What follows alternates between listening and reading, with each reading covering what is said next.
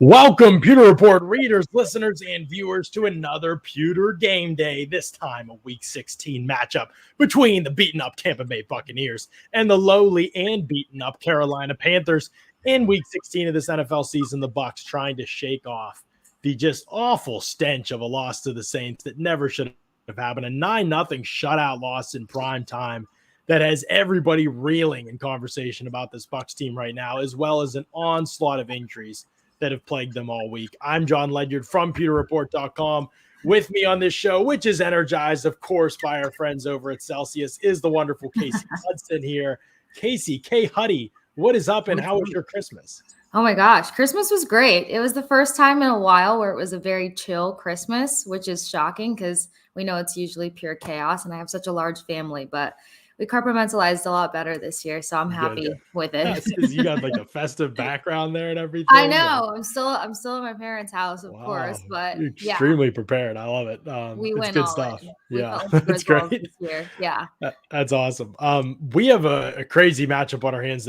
First of all, we need like an extra 5 to 10 minutes on today's show just to talk about injuries and COVID and all of that. And hopefully it's the last time we say this season about the Bucs, but I'm feeling it's probably not going to be about them or any other team the way things are going. But first, Casey, this show, as all of our shows, is brought to you by our friends over at Celsius. Celsius powers active lives every day with essential functional energy. If you're looking for a great energy drink with unbelievable flavor and a variety of flavors that doesn't have the crash, doesn't have the sugar that other energy drinks have, Celsius is the way to go. Trust me, the best tasting is the blueberry pomegranate Celsius Heat Edition. Truly the best tasting Celsius out there, or the best tasting energy drinks out there. And you can see a bunch of the variety of flavors on your screen. So if you're wondering, how do I get this? How do I try this? A, look at people's recommendations in the chat and ask people that are fellow Bucs fans. They'll tell you Celsius is all the rage right now. But B, you can go over to Celsius.com, use the store locator to find out where they are near you. And you can also do Amazon subscribe and save, or click on those banner ads at PewterReport.com as well. And those will take you right to the opportunity to get yourself some Celsius. So make sure you check that out. All right, Casey, are you ready? Injuries. I think I'm ready. It's just when you're prepared for something and then more information comes out, I just want to give everybody that heads up that there's just more. Yeah, that's right. Hopefully this is it for this game. We'll see how they come out of this game is going to tell a lot.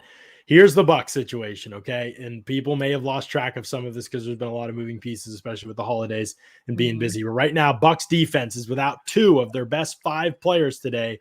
Antoine Winfield and Levante David are both out. Winfield could be back next week. We'll see. Bruce Arians made remarks on Bucs Total Access this week. It sounded like early in the week he thought Winfield might play, but he turns out his foot was still sore. He's unable to play, didn't practice all week. So we'll see about his health for the Jets game next week. Levante David is on injured reserve now, so he's out for the rest of the regular season. There is no certainty he'll be back for the first round of the playoffs either. He could miss that first round. He could maybe play that first round. We'll see if he returns, if the Bucs advance in the playoffs. It's a possibility, but right now his availability is definitely in doubt moving forward. So we'll just have to monitor and see how he heals. He's got a foot sprain as well. Jason Pierre-Paul is out as well. I don't know if this one is just like he's not effective, and let's see if we can get him a couple weeks get weeks healthier as we move toward the playoffs. And I don't know what that is, but his injury is just going to be there this season until he gets surgery, and he's opted not to get surgery. So we'll monitor that one as best as we can, and we'll probably ask Arians if there's been any change there, if he's just dealing with the same injury. That means Joe Tryon-Shoyinka will start today. So might be addition by subtraction for the Bucs, given the fact that Tryon-Shoyinka has played a lot better than Jason Pierre-Paul this season. Also, Rakeem Nones-Roches and Pat O'Connor are out on the defensive line, key depth pieces. That means you'll see more McClendon today. Benning Potua'i is up as well for the Bucs. So you will see some injury replacements also for Winfield. Mike Edwards will step in. Andrew Adams has played well for Whitehead and then for Winfield last week. He'll be available as the third safety, but Edwards will be back out there, still the team's leading interceptor. And for Levante David, Kevin Minter will step into the lineup, Casey. He's obviously started a couple games this season already for Levante David. So that's the defense. We haven't even gotten to the offense yet. I don't think I forgot anyone on the defense. We'll come back to it if I did. But what are your thoughts initially, Casey, as you hear that mouthful? You know, the most, I guess, positive light at this tunnel right now is the fact that Joe Tryon-Shoyinka is finally going to get the time that everybody's been begging for him to get.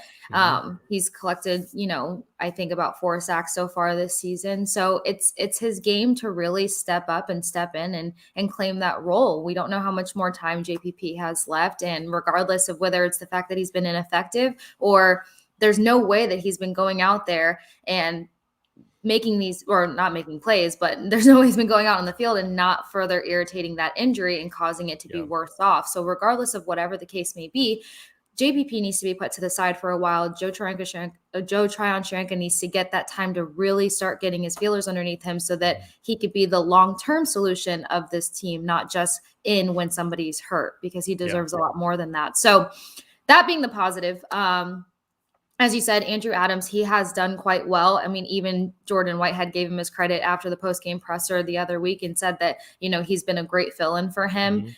He shows up at the right times, which is very necessary. And then we have Jameel Dean, waiting for everyone to go nuts in the comments, Jamal, whatever his name is. Him being back, but we don't know. I know. He's the same human, whatever. Yeah. Jay Dean coming back. And then with him returning, it's just making sure that he doesn't catch that fogginess that he started to get the last time that he returned from possible lingering concussion issues. So for the most part, it is what it is. It's just frustrating because the defense is starting to perform so much better in the past couple of games that to lose a key guy like Levante David is going to be, impactful, especially going against a quarterback like Cam Newton. Not that I'm over here giving Cam Newton any sort of praise, but he's a tight end in a quarterback's body who likes to run the ball. So it matters. Yeah. Exactly. So Kevin Minter does quite well. He hasn't really been such a disappointment when he's had to step in. So it's just going to come back to that phrase that we have said all season long. Who thought we'd go into 2021 really preaching next man up mentality, but today is really going to be the next man up mentality. Yeah, certainly will be. And for that Bucs secondary, it will again be one more game on top of every other game this season where we have not seen their full starting secondary play a game together in the season. We have not seen them play a snap together in the season. We haven't even seen their top 3 corners make it through a game together this season. So it has been that kind of a year in the secondary. They're closer to full health than they have been. Richard Sherman is active. He'll play. As I mentioned, Edwards will play. Jameel Dean will play.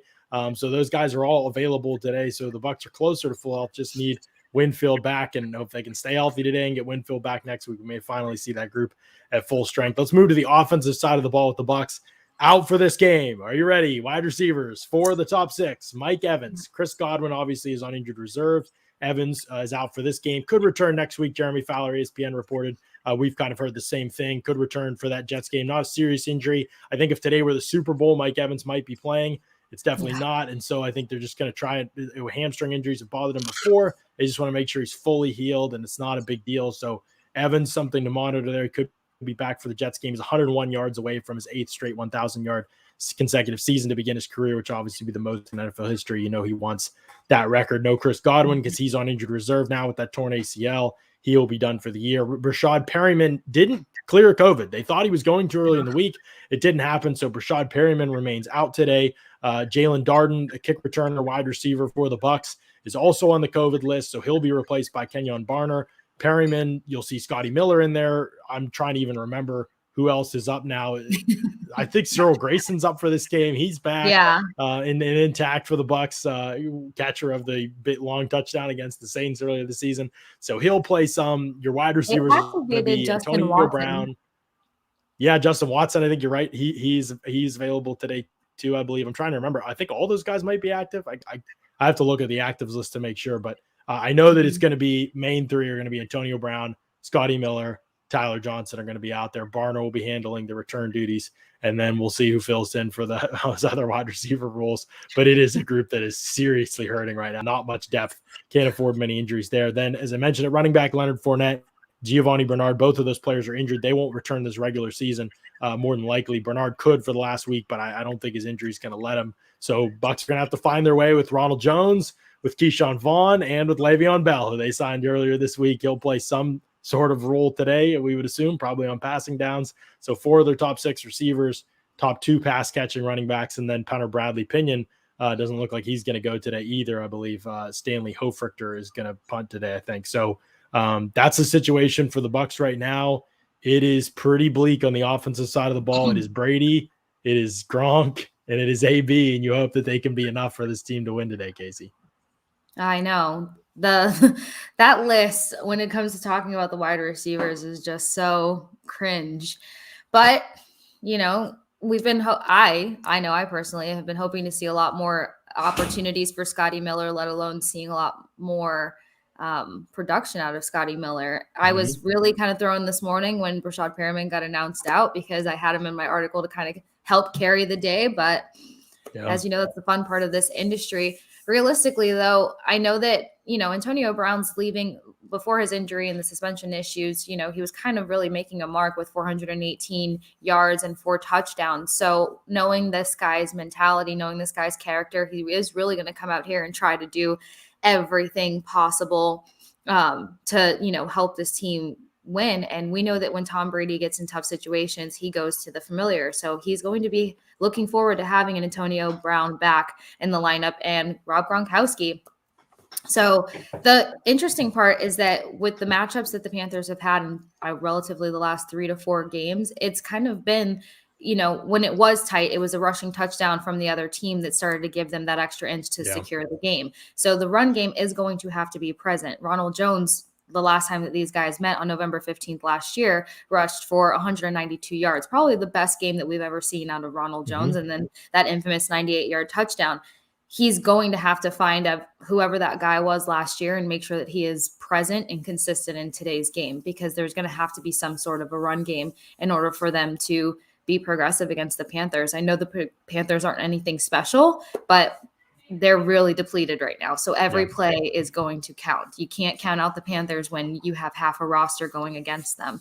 So it's scary to think that you're naming Antonio Brown, which it's fine. Like, everybody relies on him, but then Scotty Miller and then Tyler Johnson to be your key wide receivers for a game. They just haven't shown it this year. That, like, in the last year, I think we would have felt way better about it than we do this year. This year, they've had some opportunities, even Scotty lately, and Tyler Johnson's had tons for weeks while AB's been out.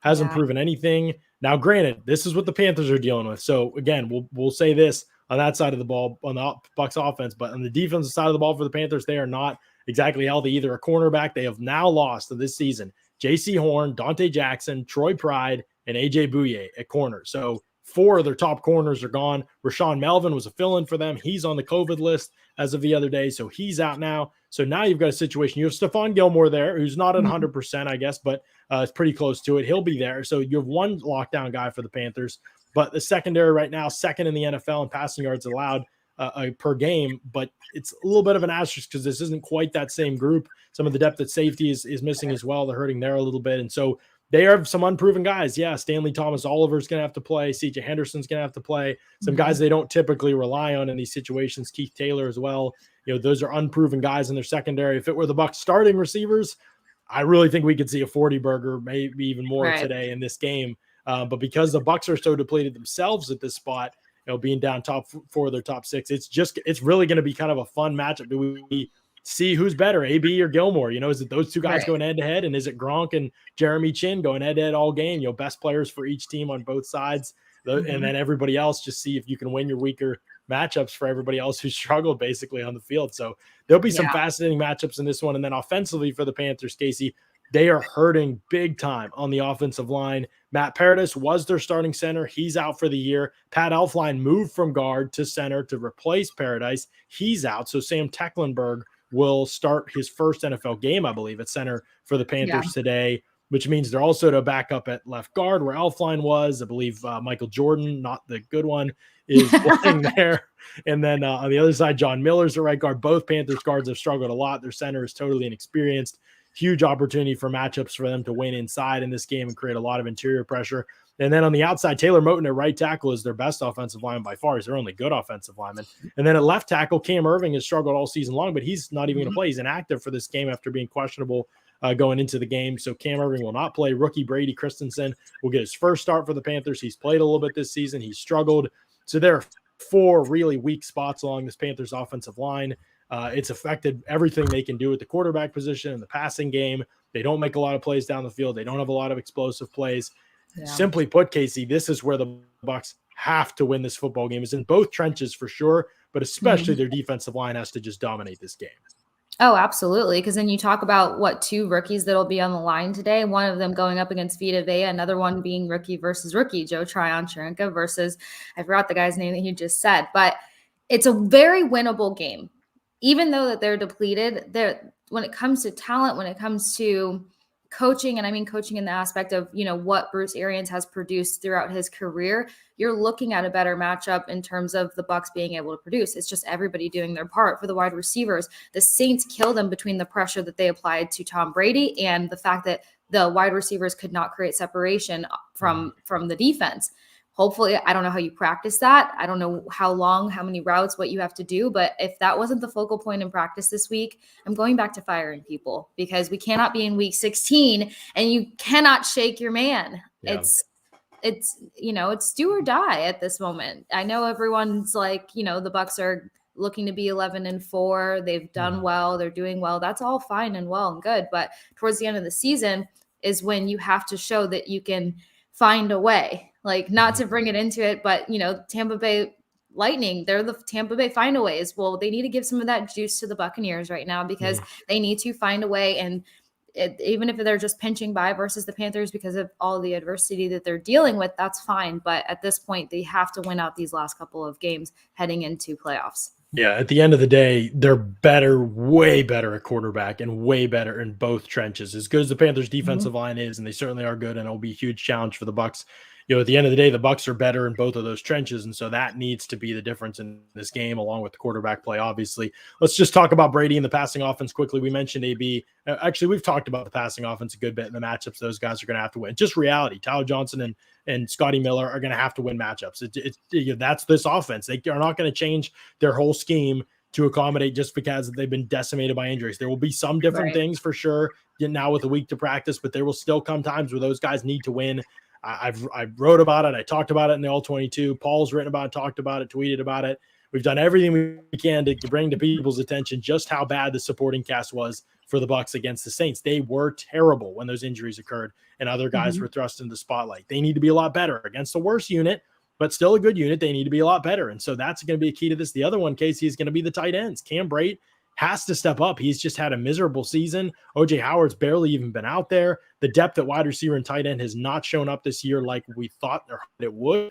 The top 4, Gronk, AB, Chris Godwin, and Mike Evans have been great when they've been out there. But you've already got Godwin. He's not going to be back for the playoffs. You've got to see some of these guys catch fire. Is it Brady? Is it Howard? Is it Johnson? Is it Miller? Is it Perryman whenever he's back? Somebody has to step up. Nobody has done it consistently for even a single game this season. There's been a play here or there, but you've not had one game from any of those guys in terms of a full game that's inspired any sort of confidence that they can be an impact player moving forward. And that has to start to change over these next 3 weeks as they get more reps and more familiar with the offense. I think somebody emerging from that group to become an impact player. I'm not saying 100 yards a game, 2 touchdowns, type of player. I'm talking about just someone reliable, an impact player, right? Someone who can step up in those key situations. Yeah. Well, you took the words right out of my mouth, because if I haven't said it 100 times on this show, it's the fact that I've had a high expectation out of this tight end group. It cannot be the Gronk show. Not when you have, tight ends who have done well or better in previous seasons. Last year, Cameron Brate, I think he had 3 receptions for 31 yards versus the Panthers in the last game that they had, but he did get in the end zone for 1 touchdown. Okay, I need that guy times 2 today.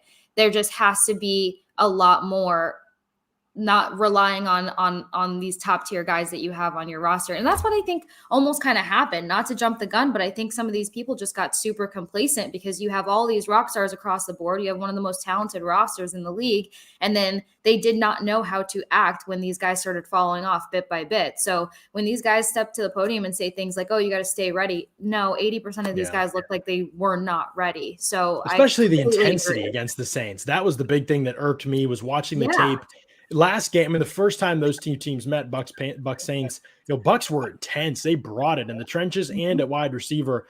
Evans and Godwin were scrapping with guys, breaking tackles. They were pushing after plays. Like they were responding to the way the Saints played them, and then they didn't get a chance to really in this game as much because of the injuries knocking them out. And the guys behind them just did not. That message did not get through to the guys behind them because the way they played from the first snap of the game with Tyler Johnson getting bodied up, was not the way that they needed to conduct and carry themselves. And the Panthers, they're going to play a lot of man coverage today. That's in their MO, and especially with the Bucs injuries, there's no doubt they'll do that. You'll probably see more single high safety today than the Saints gave them, no question, given how the Panthers have played this season. They've been very single high heavy. So there will be one-on-one opportunities on the outside, probably for Scotty to be able to make some plays. It'd be a nice game to have Perryman. That won't be the case. Again, Darden, not going to be the case. So who else? I don't know. Cyril Grayson, I really have no clue. By the way, this is the infamous rematch of Cyril Grayson against the Panthers when the ball went off his face in week 2 of last year. So we'll see if he can reverse that fortune from what happened last season, obviously. But yeah, those guys need to step up. It's not that challenging to figure out. And same thing in the passing game. Let's just touch on running back real quick, and then we'll move on, Casey, because I know Scott's going to talk about a lot of the matchups in the trenches when he comes on a little bit. But running back, there's no clear option in the passing game. People say, oh, Giovanni Bernard, he wasn't running the ball that much. Well, he been playing a ton of snaps if Leonard Fournette was the only one out. But because they're both out, now you've got Ronald Jones, who the team has really tried to keep out of a lot of big situations in the passing game. Keyshawn Vaughn dropped a pass and fell down in a route on air the other week, last week against the Saints. He looked rough. So what happens here? Is Ronald Jones kind of the feature guy just for better or worse? Does Le'Veon Bell play a role? Is Keyshawn Vaughn phased out already? Or is Bell going to be kind of the emergency third guy if those guys struggle or somebody gets hurt? I don't know how this is going to play out, and I don't know what we can expect from Bell in terms of what he can do for the team this week. Yeah. See, this is where the hard part kind of plays in, because then you kind of have this from the coaching perspective. They tend to go to the guy that they know best versus the guy that's coming in. We kind of saw it when Leonard Fournette entered the roster. Leonard Fournette's numbers were way better than Ronald Jones from the get-go. We know what Leonard Fournette had produced for his previous team, and then he came in and kind of took the back burner until it was those emergency moments where it's like, okay, let's give this guy a chance. Hopefully they don't do that today, because depending on, the where we're at in the game versus, quarters versus time on the clock and stuff, you don't want to put it into a last minute situation to see what Le'Veon Bell can produce. I feel like an equal opportunity would be best here, because Ronald Jones is inconsistent and Le'Veon Bell is new. So you kind of have an equal meet there, some equal measure to see who's going to really help this team out. Now, Ronald Jones, what did he rush for, like 70 yards last game versus the Saints, which is shocking because of all the pressure that the Saints were applying. Sure, that's great, but we're still talking about an inconsistent running back. So I think they lead out with Ronald Jones, kind of giving him that starter position, seeing what he can do, giving him those opportunities. But if he's not making much progress come halftime, I think we're going to see a lot more Le'Veon Bell, hopefully in the second half. Right. Yeah. I mean, the questions for Rojo are clear. It's not whether he can run the football. We know that he can run the football. Everybody who's watched him knows he can run the football. He could run for 200 yards today. Sure, I get the narrative in the media would be, wow, Rojo was capable of this the whole time. That's not been the problem. The problem is mental mistakes. The problem is knowing where to be on certain plays. The problem is route running. The problem is pass catching. The problem is pass protection. The problem is ball security. If those things are still in place, one they might pop up in this game, they might not. He might be able to run for 200 yards. Problems. Yeah, exactly. It's just right. It's a long list of concerns for a guy who's played as long as Rojo has now. He's not a first or second year player anymore, and that has to matter at this point. So can he reverse the narratives about him that are not made up, that are absolutely true? And a huge struggle for him in his career. He's got to show that he can get on the field consistently over these next 3 weeks and not make those same kind of mistakes. Somebody asked if Richard Sherman's playing today. Yes, he is playing today. And let's just talk about the situation right now with the secondary for the Bucs. Here is one thing that is a little bit of a struggle for me. As I look at this Bucs secondary, I'm like, okay, this group is finally getting closer to full health, but then you look at the other side of the ball and you see DJ Moore, who's a good player for the Panthers, Robbie Anderson, who can stretch the field. Like, they have some guys, yet this is one of the worst passing offenses in the NFL right now in Carolina, and it's trending down It has been trending down for a while now, Casey. 29th right now in the NFL in passing yards per game, just 195.4 yards per game. I bet if you took out the first couple of weeks of the season, that number would be even lower. They have been totally destitute in the passing game. Sam Darnold was terrible to start the season. 7 touchdowns, 11 interceptions. I guess the first week or two he was okay, and then it went downhill fast. He got benched. He'll play today. Cam Newton will start today, we've been told, or it's been said, Matt Rule said, but I'm not buying that. Sam Darnold's going to play almost all this game. He's more effective as a passer right now than any of their other options probably, but he's also way more capable of hurting them in the passing game than any of their other options too, whether it's sacks, fumbles, turnovers. The Bucs defense has to be really opportunistic today, right? And they have an opportunity to be, because for one, DJ Moore, I'm pretty sure, is a game time decision with his hamstring injury. And, if he does play, he'll be entering this game at 986 yards. So he's about to break 1,000 yards. This guy is a force to be reckoned with. Aside from that one guy, I know Robbie Anderson has his moments, and then they also use him, as a running back here and there in certain plays. But in my prediction article, it was just, this is the game for interceptions. This is where you need to see turnover city, regardless of who the Bucs, have stepping in today's game. The turnovers are still a very, very, very possible thing today, and they need to make it happen in order to win this game.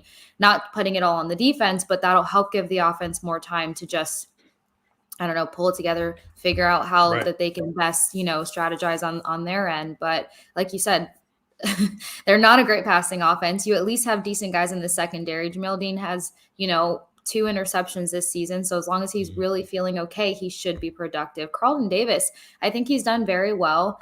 Sean Murphy-Bunting needs to show up. I need to hear his name more than -5 times today. That's for sure. So there's a lot of opportunity for this defense. I like that scale of hearing names. Like, you're in the positive if your name was said in a positive time. If your name was said only negatively, you're -5 mentions on the broadcast. I still can't get past the fact that you guys mentioned him in our group text, and I was like, he played?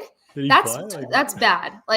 Guys, I'm locked in, especially away games. I'm sitting in one seat the entire time. I'm drinking either water, coffee, or Celsius, and that's it. I'm really focused. To not hear a guy's name once, to not even remember what number he's wearing, and this is the team that you cover, that means you're really not there. He really has been just totally other than, I guess, you're talking about the game before the Saints game, I believe. You mentioned that, I think, In the Saints game, he gave up the long reception early on. And then they had the underthrown post pattern, which whatever. But, obviously he wasn't even in bad coverage in that play. It's just a matter of you got to find the ball and make plays. That's the end of the day. When you don't have the track record on your side, those are the kind of plays you got to make. I think you're exactly right about Carlton Davis. He's been excellent. Tons of pass breakups since he came. He's been breaking on the ball, reading things in front of him. He's had some picks against the Panthers before. They need him to show up big in this matchup. No question about it, especially with DJ Moore playing. Yeah. Those two Cam Newton is throwing 4 interceptions in the last 3 games.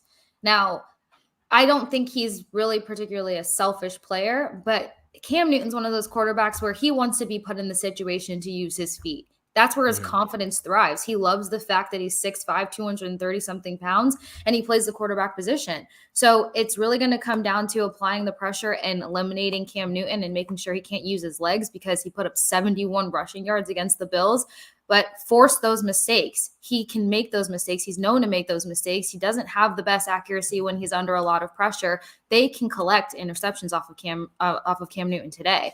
And if he had, I'm pretty sure he threw 2 picks versus the Dolphins. Out of all people, the Dolphins, y'all. They're still trying to figure out their team identity, who they are, and what they're capable of. So this secondary has enough guys who have been forced to step up throughout the season who can create havoc in that backfield today. So if there's any team that you should be collecting interceptions and creating turnovers, it's the Panthers. It's so true. I mean, has to be, when we get on here for the post-game show, Casey, it has to be one of the first things we're talking about if the Bucs win, because no excuses. Talked about how banged up the Panthers are up front. All their quarterbacks have trouble holding the ball and turnovers and sacks. They've all struggled with those things going into this game, despite having played 3 different guys at quarterback this season. The Panthers have allowed 36 sacks. That's tied for 24th in the NFL. And that's with just Newton's ability to scramble. They have 24 turnovers. That's 27th in the NFL. They're only averaging 4.7 yards per play. That's 31st in the NFL. They've only scored on less than 31% of their drives this season. That's 27th in the NFL. there just isn't a lot of positives for the Panthers offense right now. They're in the bottom of the league in almost every category. They're an okay rushing offense, but that's largely because of McCaffrey when he was out there early in the year. Mm-hmm. He's on injured reserve. I forgot to mention him. I'm dumb. And then Cam Newton is also who I don't think he's going to play that much today. So I don't even think they're going to run the ball that much, or they're going to have two of their top rushing assets out there in this game. So they're going all in on being able to win in the passing game with Sam Darnold out there and stay mistake free. It just hasn't happened this season, really. There's no real reason to think it should happen today, especially with the Bucs. 25 takeaways. That's 5th best in the NFL. In sacks this season, 37, with 9th best in the NFL. And now you've got Joe Tryon-Chinka out there most of the game because of the injury to Jason Pierre-Paul. He's been a better pass rusher this season. Probably a rotation shortening, which long-term might be bad. But with Nacho and O'Connor out, that probably means you're going to see a little more reps for Vita Vea, who's not played that much recently. The matchups are there for Vita Vea to dominate in this game. The matchups are there for Ndamukong Suh to be able to dominate, Tryon-Chinka to play inside some as well in this game and be successful. Again, we can talk about the injuries and the offensive stuff all you want, Casey. The Bucs defense just has no excuses today. Like, they're healthy enough to be able to, even without Levante and Winfield, this isn't a matchup that should test them. Yeah, because even if it doesn't turn into the JTS show, we're talking about the fact that how much ruckus was caused from Shaq Barrett the other week. Like, Shaq Barrett needs to have a Sack Barrett game, number one. Ndamukong Suh, I'm pretty sure, has been very, very aggressive when it comes to playing against the Panthers. So he's somebody else who I can imagine just kind of going absolutely nuts today in the best way possible. Vita Vea, and thinking of his matchup, he's somebody who has a lot of opportunities. So when it comes to the Bucs defense, there's just too much opportunity for there to be silence or for there to be like a mediocre performance. They have a chance to really go off, and they need to. Yep, I completely agree with you. That's where going to be one of the absolute keys of this game is how much the Bucs can dominate in the trenches, shutting down with the Panthers' hopes of running the football and being able to consistently pressure the pocket. I'm also very curious to see what approach Bowles takes. Is he going to come really aggressive and blitz a ton, or is he going to rely on 4 to get home in this game, or some mix of the above? I could see both tactics, honestly, being kind of successful in this game. And we'll see how he chooses to play it. Obviously, it's going to be one of the storylines of this contest, no question about it. Hey, if you love this show, or if you're watching for the first time, whatever, subscribe to the Pewter Report TV YouTube channel. It's great stuff. We go live a bunch of days during the week. We have lots of fun shows. Everybody from Pewter Report's on a bunch. And hit the like button, too. Hit the thumbs up. If you're watching right now, or you're in the chat, give us a thumbs up on YouTube. That boosts our YouTube SEO a little bit and allows us to circulate in more places where people are looking for Bucs, Panthers, NFL Live content, all of the above. It allows us to circulate in more of those spaces on YouTube as people are logging onto the site. So we appreciate that. If you could hit that thumbs up. And if you know people who are interested and might like something like this for Bucs Panthers, we're going to be live with you throughout the game. The in-game stream right here. You don't have to go anywhere else. It's just going to continue right through the Bucs Panthers game. We're going to have matchups to watch coming on here in a little bit, and then we'll go right up till kickoff, and then we'll take you through kickoff. We'll watch the game with you. We'll do play-by-play. We'll offer live analysis and reactions to things that are happening during the game, X's and O's, player evaluation notes, all that kind of stuff. We'll talk about it while the action's happening on the field. Paul Atwal and I will be with you doing that throughout the entirety of the game, and it's a lot of fun. So, send the link to some Bucs Panthers people you know. Send the link to them and say, hey, this show's pretty awesome, worth checking out if indeed you think that. And we appreciate the subscriptions and the thumbs ups as well for the show. The likes go a long way to help us out too. Now we're going to have Scott Reynolds coming on. He's going to have the matchups to watch in this game. He and I will break all those down coming up here shortly. But first, a message from our friends at Immuni Financial. At Immuni Financial, we help you live in the now. Dude, congratulations. We're so happy for you. Thank you. And even though the now may feel very different, you still need to plan for the future. How's retirement treating you? Oh, just fantastic. I know I say it all the time, but you really got to come up to Colorado. Let's do it. All right. Yeah. We can help you develop that plan to keep you on track so you can still prepare for tomorrow, today. Immuni Financial. Plan ahead, stay ahead. John, say it with me. We got to get to Colorado, man. We got to do it. And here's how you do it. You save your money. You invest wisely with the folks over at Immuni Financial. Managing your family's wealth means more to Immuni Financial than simply allocating your assets. It means legacy planning, brokerage and advisory services, retirement accounts, college savings accounts, and insurance services. With 40 years of experience, let Immuni Financial help you plan ahead and stay ahead. Call Immuni Financial at 1-800-868-6864 or visit immuni.com. John, that's what I did on thrilled with my investment portfolio for the folks over there at Immuni. How you doing, John? I'm doing great, man. I'm really excited for this matchup because I think if the Bucs were too. at full strength and the Panthers were at full strength, or even in their current state, I don't know that this would have been much of a game. I remember early in the season when the Panthers started 3-0, people were like, "Oh man, those matchups at the end of the year are going to be popping for the division." And I just looked at the Panthers, I was like, "Nah." And the Bucs at relatively full strength, I wouldn't even, I don't know. This game would be very cursory to me. It would a cursory glance, and I would kind of bypass it. But in the Bucs' current state, especially given the players that they've lost, I'm just curious to see how they play. I know they still have more talent and should still win the game. There's no question in my mind in that regard, Scott, but there's a lot of replacement players stepping in that some we haven't gotten that great of a look at. And so there's a lot to learn about this team and how they'll operate without Chris Godwin schematically. What's their volume? How do they, I just don't know how they play without him, especially given the fact that Evans is out too. How much do they try to change things in a week from what happened against the Saints? Or do they say, you know what, we can win playing the same way if we have better matchups with AB out there? I don't know. We'll see. John, I agree with your philosophy. I think Tyler Johnson is better suited to play inside the slot, but he is no Chris Godwin for sure. He's got to be better as a blocker, because I think we're going to see a lot more of Ronald Jones today. And we don't have him in the key matchups to watch, but I mean that is kind of goes without saying today, right? Without Leonard Fournette, Ronald Jones has really got to step up. But let's take a look at those matchups to watch. Antonio Brown versus Stephon Gilmore. That's a big one, John. Stephon Gilmore not 100%. Yeah. Antonio Brown, he better be 100% because he was limited all week in practice and then not given an injury designation on the report. Yeah. It's weird. I don't know. Obviously, I think he's fully healthy, but it's still weird. Yeah. I mean, why wouldn't you want him to be a full participant since he's getting to get a lot of reps? Either that or maybe they're just trying to prevent injury in that situation, right? They're just they're trying to make sure that they've got at least one of their big three receivers available for this game, right? With Chris Godwin out and Mike Evans out. But that's got to be a big matchup. Stephon Gilmore has come to Carolina, has 2 interceptions in 7 games.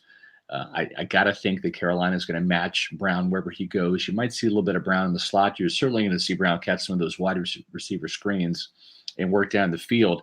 So I think that's definitely a key matchup to watch. John, let's focus on the next matchups. Tristan Wirfs, Donovan Smith, neither one of those guys had a great game against the Saints. Wirfs gave up a sack, didn't play bad the whole game, but we saw more pressures from Donovan Smith in that game than we did probably in any other game this year. And the offensive line, really outside of Ali Marpet, did not play well at home against the Saints. I think that changes today, but you're exactly right, John. This trench matchup, offensively and defensively, will decide the game for the Buccaneers. Brian Burns is going to play on both sides. I think Donovan Smith did a great job handling him last year when he was matched up with them. So same with Tristan Wirfs. That's got to continue today. He's got 9 sacks. Hassan Reddick is 11 sacks, leads the team as a blitzer. Yetur Gross-Matos, second-round pick last year, only has 4 sacks this year, John. He'll be going up against Donovan Smith in pass rush situations, but he had 3 sacks last week at Buffalo. What do you like about those matchups for the Bucs? Yeah, I mean, the Panthers are going to play all 3 of these guys, Brian Burns, Yetur Gross-Matos, and obviously they're going to play Hassan Reddick as well, who almost made the Pro Bowl. He's probably going to play mostly on that right side against Donovan Smith. Actually, I scratched that. Brian Burns and Hassan Reddick, who you see right there, Reddick's 43 and Burns is number 53.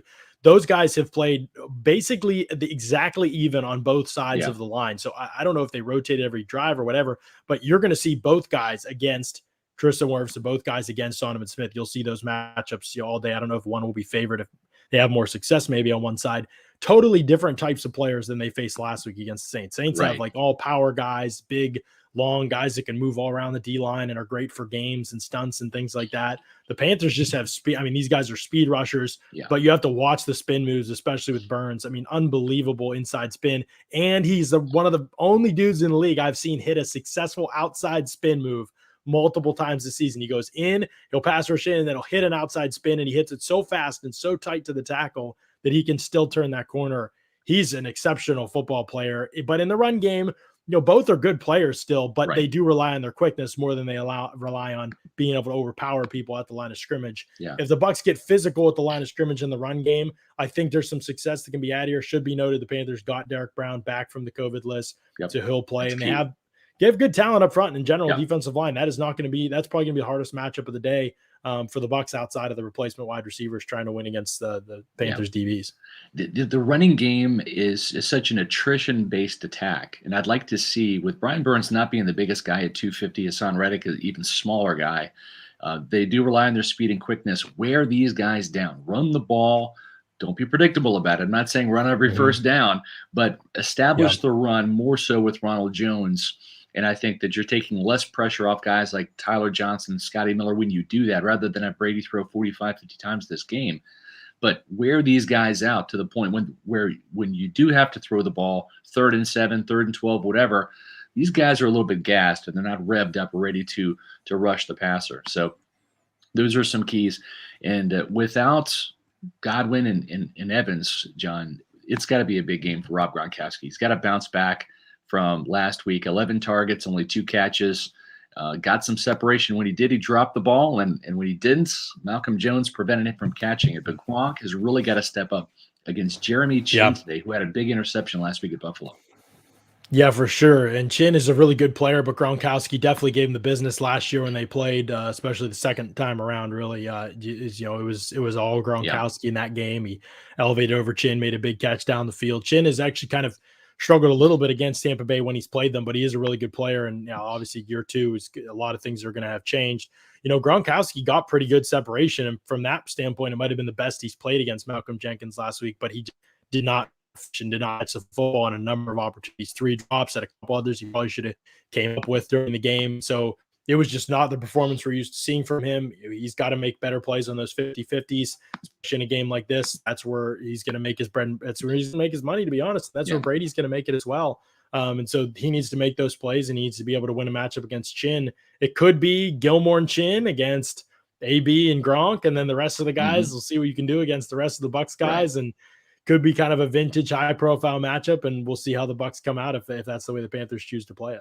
What I like about the fact that so many of these guys underperform, the Donovan Smiths, the Ryan Jensens, even Tristan Wirfs. He's only a second-year player, but damn it, John, he's a Pro Bowler. He plays like it. He plays like a veteran, right? So I'm going to call him a veteran, not a young guy. Right. And even Rob Gronkowski, who's older than all those guys I just mentioned, they're pros. They're true professionals, and they're going to bounce back. They're not going to have 2 bad games in a row. I expect this offensive line to be a prideful unit. Same with Gronkowski today, and I think that's the case. Let's take a look at the MyBookie point spread, -11. John, that's a little scary because it was -11 last week for the Saints. We know how that outcome was not in Tampa Bay's favor, but whether they cover the spread or not, I think the Buccaneers win today and win the NFC South. And folks, if you're looking to do any wagering, the best place to go, the only place to go, is MyBookie. You can double your first deposit using the promo code Pewter. Looking for an easy New Year's resolution? Make your goal to double your money and get a head start with MyBookie's deposit match bonus. All you got to do is use promo code Pewter. When you sign up, you'll get your initial deposit doubled up to $1,000 with the extra dough in your account. You're ready to bet on the biggest games of the week. And MyBookie is hosting an exclusive odds boost this year for the Cotton Bowl between Alabama Crimson Tide and the Cincinnati Bearcats. Both offenses have lit up the scoreboard this season.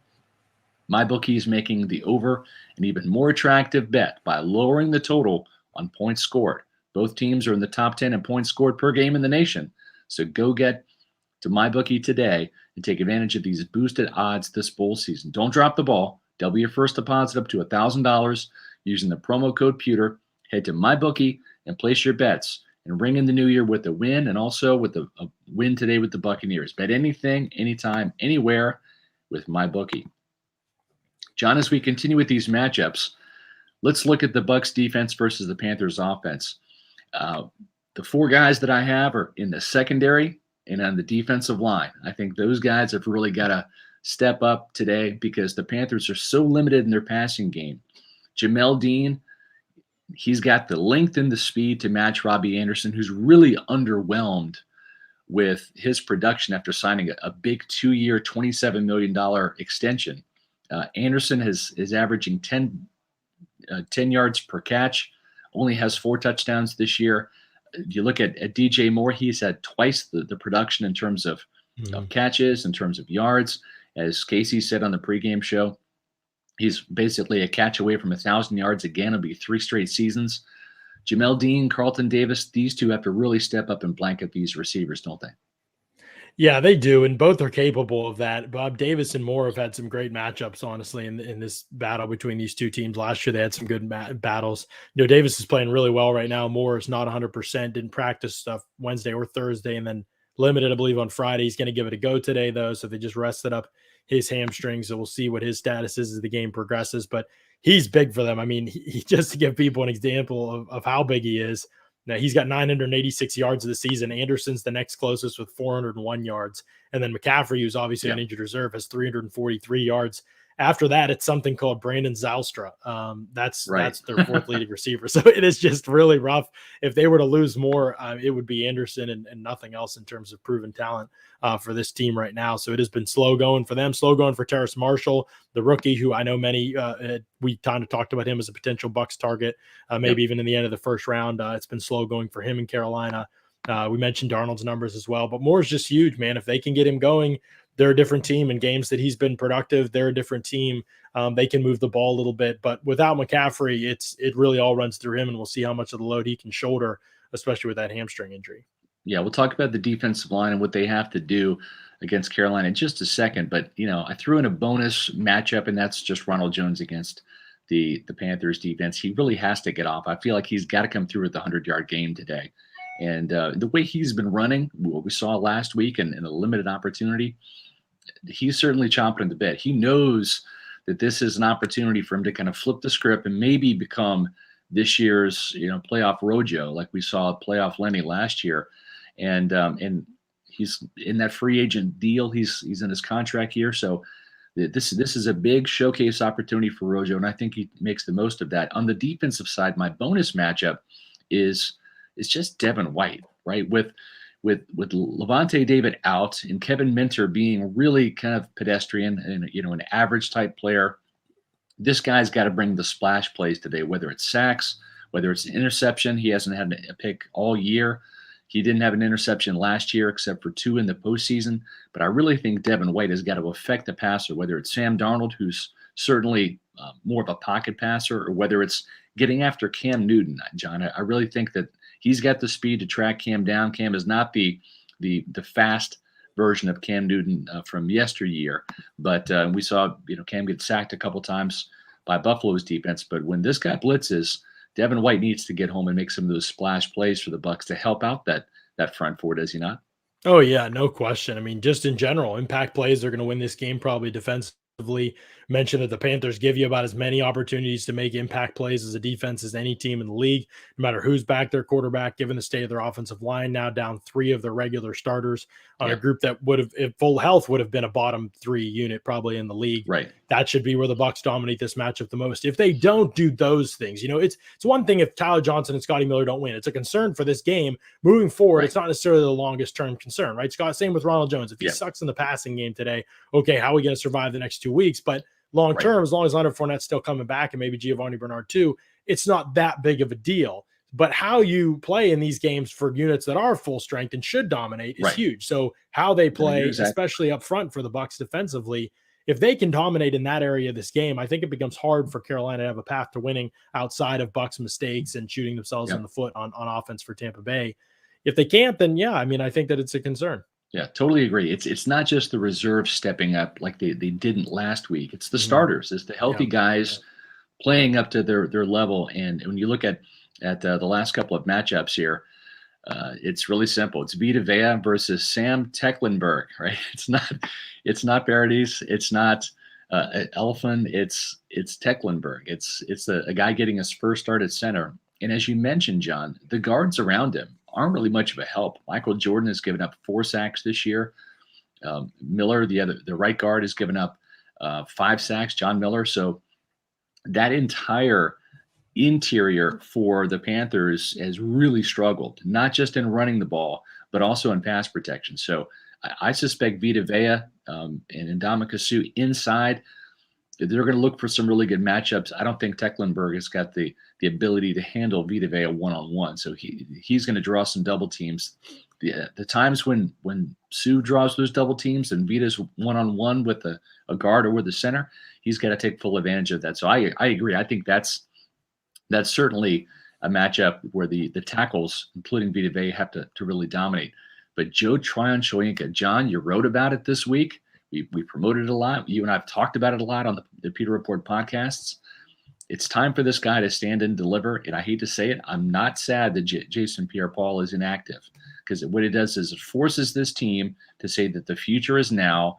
And JTS, it's the JTS show. It's his time. And he's got to prove to himself, to Todd Bowles, to this organization that he should be the full-time starter. And I think he's got the opportunity to seize the day today against Brady Christensen, who's stepping in for Cam Irving, who's been banged up. Christensen gets his first start at left tackle. And so this is going to be a battle between two rookies. Tryon-Shoyinka, first-round pick, Christensen, a third-round pick out of BYU. And JTS will get a crack at those guards too. He'll get a crack at Tecklenburger. They'll keep playing him inside probably, and Anthony Nelson will get some snaps outside. I think you'll hopefully Cam Gill, right? Yeah, and let Shaq Barrett move. Let him move to the right side and go up against the rookie Christensen and show him a thing or two, and let run Nelson or Gill in some matchups against that Panthers left tackle Taylor Moton, who's easily their only good offensive lineman. Right. That's what you want to do. That's what you got to scheme for. If you're going to rush with 4 in this game, fine, you can still win. If you blitz, you should win. Either way, I think you can win in this game. But you got to be smart about how you rush with 4. Find guys to best matchups on the field, and that's what I think Todd Bowles is going to do. If there's a path for him, it's okay, let's create a ton of pressure, and that's how we win football games. And that's when the Bucs are at their best. And I think they have the opportunity to do that in this game. With some really good players up front, and obviously against a weaker unit, they can finish the season having success that way, offensively or defensively. To be honest, Scott, this is something I talked about today, and we could touch on here as we close out pregame a little bit and bring people up to the live in-game stream. But this is just what the Bucs have kind of been up against this season. Offensively, they have faced some of the best defenses in the league, especially pass defenses. Last couple of weeks, they faced a couple of the best. Right. Even if you look at regular volume statistics, but if you look at more advanced statistics like expected points added per pass defense, some of the best pass defense in the league the Bucs have faced. In fact, I think 7 of their 17 games this season will come against top 5, top 6 pass defenses in terms of EPA per play and success rate. So they've had a really tough sledding offensively. It's been almost the exact opposite thing defensively. 10 of their 17 games, they've gone up against bottom 12 passing offenses. A lot of those teams, most of them, or maybe all of them, with negative expected points added per pass. That's how per drop back. That's how bad those the passing offenses have been that the Bucs defense has faced most of the season. That continues over. I mean, the Panthers are about as bad as it gets. They're at the bottom of the league. I think they're 29th or 30th in both of those categories. The Jets are bad next week, and then you get the Panthers again with nothing to play for more than likely at the end of the season. It's a great opportunity for this defense to get really confident going into the playoffs, where I think they're just going to need to be a much better unit. Last year, that was the difference. The offense did good things in the playoffs. They put up their 30 points and all that, but the defense was lights out in the playoffs, and that was just huge. That meant the offense didn't have to carry the full load, and they weren't fully healthy in the playoffs last year either. And now it's going to be the same thing without Chris Godwin. You can't have a defense this talented not pulling their weight. They've got to do more, and this is a game I think they need to dominate from the outset and just the entirety, and they need to do that the last 3 weeks of the season. I agree. That's why we have Carlton Davis featured here on their Pewter Game Day graphic against TJ Moore. And you look at the Pewter Game Day starts in just a few minutes. Paul Atwal and John Ledyard will take you all the way through the action. John, I agree with you. And I think, too, that when you look at Tampa Bay's defense, I know that there's been a tendency to play some soft zone coverage. But with Cam Newton just not being a good passer and not being nearly as mobile as he used to be, and Sam Darnold not being a good passer and not being mobile, I would see a lot of blitzes. I would send a lot of blitzes if I was Todd Bowles this game. I would put a lot of pressure, and I would trust Jamel Dean, and I would trust Carlton Davis and Sean Murphy-Bunting. You've got your 3 corners at least. I know you're without Winfield, but whether it's blitzing Andrew Adams, whether it's blitzing Devin White, whether it's blitzing SMB out of the slot, I'd like to see some real pressure on this Carolina passing attack. With DJ Moore and that hamstring injury, he's not at full speed. Anderson has not had a good year. They just don't have the weaponry. And I think that the Bucs in single man coverage and maybe even playing some single man high, they don't play it an awful lot, but maybe this is the game to do that with Andrew Adams back there and Jordan Whitehead down in the box. Yeah, for sure. No question. And I think you have an offensive line that hasn't really played together. That has to matter, and you have to test that with whether it's blitzes or whether it's games up front, moving people around. Nobody more creative or tougher to plan against than Bowles in that capacity. I'm knocking for other things, but when it comes to scheming up how your players move and attack up front, there's nobody more complicated than him in that regard. And so that's where his defense wins or loses. And there's nobody that makes more plays in the secondary than this guy, Mike Edwards, who's back in action today. So let Mike Edwards feast. Let him get on some of those blitzes. Let him be the beneficiary of some hurried throws and get a pick or maybe even a pick six to help out this ailing Bucs offense. Yeah, that's got to be the path, Scott. It's got to be a lot of defensive success today and defensive splash plays. Offensively, they can make their hay and they can still produce points. I'm not saying it's still the best offense in the NFL. It's just severely hampered because of some of the players they have out there and really some of the players they lost, especially how they play without Chris Godwin. It's going to be a work in progress. It really is. And Paul Atwal is coming on next, and he's got, I know, insight and thoughts into that and how they should play today, especially against this matchup. Again, don't go anywhere. If you're watching the show, right here with you on the live in-game stream throughout the game. So that's just how this thing's going to go. We're going to be with you play-by-play, live breakdowns of each play as it happens.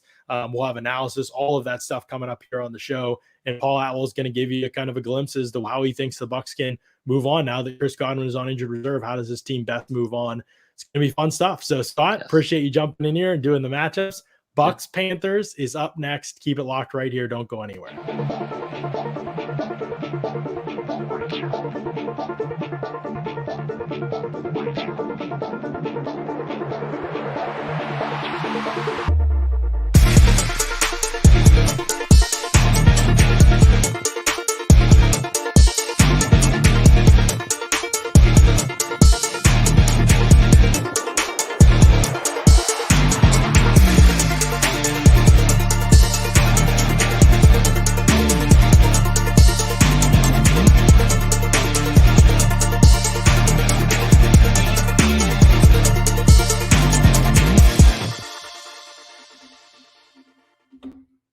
Bucs fans, welcome inside Pewter Game Day as the Bucs get ready to take on the Carolina Panthers in Week 16.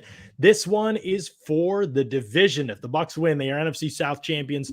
They will lock in a top 4 seed in the NFC. If they lose, got to wait till tomorrow night to figure out if the Saints lose as well, starting Ian Book at quarterback against the Dolphins. If the Saints lose that one, then you're going to see a Saints team that will allow the Bucs to capture the NFC South title anyway. But the Bucs, they have it in front of them. I'm John Ledyard from PewterReport.com. With me is Paul Atwal, also of PewterReport.com. Here on Pewter, which is brought by at Celsius, which powers active lives every day with essential functional energy. And Paul, I'm excited for this one because this is not the Bucs team that we maybe have necessarily watched all season. There are going to be some key changes in this one, man. And one of those is going to be Chris Godwin. It's going to be a situation with Godwin where he's obviously out the rest of the season. They're going to have to find a way to replace it. So how do they do that schematically? How do they respond to the loss of Godwin?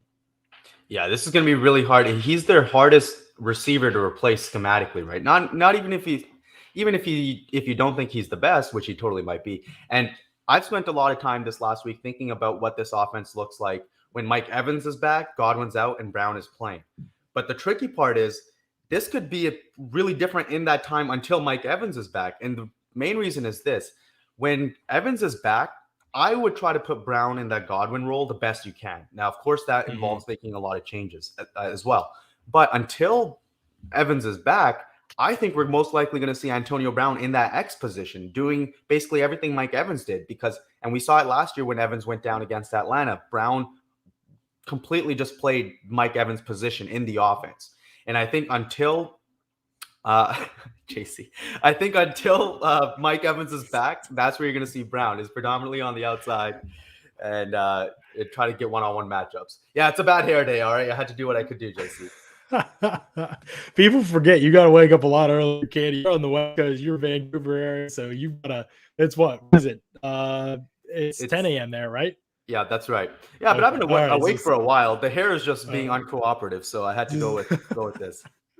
Hey, I mean, it looks good. It's just, more powerful than Hoodie Mello. I don't think that's a bad thing. Right. Bucks getting ready to take on the Saints here, obviously. And Paul and I are going to be with you throughout the game. We're going to be on the live in-game stream, giving you live analysis of everything as it happens in this game. You'll get play-by-play. You'll get breakdowns. You'll get analysis or live reactions and things like that to everything happening during the game. Is there a couple minutes from kickoff? You talked about being able to replace Godwin. I agree with you on AB needing to step up. Obviously, the other question mark position going in this game is running back for the Bucs. No Leonard Fournette and no Giovanni Bernard. They can run the ball fine, I think, without those guys. I just don't have any idea what it's going to look like on passing downs. Ronald Jones goes out of bounds. I thought could have made plays after the catch. Both of his opportunities last week didn't do so. I think it frustrated everybody. You saw Vaughn there for a while. Vaughn dropped a pass, fell down on another route.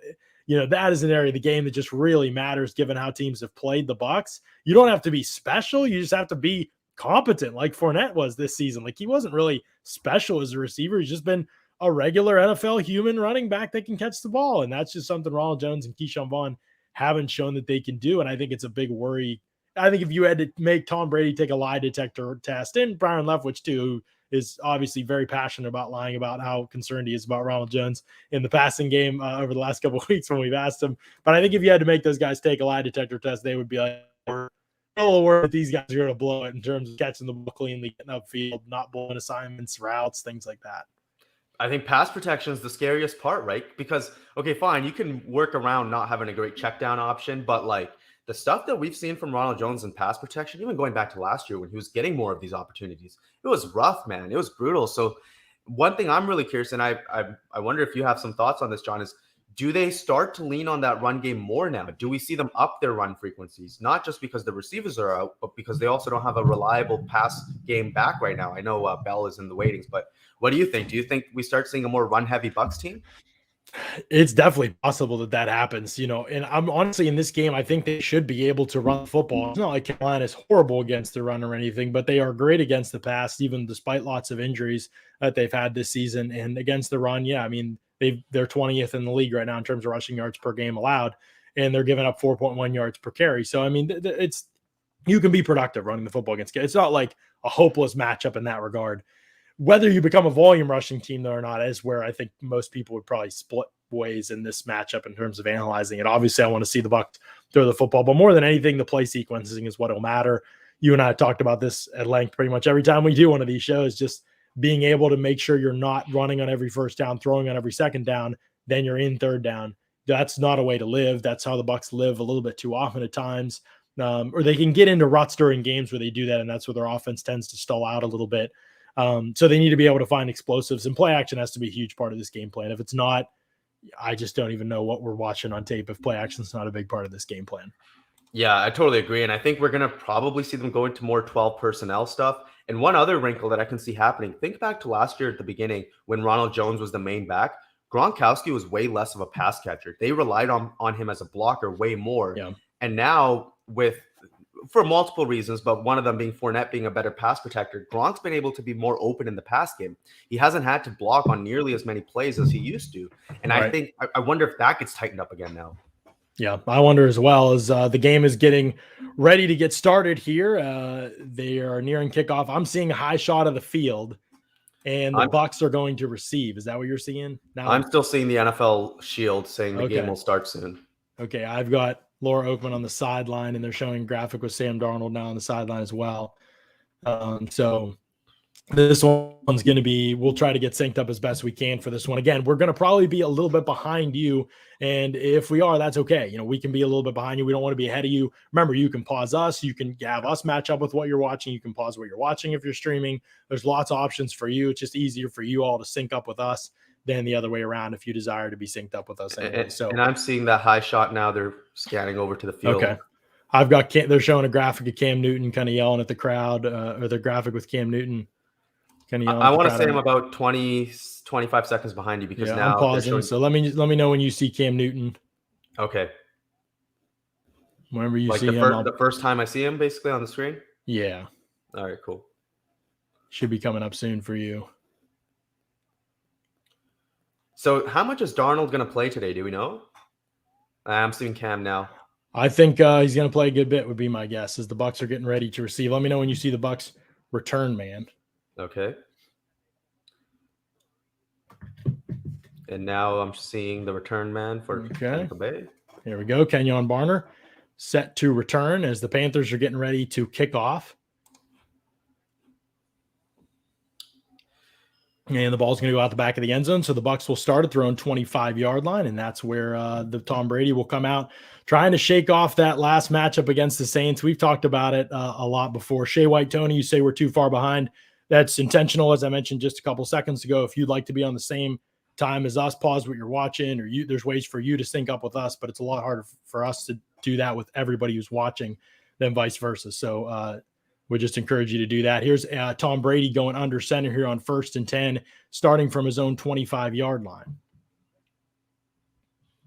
And we are seeing 12 personnel. Yeah, we're seeing 2 tight ends out there, but one of those tight ends is Josh Wells as Brady takes the snap, hands off Ronald Jones over the right side. He's going to pick up 5 yards, decent run by Jones, and he's going to have a 2nd and 5 for the Bucs offense. And right away, seeing that hip slot formation where you have the 2 tight ends, or 2 tight ends on one side. I know one of them being a tackle there, but the Bucs have been the most 11 personnel heavy team in the league so far this year. And I think that's got to change, at least until Evans is back. Right. Here's Brady from the shotgun. Ronald Jones in the backfield next to him. Takes the snap, back to pass, throws quickly out to Antonio Brown, who makes the catch. It's going to be maybe a 4-yard gain, I think, there. So he's a little bit short of the line to gain. I think 3rd and 1's coming up here. Should be just inches here. And there we do see Brown as that X receiver on that play. So again, they are going with the Mike Evans role. They prioritize plugging that one in before they prioritize putting a superstar, the Godwin role, interestingly enough, with both their top receivers out. Yeah, for sure. And now we'll see the Bucs offense here as they go under center on 3rd and 1 as Brady takes the snap and he hands off Ronald Jones. Is going to run over the right side. He'll have the 1st down, picks up a couple yards there. And so it's going to be a new set of downs for the Bucs offense. And you're seeing a pretty decent commitment to the run already. You're seeing 2 runs there to start the game, and you're seeing some heavy personnel looks as well, Paul. Yeah, I mean, it's hard. It's still a little early because that was 3rd and short. So you'd hope to see some runs there. Right. But I am curious exactly how much they are going to be under center more. That's for sure.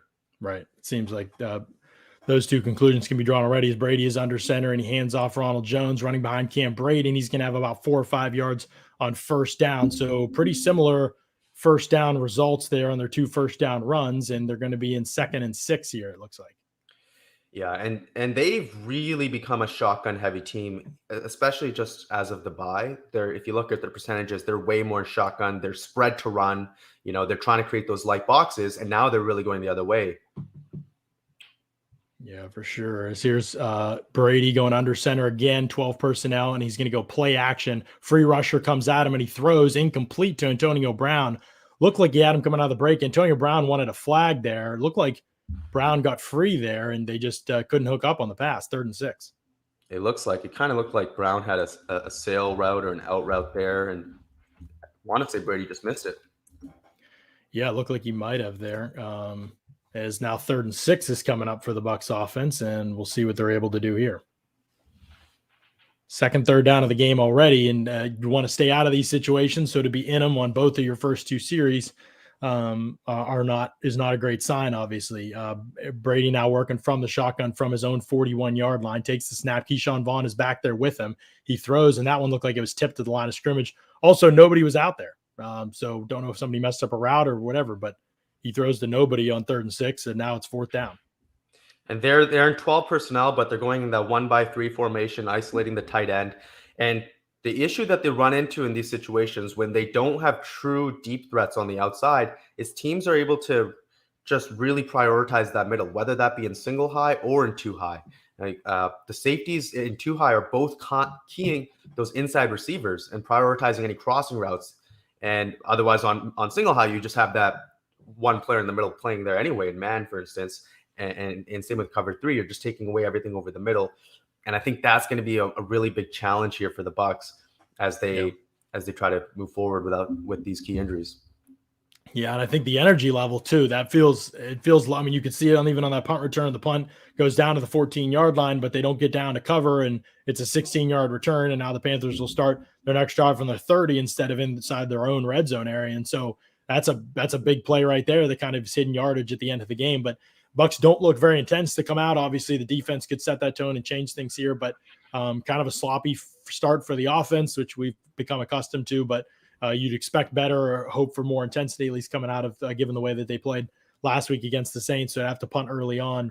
And some, it's early. We're just talking about one drive, but indications from the play calling, it seems like they want to run the football. But again, if you get in 2nd and 5 or 2nd and 6, are you willing to keep running it? Or are you just going to accept that you're going to be a pass obvious team in 2nd down every single time? Because 4 yards per carry is probably what you're going to get on a good case scenario on average on 1st down. So you have to decide what kind of 2nd down team you want to be. Are you going to trust the run enough to run it again on 2nd and 6 and 2nd and 5 and get yourself maybe another 1st down, or put yourself in a 3rd and short? Is that the kind of team you want to be, or do you want to come out and throw the ball a little bit more on 1st down and get yourself in more unpredictable 2nd down situations? It's basic play sequencing, but it definitely seemed to escape them on that first drive. Yeah, and every offense, but especially the Bucs offense, is so predicated on explosives, and that's going to really be tricky now. I don't think they're going to be able to generate nearly as many explosives as they were before. So then it's how do they to create these methodical drives, and I think they really do have to lean on play action, and that's going to be a big change in their play action game because again, their play action game is all about generating explosives. It's not, they don't really use it as a way of controlled ball movement. And that's one area where they really have to expand. And now when they are going to go under center more, clearly that's the game plan so far for the pass and the run. We are going to see their play action rates increase from before, right? But are we going to see them skyrocket? They need to really boost those up as high, like higher than they've ever been for them before, in order for them to really maximize their offense right now. Yeah, for sure. And here's the Panthers starting from their own 30, 12-21 left in the first quarter, scoreless game. And this is where the Bucs really need to be able to dominate defensively, is in this matchup here as Newton fakes the handoff and throws out in the flat, and wide open receiver out there. Tommy Tremble is going to gain 14 yards. So not a great start for the Bucs defense as they give up 14 yards right off the bat. And now the Panthers are out to their own 44-yard line. I don't know how you got way ahead of me. I'm just seeing the play now. I bumped up. I must have bumped up ahead of you on this commercial break. You can't move up at all? No, I can't. Here, we'll switch after this series. We'll see if we can line things up again a little bit as the Panthers. Newton is going to work from the shotgun here on a new 1st and 10. He's going to fake the handoff and drop back to pass again. Free rusher coming up there is Jordan Whitehead, who knocks him forward into the arms of Will Golston for the sack. So Newton is going to be sacked, and it's going to be 2nd and 16 coming up here. That was an unblocked player off the edge, was Jordan Whitehead in the slot. Newton never saw him, but Whitehead didn't tackle him. He kind of shoved him forward into someone else who ended up sacking him, and it's Golston who gets the sack. So it is Newton out there for the first 2 plays of the game for the Panthers, and now we'll see on 2nd and 16 what the Panthers offense has. That was weird. He didn't tackle him, just bumped him, came in totally free. We know Bowles loves those pressures with DBs, using them as the 5th man, or at times even dropping defensive linemen into coverage and rushing forward with a DB. Right. Another free blitzer, and Newton throws quickly, and it's going to be caught by Robbie Anderson. Whitehead wrestled it away, but I believe they're going to say Anderson had it and was down. And so Joe Trine-Shoyinka was unblocked off the edge as Newton threw that one underneath, and big hit by Jordan Whitehead, but Robbie Anderson, I believe, held on to it. Just waiting to see that play now. And so a big 3rd and 8 is coming up here. And these, when you get in 2nd and 16 against an offense that's near the bottom of the league, especially with the ball around midfield right now, you've really got to be able to get off the field in these situations. It's been hit or miss for the Bucs defense, whether they've been able to. Obviously, you'd say with this matchup, it needs to be something that they're capable of doing with more consistency, as the Panthers are going to burn a timeout on 3rd and 8 from their own 46-yard line. So 0-0 game, 10-17 left in the first quarter. Panthers with their first 3rd down of the game, and they're near midfield. So even if they can get close, how aggressive are you here, Paul, if you're the Panthers in terms of trying to go for it? I mean, I think even in neutral situations, you should be going for it on like 4th and short here. And the Panthers especially, I think they got to play as if they're underdogs against the Bucs, even with all the injuries. So they've got to be aggressive. If it's anything less than 4th and 3, especially, I think you got to go for it. But I don't think they will. Well, the Panthers are one of the more aggressive teams in the league on third down, on fourth down. So we'll see what they end up doing if it gets to that situation. But a 3rd and 8, and the Bucs needing to get off the field, obviously, in these types of situations goes without saying. In a game where their offense is extremely banged up, how their defense comes out and the type of intensity and tone that they set in this game is just absolutely crucial. So it needs to be what the Bucs defense, they need to take this game kind of personally from that respect. This is an offense that's really struggled in Carolina, and to let them breathe in this game would be a huge mistake. Newton back to pass. He's going to throw, got a man for the first down, 10 yards to DJ Moore, who beat Jamel Dean on the play. And so they are going to have a first down at the Tampa Bay 44. So already this defense off to a disappointing start, obviously very early in the game, but that's pretty tough to get a sack there on first down and to end up giving up the first down to the Panthers without even needing a 4th down conversion. Yeah, just still waiting to see the play. Sorry. Yeah, sorry. Your stream must be lagging a little behind there. As the Bucs, Panthers are going to now operate from the Bucs 44-yard line. Newton is going to take it on a counter play. He's got tons of space. Nobody out there trying to outrun Mike Edwards to the end zone and can't. He's going to be knocked out of bounds at the 11-yard line of the Bucs.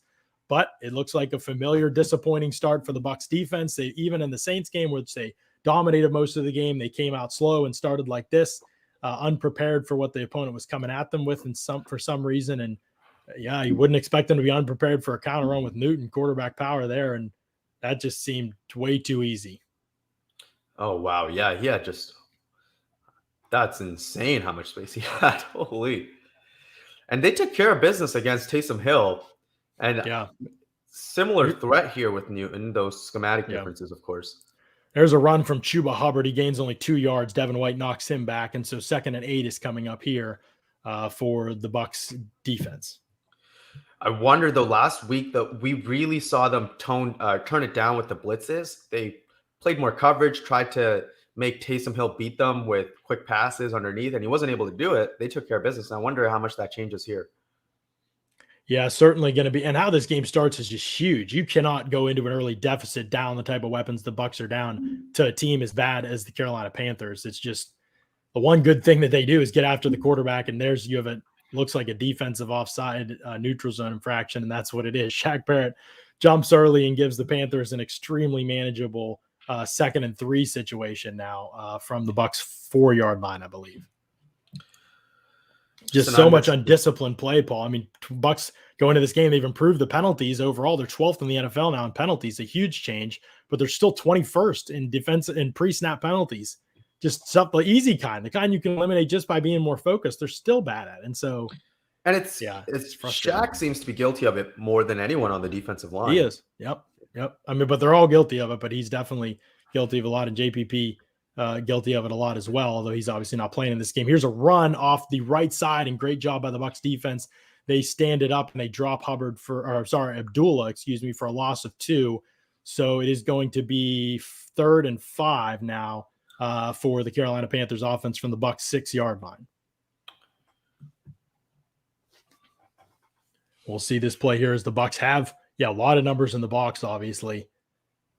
And you've got good job by Kevin Minner getting out there, taking on the lead puller and turning that run back inside for Devin White, I believe, to be able to clean, or Shaq Barrett, to be able to clean it up. So Barrett, a couple stops trying to make up for his mistake earlier. Here's pressure on Newton, and he floats it out in the flat, and the Bucs blew the coverage, but the pass is incomplete. Newton threw it off his back foot, and Abdullah stumbled the running back. I don't think the pass would have had a prayer even if Abdullah hadn't stumbled. Newton couldn't get it there. Pressure from Edwards, but the Bucs totally blew the coverage, and they're extremely lucky that Abdullah didn't just walk into the end zone there. I am so behind. Yeah, that's Abdullah, in that situation, again, as the Panthers are going to kick the field goal here and go up 3-0, he's just looking for that pass to hit him on the money with speed as he's coming out of the backfield. And that's what Newton should have done in that spot, but just failed to do so. And so because of him not being able to hit him at all there, and Edwards give him some pressure on Newton, kind of threw things off. But yeah, that's one that you'd like to see them make every single time, I think. So the Bucs get a little bit lucky there. Yeah, it's obviously sending this huge blitz, and it looks like some sort of miscommunication where somebody was supposed to take the back, and then they end up blitzing instead, maybe anticipating that the back is going to stay in to pass protect. Yeah, but still a very frustrating and disappointing first drive for the defense. That when the Panthers struggled, had more to do with their own incompetence than anything else. Buccaneer Bruce says the Bucs got extremely lucky, and Brighton Coates wants to know, how is it every week that we see this utter lack of intensity and urgency? Yeah, it's unbelievable to start games how bad the Bucs have been in so many games this season. It's obviously not every game, but some of the stuff, the lack of focus, the dumb penalties, blowing assignments or gaps in the run game, like on that long Newton run, that kind of stuff to start games has been present in almost every game this season. I mean, it's really bizarre how unmotivated they look to begin games, and you can't even really blame injuries for the way this game has started. They just look totally lackadaisical. Yeah, poor execution on a few plays there defensively. Offense is so tricky when you're relying on the run. You need everything in the pass game to go perfect, right? And Brady obviously missing Brown on that outbreaker. Should have been a completion there and moving the chains.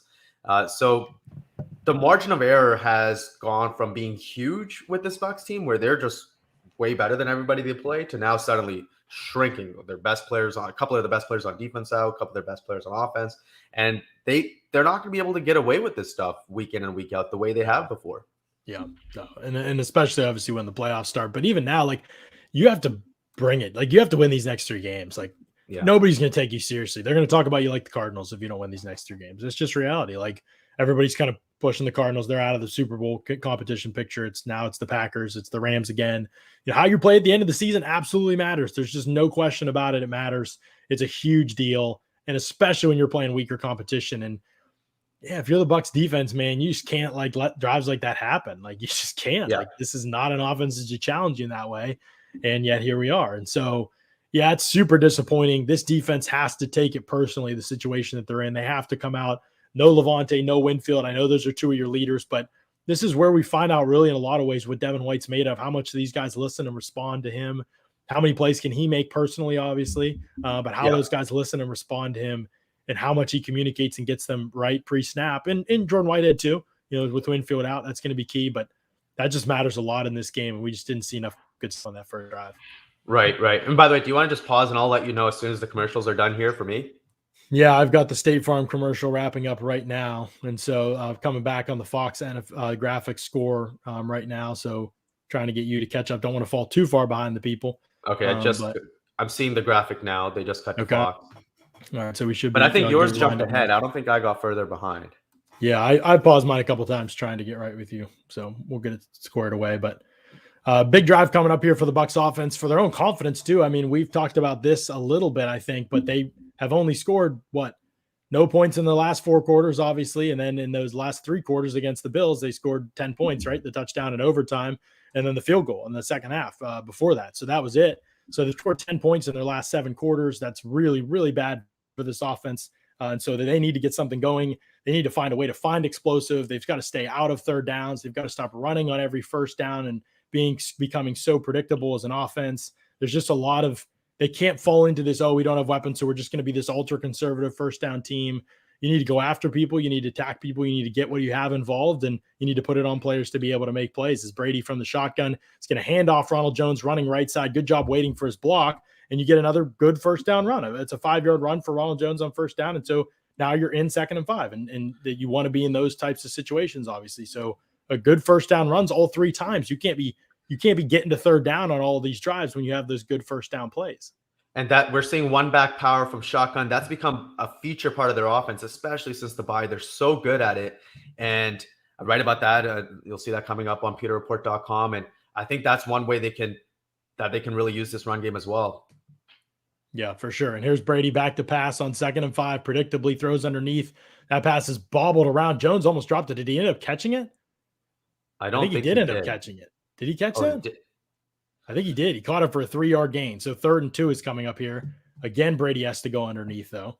And the fact that that's not a given, like, why are we struggling with that catch? Yeah. I mean, it looked like he took his route just a little bit too far in that situation. I think he should have sat down and he kind of kept running and kind of made it a harder catch for himself than he should have. But again, you're the Bucs, and again, you're in 3rd down.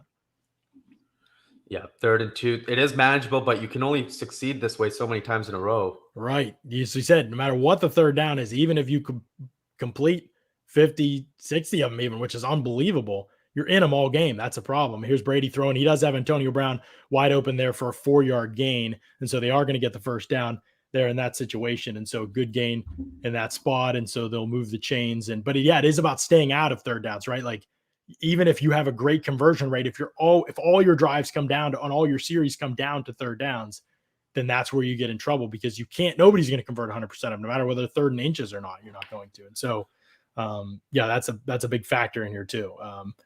As the Bucs get ready on first down, we're going to bring Cyril Grayson in motion here, and Grayson is going to come right to left, and it looks like this one's going to be whistle dead, and it is. They were going to run the football. Looked like Rob Gronkowski jumped early there, and they're going to have a penalty that sets him back right away. It's just these are things you cannot have to start a football game, and you have two of your veteran best players in Shaq Barrett and Rob Gronkowski committing pre-snap penalties. Have they passed the ball on first down yet? They not pass the ball on first down. That would have been it, but they did not pass the ball. And it looks so like now we have 2nd and 15 coming up. Sorry, 1st and 15. 1st and 15 for the Bucs. Here's Brady going under center. Cyril Grayson comes in motion, and Brady's going to play action and throw the screen to Ronald Jones. Got Ali Marpet out in front. Great block by Marpet, and Jones is going to pick up 13 yards.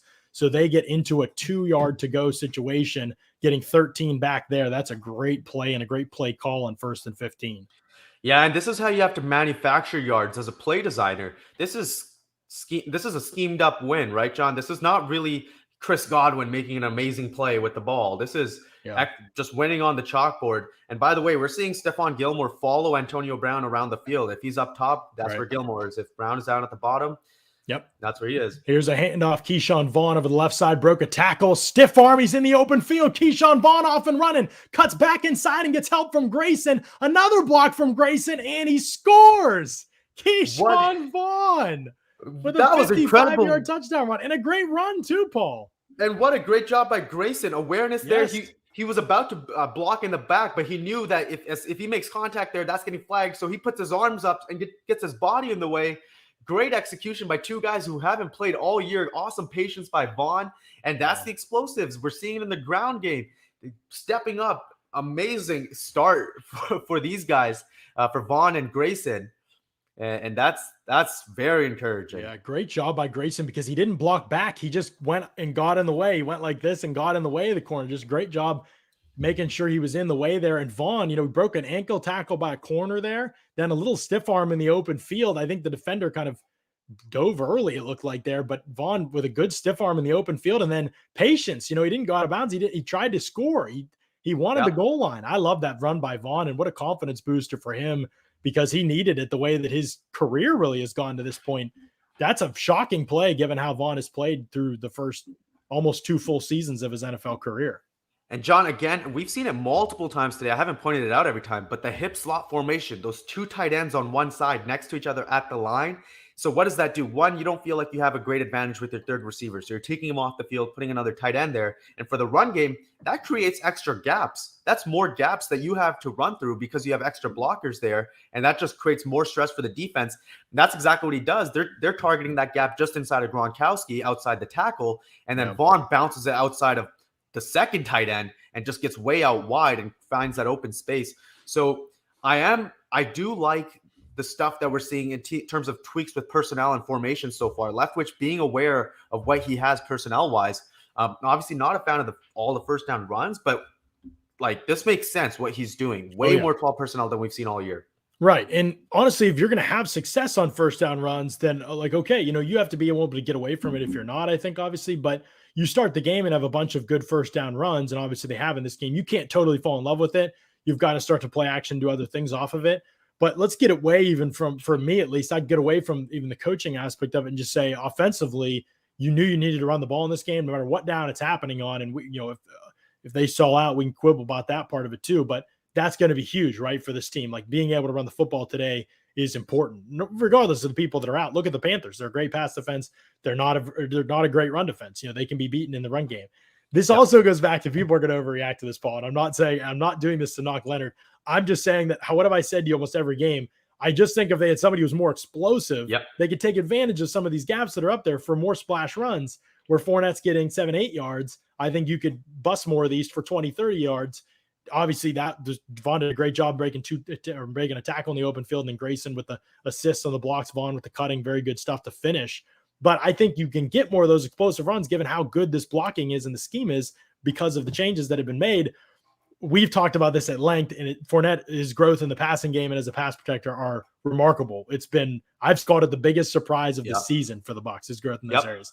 As a pure runner, I just like Rojo more, and we'll see about Vaughn. I mean, Bruce has always praised his ability to run. We just don't really see it except for run obvious faster situations. Than Fournette. Yeah. Well, I mean, once Fournette gets going, he just can't stop and start. It takes him 15 yards to get to top speed, and he's not going to explode through a gap that's there for like a moment. Whereas Rojo, he has no hesitation, just fires through. And I totally agree with you, man. Like the run blocking has been way better than the actual running itself. Like the run blocking has been top tier, like as good as it gets. Right. So I'm not surprised. I wouldn't be surprised if the overall run game improves from this situation. Yeah, the overall running game. Now, there's other factors obviously involved, and the big one is the passing game. But even Rojo doing a good job there, and both running backs honestly stepped up on that drive. And so getting the score up here for you guys so you can follow along with that as the game goes on, as the Panthers are getting ready to mount their second drive of the game. They scored a field goal on their first drive of the game. And so we'll see what they can do on their second drive. Bucs defense got to be able to step up here in these spots. 1st and 10 for the Panthers from their 25. Newton throws quickly to Robbie Anderson outside. He's going to get knocked down after a gain of about 5.5 maybe. And so the Panthers are going to be in a 2nd and 5 situation, it looks like. A different approach than we've seen to Taysom Hill against Cam Newton now. Whereas, again, like I talked about sitting back a lot versus Hill, versus Newton, they challenged him. They sent the blitz and say, hey, can you beat us with quick game quickly, even when you can throw hot? Yeah, and here's 2nd and 5. Newton's going to run around the right side. Whitehead chops him down. Incredible tackle. Yeah, what a great open field tackle by Whitehead. I mean, look at that size mismatch. Yeah, and it's going to be 3rd and 4 for the Panthers. And we've talked, that's been an issue all year, right? The tackling. We've seen a guy be in position to make a 1-yard tackle there turn into 15 yards over and over again. So really can't understate the importance of a play like that from Jordan Whitehead. Yep, can't. And so here's 3rd and 4 for the Panthers. Can the Bucs get off the field on 3rd down? Big question mark. The Panthers 2 for 3 on 3rd down on their first drive. That can continue all day. Newton from the shotgun from empty. We'll see if they bring pressure, and they do. Unblocked off the edge. Oh, my goodness. Sean Murphy Bunting had an interception in his hands. It bounced off his hands, went up in the air, and DJ Moore catches it. DJ Moore catches it for a gain of 15, 1st down for the Panthers out to their own 46-yard line. What a mistake by SMB. What did I just see? He got his hands on the ball, broke it up, hits his own helmet. Just one hand. Yeah, but somehow that's just unlucky. Yeah, hits Murphy Bunting's helmet. It's just good awareness from Moore. That is a bizarre play. I thought he got both hands up there, but it was just one hand. And now here's 1st and 10 for the Panthers. Newton back to pass, and they pick up the pressure well. Knocked down that time. SMB got it. Knocked it down on 1st down. And so it's going to be 2nd and 10 for the Panthers. And that's why you live with that play on the previous down, John, on the 3rd down, because SMB, like, what can you really ask him to do better? He had great coverage, and sometimes guys just make great plays, right? But you see that same process on the next play, and SMB again forcing you to throw into tight coverage. Right. How long can you really keep winning that way? I don't think you can. Yeah, it's good coverage, and he's getting his hand on the ball. That 3rd down play was just totally unlucky. Yeah, kind of the opposite of what happened on the touchdown, as we mentioned, I think. So Bucs showing tight man here. Yeah. And it's 2nd and 10. Here's Newton running, and he's going to pick up a decent gain. Knocked down there by, I think it was Edwards that flew in there. Looked like. And so 3rd and 4 coming up here, I think. So a lot of just really interesting things to look out for schematically on both sides of the ball. So many moving parts, so many new elements strategically to consider. Right. Okay, here's 3rd and 4, I believe. Let's see. Newton, the Panthers are just over midfield, so this could very easily be a 2-down situation for them. Newton back to pass. He gets arm got hit. Ball's up in the air, and Whitehead picks it off. They're going to be near midfield as Whitehead picked it off. I think Vita Vea ran back an offensive lineman into Newton. Ball went flying up in the air. Whitehead picked it off, and the Bucs are going to take over right around midfield. They fooled him. John, they fooled Newton. They made him think that he had an easy pass out to the flats with the way they had their outside corners way off, and then their inside corners just flare right out into the flats, and the guys were placed inside the hook area as well. So what Cam Newton thought he had pre-snap completely changed after the snap, and when he had pressure in his face, he just decided to throw it up where he thought he had space, and just not there. Good job by Bowles, tricking him. Great execution and create pressure. That might have been the first time they dropped an edge rusher and it worked this season, or at least in terms of making a play on the ball. Shaq Barrett should have had that pick, I think. Wasn't it Barrett that hit it at first? Yeah, you're totally right. He had both hands on it, John. Yep, he had both hands on it, and then he got hit from behind as he was dropping it, and the ball just kind of fell into Whitehead's lap. Whitehead, that was more of a play by Barrett there, but still Whitehead has been everywhere in this game and obviously very opportunistic there. Picks off the 3rd and 4 pass, and now the Bucs are going to take over looks like they're at their own 49-yard line here. The pass was there, John, but Newton gets to that late. Oh, he's reading the right side of the field, and on the left side, he has the stick concept, which is like a quintessential quick game concept. But Newton comes back to it late. That's just not going to work. You can't come back to this. You have to read that out first. Or if you're reading out, this is not a full field type read situation. You have to pick a side there pre-snap and live with it. And if it's not there, you have to throw it back. Newton comes back to the stick concept late. The stick route is there, but he just pops it up, and Shaq Barrett is able to recover. You can't do that as Newton. He has to know better from a quarterbacking standpoint. But great job by the Bucs capitalizing on that mistake. And you wonder whether it spurs on Sam Darnold at some point. It's funny, we have a quarterback change we're just waiting for to come from the Panthers, their other card to play in this game, really. Not that Darnold has been good, but Newton has honestly made some plays to start this game. But again, the part of that was his offensive lineman getting ran into his lap. But as you said, the process is still bad regardless of that happening. The reason the pass looked the way that it did was because Vita Vea, I believe it was, took an O-lineman back into Newton's lap and hit his arm, and so that's why the pass flutters in the air. He just can't read that play out that way, Right. John. He can't read it out that way. This is what we talk about sometimes in the past, where we've talked about, a guy's open on one side of the field, but Brady's reading the other side. Why didn't he see it? This is kind of the opposite of that situation. This is what happens when you try to turn split field reads into, like, I don't even know if he's trying to turn it into a full field read. I think he's just panicking, and then he just threw it up. Mm-hmm. But this is one of those plays where you have to decide which side of the field you're reading, and that you kind of live with it. Yeah, and we cannot emphasize this enough. These are the spots of the game where you have to take control if you're the Tampa Bay Buccaneers. Turnover, momentum, energy right now on the sideline. You're at your own 49. Here's a carry by Ronald Jones. That's not going to go anywhere. Ronald Jones gets back to the line of scrimmage, and that's it. So you have 2nd and 10 coming up now for the Bucs again from their own 49-yard line. But you have to be able to win and get points out of these series. You're 19 yards away from being in field goal range. You're in a spot where you should be able to get a field goal in this situation. You need to be able to make sure you put points on the board in these spots. And now they're up against it with a 2nd and 10. Again, seeing that same formation, this time out of shotgun, lining up differently on 2nd down, but on that 1st down, I meant that hip slot. Right. And here is on 2nd and 10, clock winds. Going to be under a minute left in the first quarter when they snap this. Bucs lead 7-3. Brady throws quickly to O.J. Howard, gets good blocking out in front, runs through some tackles, and he's going to have the first down. A flag comes in, and we'll see what the call is. Here was a late flag, to be honest. It came in from the secondary, John, but it was after the pass had already been caught. So first thought is holding. And it's going to be offensive pass interference on Antonio Brown. Brown made contact before Howard had the catch. It's a designed kind of a pick play, but Brown has to wait until Howard catches the ball before he starts blocking. I talked about this in my video last week because the Bucs did a great job of this execution where the wide receivers who were blocking didn't make any contact until right when Giovanni Bernard caught the pass on a pick. This was in week 8 against the Saints, but you're seeing that opposite issue here where Brown, he knows he's blocking that guy, but he just gets to it too early. Yeah, and not a lot there, to be honest with you. But here's Brady throwing quickly to Antonio Brown, going to run that Chris Godwin tunnel screen, and he gets down after a gain of 7. So 3rd and 13 for the Bucs coming up from their own 46-yard line. I think that's a highly questionable call. I mean, if AB made any contact there, it was very light. It could have been as tender as getting off press coverage there. That was very strange.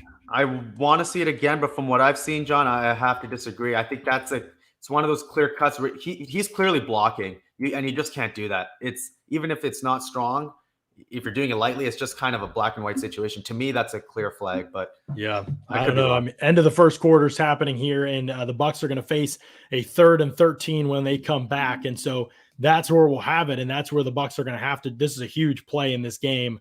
Obviously, the penalty sets you back. They've had several of those already in this game. It's been a storyline, although they overcame them on the last drive. They need to be able to do it here. Again, you're right outside field goal range. Right now, you've lost 3 yards on this drive. You can't keep doing this after your defense makes splash plays before he gives you turnovers against lesser teams. You got to be able to take control of these games. I don't care who's out there, Paul. You got to be able to take control of these game situations. Yeah, for sure. I mean, and the way they just set themselves back now, right? Turning a turnover at midfield into a 3rd and 13 now, I think it is, right? Yeah. And John, they have had some successful first down runs, and I do think they need to lean on the run more overall, but I don't think it needs to come at the cost of first down passing, because they're already one of the run heaviest first down teams. To me, I think they need to recalibrate their pass game and into being more of a ball control thing. So now, instead of going for chunk plays in the pass game, go for more of an underneath game to try to create favorable second downs. Turn that into more of a priority than ever. Get into second and short, so then you can pound the rock. I want to see them run more, but I want to see them prioritize creating those situations more. Whereas in the past, they've gone more for explosives. I want to see them set up underneath quick, easy stuff on first down in the pass game so that they can run off of it. Right. They're just getting in such run predictable situations that it's going to make it really hard for them. And yeah, I mean, there's no doubt about it, Paul. Like, you can only survive running every single first down for so long. It's just going to catch up with you no matter what the situation is. Those guys it's going to catch up with you if you continue to do that. So, and it's been extreme so far. Like, what do they have? 1 first down pass, I want to say. I don't know if they have any. Do they? Do they have any? I don't think they do. I'll have an answer in a moment. Yeah, I don't think they have a first down pass yet in this game. So, a huge 3rd and 13 coming up here, and we'll see what the offense can make do it. If again, they're at their own 46. So, I would guess that they punt if they don't get it, but you've got to get obviously a lot closer to even think about going for it, probably. Right. I actually won't have an answer. I forgot that this site does it by early downs. Yeah. So Bucs situation, we talked about a little bit, but who's going to step up in these spots is a big part of this, right? For Brown right now, you've got with 3 catches, and then you've got Ronald Jones with 2, and nobody else has caught a pass, and only Cyril Grayson has been targeted so far other than those guys. So, that's a big part of this too. And here's Brady from the shotgun on 3rd and 13. Bucs at their own 46-yard line. So big play here. Brady back to pass. Good protection. Has plenty of time. Throws down the field. Caught by Antonio Brown at the 35-yard line of the Panthers. He got away from Stephon Gilmore. Picks up the first down.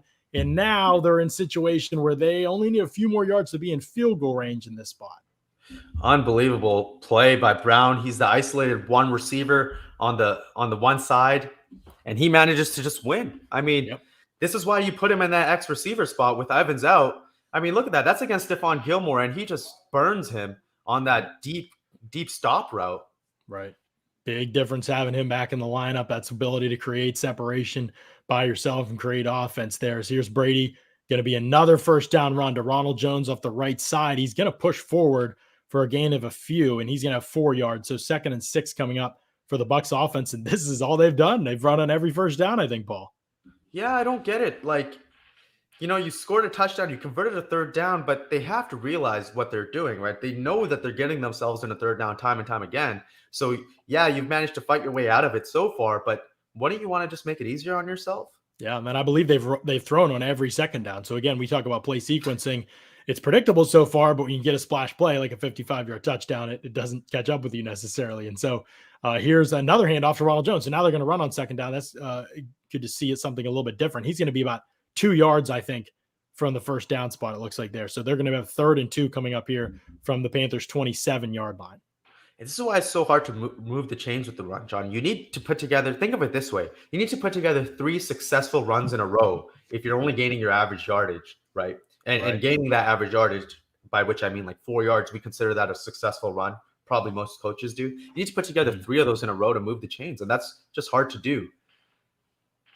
Yep, and so we'll see a 3rd and 2 here. Clock winds. It's going to be under 13 minutes left in the second quarter when they snap this one.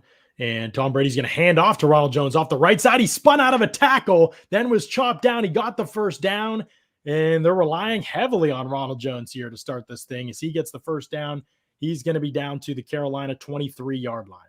And you see right away the explosiveness, the quickness of Jones, right? That spin move to get through contact. Like this is where he takes it a level up from Fournette. I know he has some shiftiness, but honestly, like I like Jones through contact even more than Fournette, even though Fournette's the bigger back. Like this is just he's a different level as a runner. Definitely, no question in my mind. Here's another 1st and 10. Will they keep it going with the runs on 1st and 10? I think they will. It seems like they will. Here's Brady. Handoff to Ronald Jones. He's going to be stuffed in the backfield. No chance. Loses 2 yards. You've got 2nd and 12 coming up. You know why I knew? Brady's shotgun stance. We've seen it again a few times today. Squared stance and gun for handoffs only. Not that he has a squared stance every time they run, but whenever he has a squared stance, they always run. Yeah.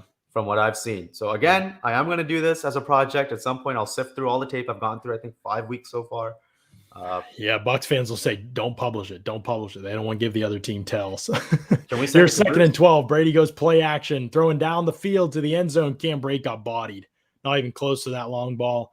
And it's going to be 3rd and long, 3rd and 12 for the Bucs from the Panthers' 25-yard line. Brate on a vertical route is just not my idea of a good play. Sorry. I agree. I mean, I get it with Gronk because he's just going to outbody the guy. You can put it up high. But Brate, I don't have any interest in putting him as the number 1 receiver on the outside because that's just what I talked about. The defense can completely cheat off of him. Even if they're playing 2 high safeties, that safety on that side of the field is not paying any attention to Brate. He's crashing down. He's looking for anything over the middle or to support the number 2 vertical. Right. Yeah, it doesn't make much sense to me to use him in that capacity. We've got Gronkowski isolated out wide to the right here on 3rd and 12, and Brady wants a timeout. Yeah, timeout. The play clock was down. Yeah. And is Scotty Miller active today, John? He has to be, right? Yes, Scotty Miller is active, but yeah, we've seen Cyril Grayson playing over him, I believe. Which I don't get. Like Grayson was on the practice squad. Obviously it's not in every formation, but like in a lot of them, I want to see Miller outside opposite of AB, right? Or maybe on the same side. And then in those situations, that gives you an opportunity to use AB inside. Because Miller, sure, he's not a top tier receiver, but defenses do have to respect him as a deep threat on the outside. That safety on that side of the field can't just completely ignore him. And when you don't have those vertical threats, John, it's like, which I don't really think Cyril Grayson is going to get that respect. It makes things so hard. Yeah, it does. No question about it. I'm trying to check that. I'm going to check as soon as this play if they really have run on every single first down. It feels like that they have, which is, again, we get back to that. It's the kind of play calling play sequencing you really cannot have, in my opinion. Here's Brady from the shotgun on 3rd and long. Panthers look like they're going to send pressure, try to get the ball out of his hands early on this play. Bucs lead 7-3, clock at 11:40. Brady changing some things. Drops back, does have an unblocked player off the edge, throws quickly to Cam Brate. He'll get 7, but that's it. And so Panthers are going to force a field goal attempt from the Bucs here. And disappointing, but it's because you lost first down. And you lost because you were predictable. I don't want to hear any, offensive line, this and that. No, you lost because you were predictable. They knew it was coming on first down and you played into their hands. Yeah, you just can't live with that. This is the 2nd, 3rd and long they've been in this drive. They've managed to get themselves out of the first one. Just not a repeatable, sustainable way of success. Right, exactly. So Brady gets him out of one jam. Brady and AB can't get him out of a second jam with the unblocked player coming off the edge there. Brady has to go out and get the ball out quickly. As Suckup sends this one up and through. So 36 yards out. Suckup is good. Good to see him get back in that column. And the Bucs lead 10-3 with 10:54 left in the second. Still good to get points out of the drive, no question. Great turnover by the defense and good to get points out of the drive, even if you also – I think that you've left some on the table there. You still obviously like to be able to capitalize on what the defense is doing. I think it helps. We talk about momentum, I know, but it helps, I think, keep that energy up for the defense when they feel like, especially last week, they put in this great effort as the game went on and it really wasn't reciprocated on the other side. And so I think to see the offense kind of have their back and play in unison there, I think is a big deal. Yeah, they've had 3 drives so far on offense, right? 3 drives on offense, 10 points. And 10 points, you'll take that. I mean, that's a great – if you're averaging 3 points per drive, you're going to win the game. Like, honestly, you're going to win a lot of games in the NFL. Yeah. That would be one of the best offenses ever. You'll take – but I totally agree with you. Like, obviously, when you're getting down into that side of the field, your expectations are more than 3 points because you're only going to get down there so often. But we've seen some good things on defense. Mm-hmm. We've seen a lot of good things on offense, John. It's just the it's the same issue that we've kind of had for the last 2 years, and now it's being exacerbated, that first down running. Other than that, though, like given what Leftwich has to deal with right now, which is a very difficult situation to change things this deep into the season, I like what he's doing in a lot of ways. Yeah, I mean, here's the hard part. That was a 10-play, 33-yard drive for the offense. That's ugly. Yeah, like I mean, obviously you lose yards on the hold, so that happens. Then you lose yards on a run too. I mean, you have those factors in there, but that's basically what you get credit for is 33 yards on that drive. I'm glad you pointed it out though. Yeah, 10 plays. Again, it's because you put yourself in a lot of hard situations. That's why, and that's you kind of help yourself out with play calling.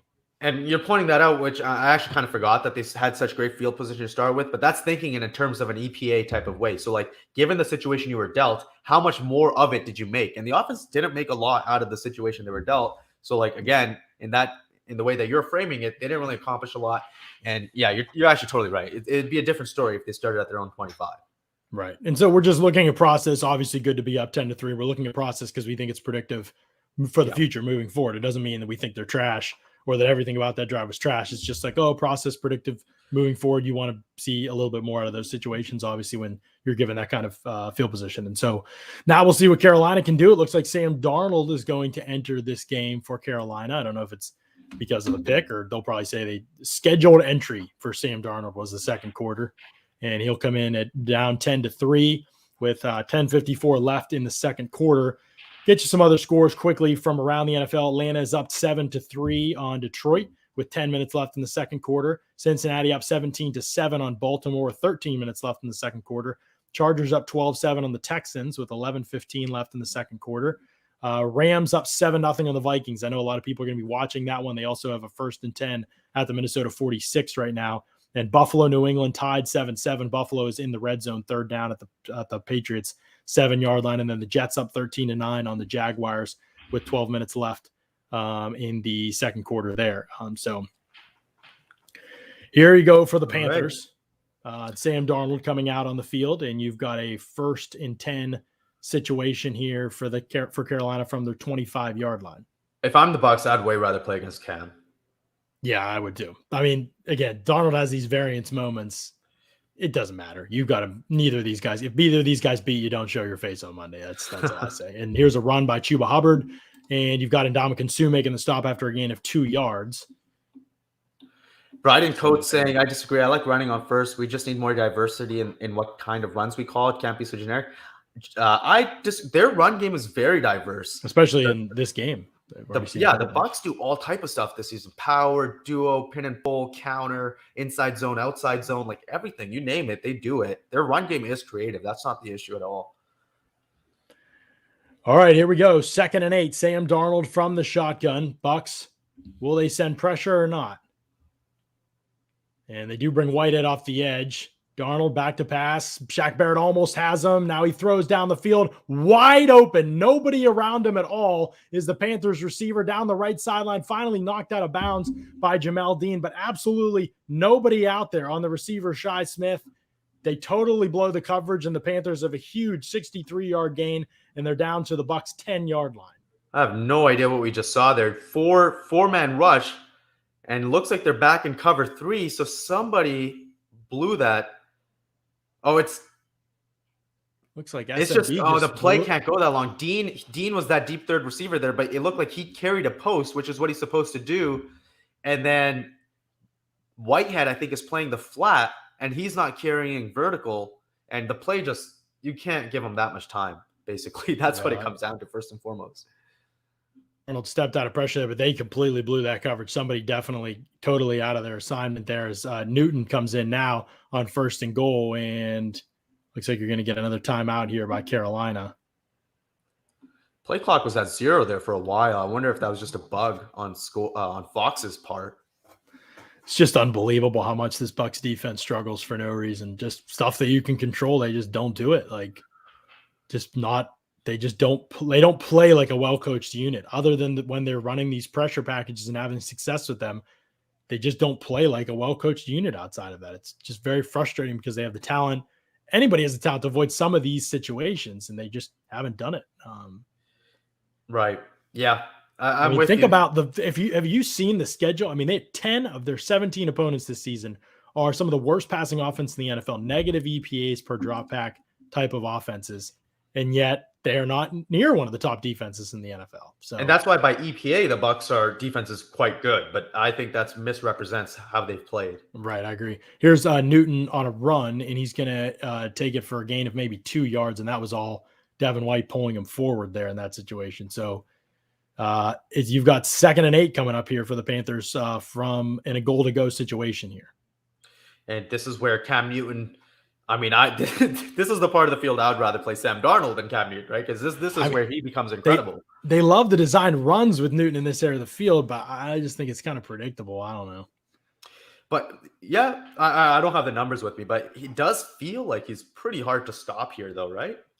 Yeah, I mean, the Panthers have been okay in the red zone. I think I'll pull up the numbers in a second here. We'll see what they do on this play. 2nd and goal. Newton's going to throw out in the flat, and Whitehead makes the stop for no gain, a gain of 1 maybe.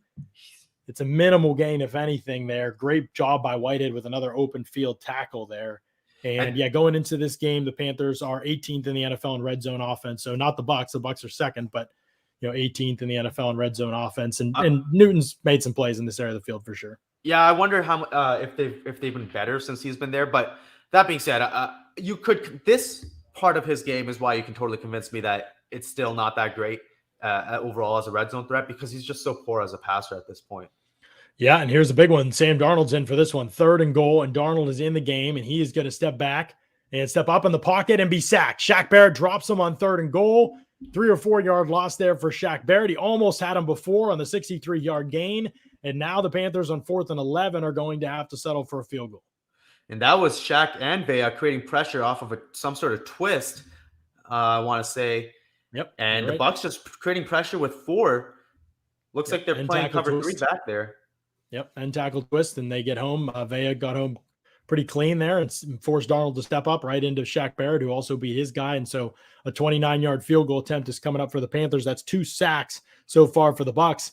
Again, you wouldn't like to have 6 points, give up 6 points or any points in a game where you have 2 sacks already, but obviously the Panthers have been able to overcome the last one, but not this one as Shaq Barrett gets them on the ground and they force another field goal. So Bucs up 10-6, 7:20 left in the second quarter. It's always a ride with this defense, Paul.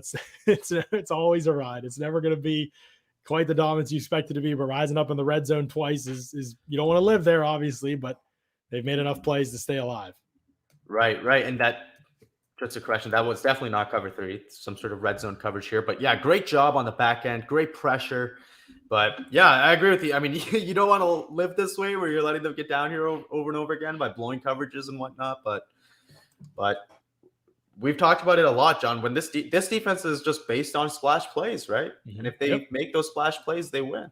Yep. If they make sacks and turnovers, you can expect good things. If not, they're probably going to give up a lot of points. It's basically how it goes with Todd Bowles' team. That's what he relies on. And so you have some ugly ones at times, but hopefully if you can keep rising up in the red zone, that's the other thing too. And they've done a good job of that. At least, they did a good job against the Saints as well. And so that's an area of their game that's continued to get stronger. But again, numbers have shown us that it's hard for that to be predictive. Red zone defense for the most part, like a lot of it is circumstantial and based on your opponent and the play call rather than how good you are per se, but still noteworthy that they've been better in that area. But obviously, you don't want the Panthers on 2 of their first 3 drives to be in the red zone on you. Like you don't want that.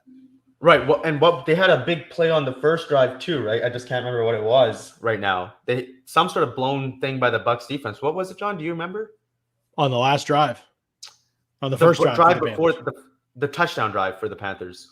Yeah. They didn't. Or sorry, no, they had 2 field goals. The first field goal drive is what I meant to say. Yeah, that was in a run game. They missed a run fit completely. It was the big cam run, the counter. Yeah, big cam run. Yep. So 2 splash plays for the Panthers have really been what's put them in these situations. Let's check the stats real quick. Brady 7 of 10 for 57 yards in this one. So a lot of shorter underneath stuff, but Vaughn is 1 carry for 55 yards, the touchdown, and then Ronald Jones with 9 carries, I believe. And so you have Antonio Brown with 4 catches for 34 yards, and Ronald Jones with 2 for 16, and Cam Brate with 1 for 7, and that's it. So those are the only Bucs that have caught the ball so far in this one as the Bucs offense gets ready to again take over here with a new set of downs and see if they can get things going. Will we continue to see first down runs? I forgot to check them on that commercial break. I think they've run on every single first down. Probably. It certainly feels like it. And yeah, they need to just get a little more diverse with their pass game and expand that underneath part of it, which they have this year. Yeah, for sure. But yeah, just about utilizing it more. I agree that they need to run more than they have before, and that's just because of their personnel. It's not overall. I mean, I love their pass heavy approach from before, but it's just you can't be this extreme, and it can't just all be on first down. Right. But at the same time, running the football well in this one, obviously something that they need to do. So seeing that continue is very important, obviously.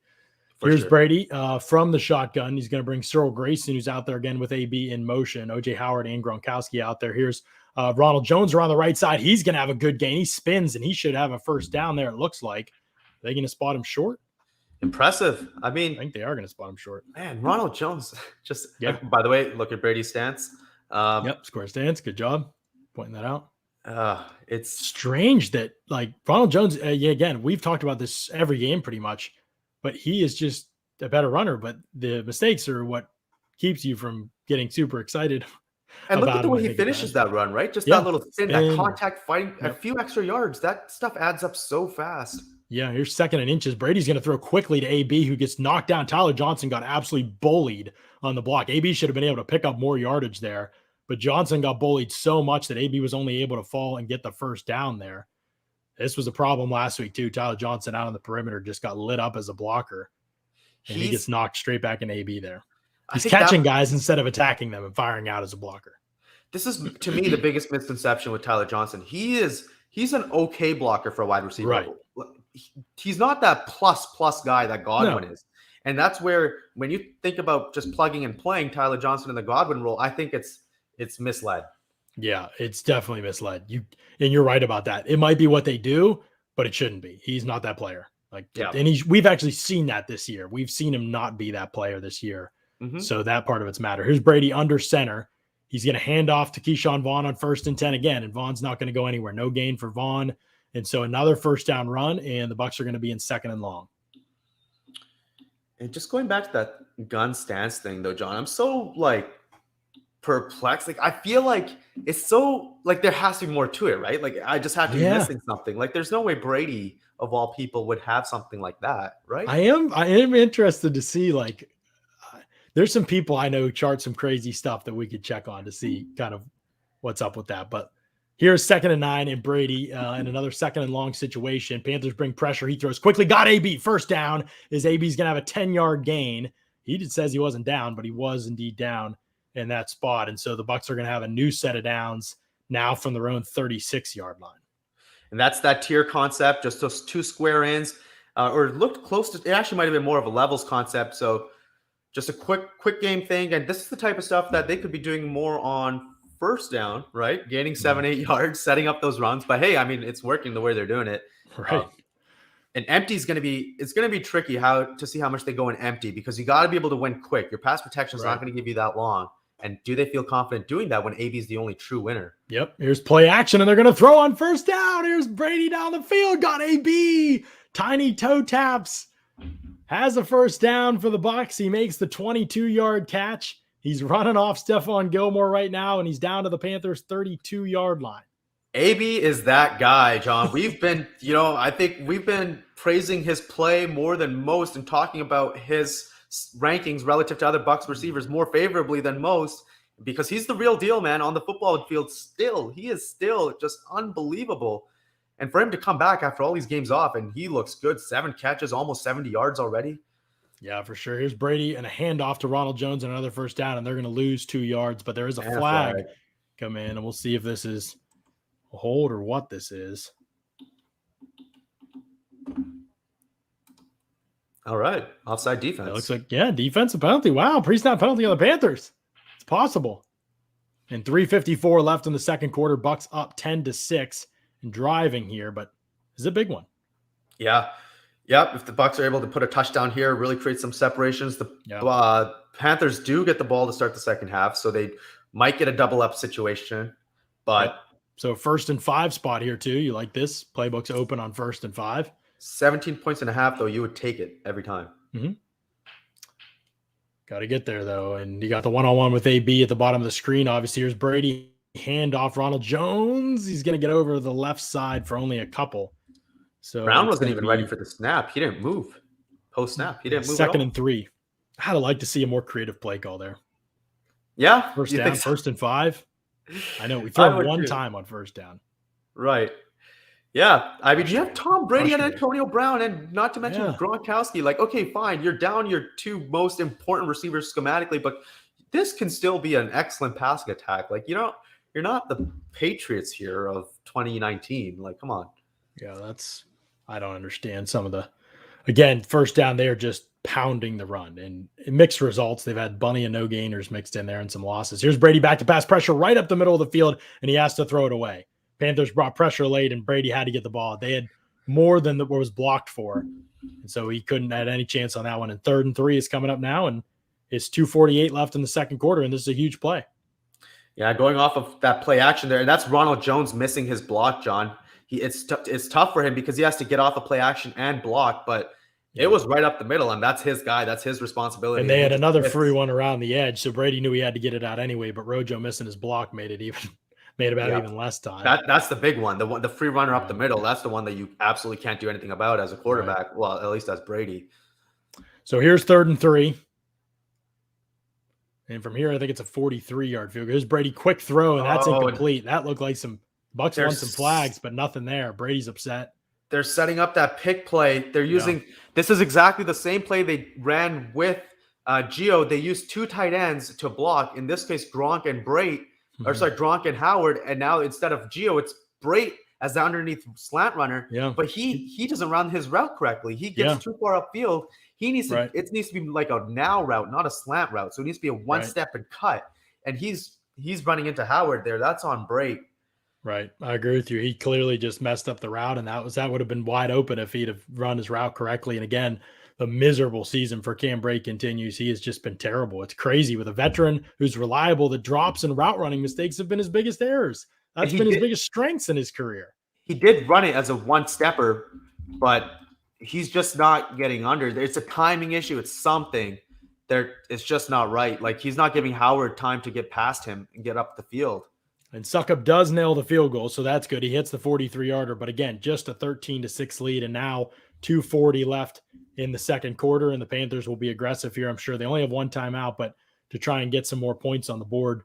I think OJ and Gronk were maybe complaining on that play that there was a little bit too much contact there, especially for OJ maybe, and maybe Brady was saying that too, but I don't really think so. Brady just has to look at what's in front of him and just, again, break the route off so he comes off and doesn't run into his own guy. Like, he's not right. He's right against them before the snap. You know what I mean? Like, he has space to be able to see what's happening in the block and be able to move because he's flexed for away from the formation. So you have those two guys. He can look and see what's happening with them and not be able to run into them. And just disappointing. He didn't feel like he was comfortable enough in that route to be able to do that.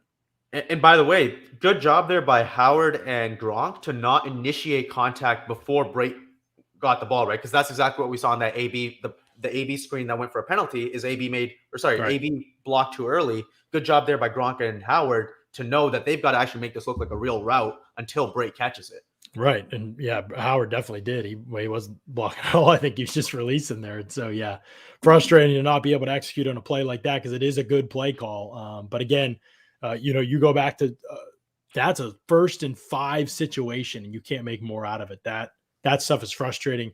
Good things, though. Antonio Brown looks outstanding, and you've just got to knock on wood and stay healthy because he is such a big player for this team this season. The Panthers know he's their guy. They have one of the best corners in the league on him, and it just hasn't mattered. He's got 7 catches for 67 yards so far in this game. He's made a bunch of plays separating from man coverage against Gilmore. There was an incompletion to him actually in the first drive that he looked like he ran another good route and got separation. So he's been everything the Bucs could have hoped for, and Jones has run the ball well too. Yep, and chat asking about Perriman. Perriman hasn't cleared COVID yet. Is that right, John? Right, yeah. Perriman's still on the COVID list. He did not test out this morning. They were hoping he would. He did not, so he'll be back next week. Yeah, that's right.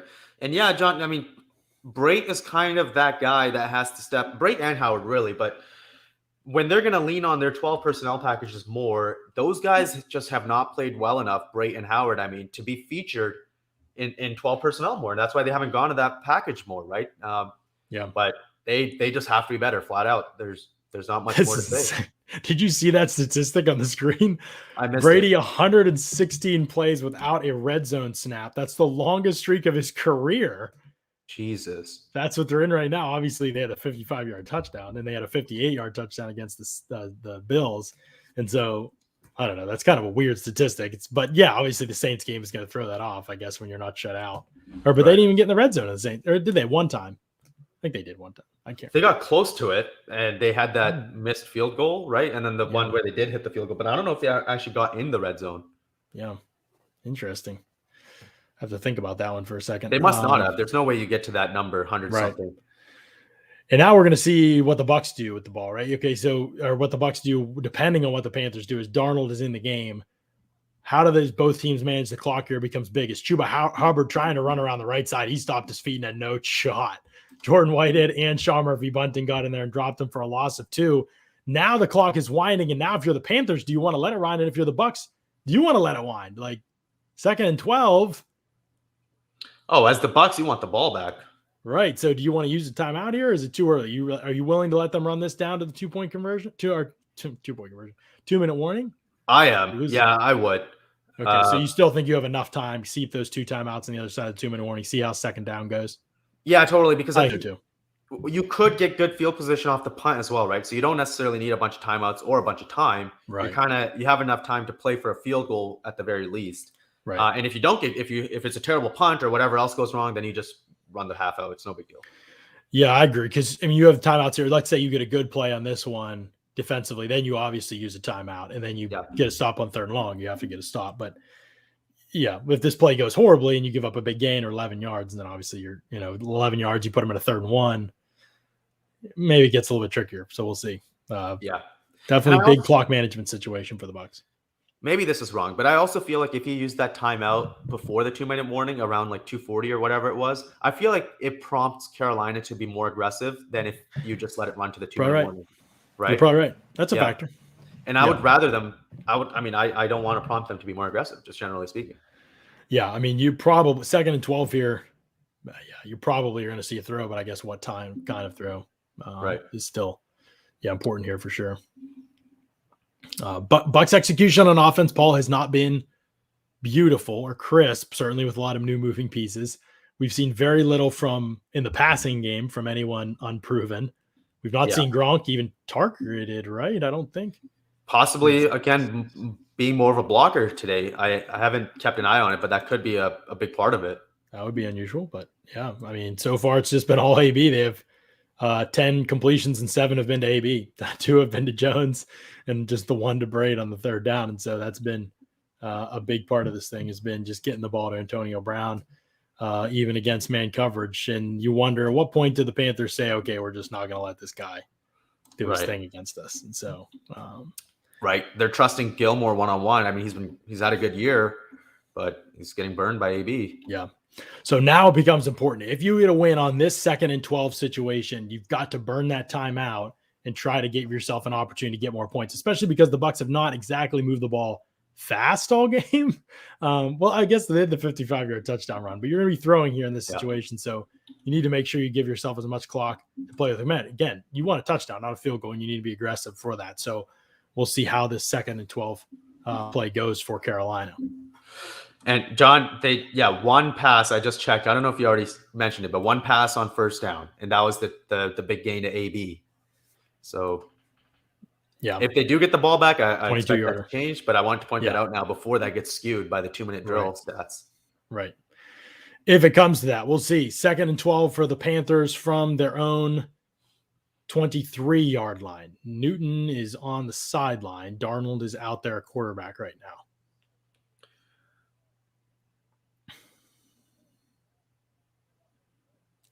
Here's Darnold in the shotgun. He's going to bring a receiver in motion there. And he's going to drop back to throw and go quickly. And Jordan Whitehead almost jumped it. He brings down the receiver of the great tackle there by Whitehead. Just a 4-yard completion to Ian Thomas. And so the Bucs will use that timeout, it looks like here, with 1:51 on the clock. Whitehead having a strong game so far. I mean, going to need to see the all 22 angle, and even then it might be hard to know. But I don't know how much you ding him for that big 63-yarder. That's what I'm curious about. But other than that, very good game for Whitehead so far. I need to see the high shot of that one before I'm ready to dish out blame to anyone on that particular play. But yeah, he's been pretty outstanding from everything else we've seen. And so Bucs will use a timeout here.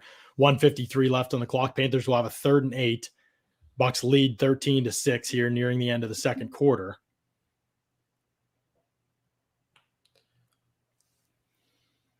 Panthers have the ball, by the way, right now at their own 27-yard line. So, I mean, got to be able to win the situation. Obviously, 3rd and 8, good spot for a defense. Yeah. Showing pressure. Receiver goes in motion. Bucs are showing pressure. They drop out, but they do bring Whitehead, and Darnold throws quickly, and Sean Murphy-Bunting's going to get the receiver on the ground. It wasn't a great tackle attempt he got spun out of, but he got him on the ground somehow. That's some good grip strength. Yeah. I mean, I don't know how he looked like he was going to miss that tackle. I don't know how he held on to him after the receiver kind of spun out. I don't know how SMB kept a hand on him. Good job. Yeah. And the Panthers aren't thinking about going for this, are they? They're at their own 33. This would be an interesting decision, I think.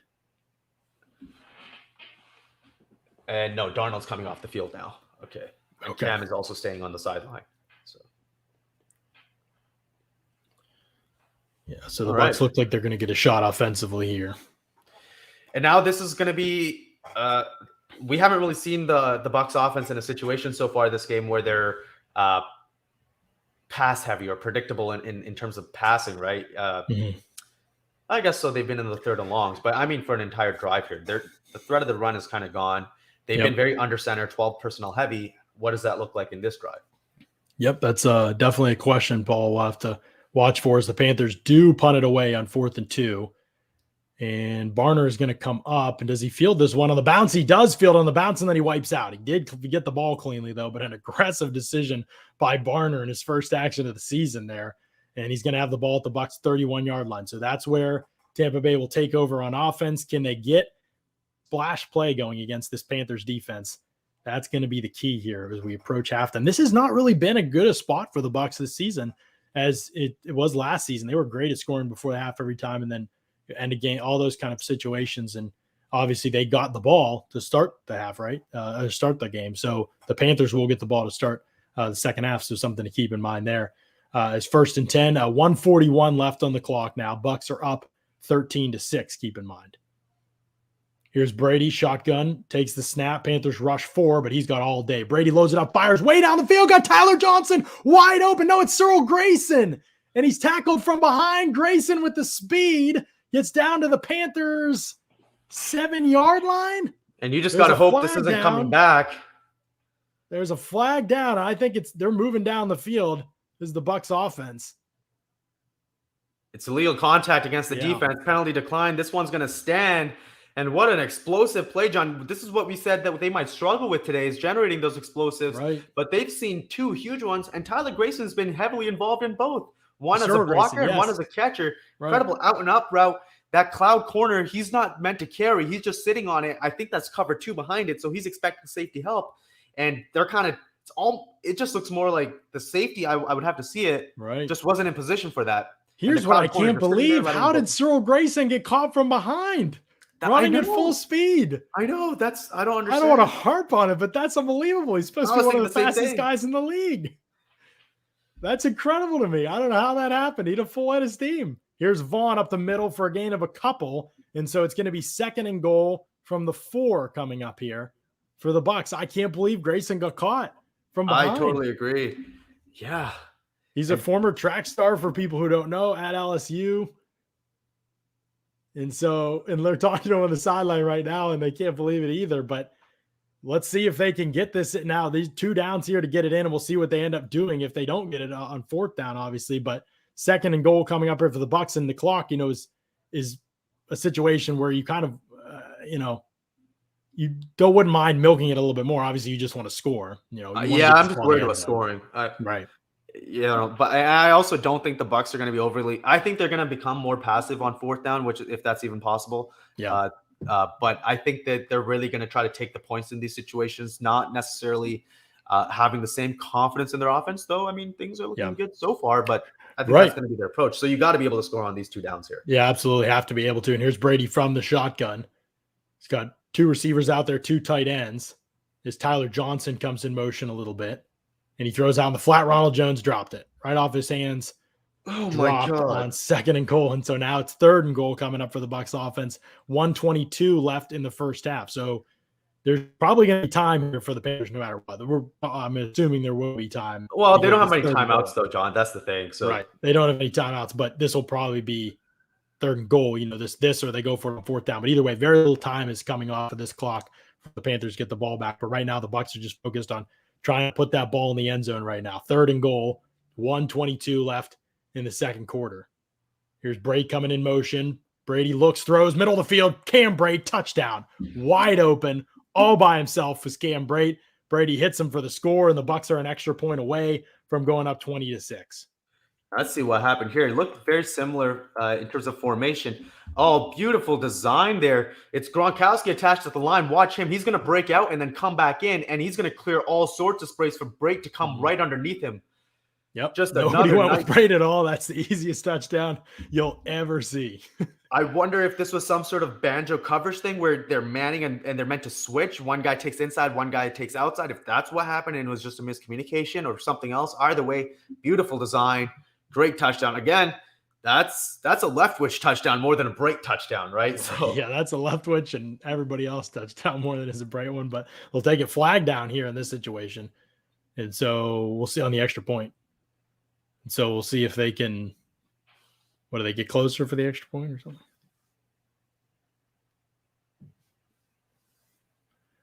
Looks like defensive offside in this situation. So that would move at half the distance to the goal line if they want to go for 2, I believe. Make it 21-6. I'm trying to do the math. 13-point. Brady is coming back out on the field. Oh. They going for 2 in this situation?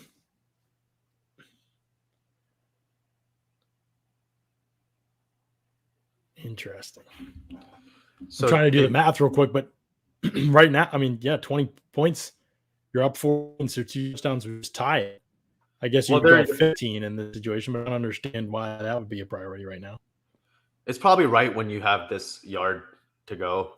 Here's Brady. He's going to throw a rollout, and he throws back in the end zone. Tyler Johnson was definitely disrupted by Gilmore, but that pass is going to be incomplete. So the Bucs, it's just 19-6. I'd have taken the extra point there. Yeah, that's fair. But I think they gained a yard, right, from the penalty? Also, I hate so much about that play call on the 2-point, but I hate any rollout in the end zone. I hate it so much in the red zone. Like goal-to-go situation, cutting down half the field for your quarterback to read. I like it off play action. Like I was going to say, unless it's off play action from under center, like that, I totally get it. But doing it with Brady, like in that, this is just like sprint option, right? Yeah. Just hate it. Yeah. That's how the Ravens lost their game against the 2-point conversion play against the same play call, I think, from the against theirs. Yeah. Tyler did the same thing. Yeah, why not just go under center here? You're a yard away. Like you could totally just run it, right? So the threat of the run is absolutely there. That's right, exactly. Yeah, not going under center there is the most egregious part, in my opinion. I don't mind the decision at all to go for it there. I think it's most likely correct. Yeah. But I mind the play call way more than the decision. Yes, that's exactly what I was trying to get at. Yeah, because you could go under center. The threat of the sneak is there because you're half the distance to the goal line. Yeah, that play just made no sense at all. But Bucs lead 19-6, and it's so funny. I mean, up on the graphic, Paul, is this Brady hasn't been in the red zone in 116 snaps, which is kind of a weird play, the longest of his career. And then literally the next play gets him in the red zone. Is that what that's just like it was the next play to Cyril Grayson was the long ball, the very next play. And so it was just hilarious to me that it's like he saw the snap and was like, oh, okay, I'll get in the red zone on this play. Yeah. But obviously Panthers blow a coverage there on the long ball to Grayson. But Bucs, being able to capitalize in the red zone, big deal. Again, we mentioned it, second best red zone team in the NFL percentage wise. Still true. It's so funny, Paul. I mean, we complain and nitpick about the offense.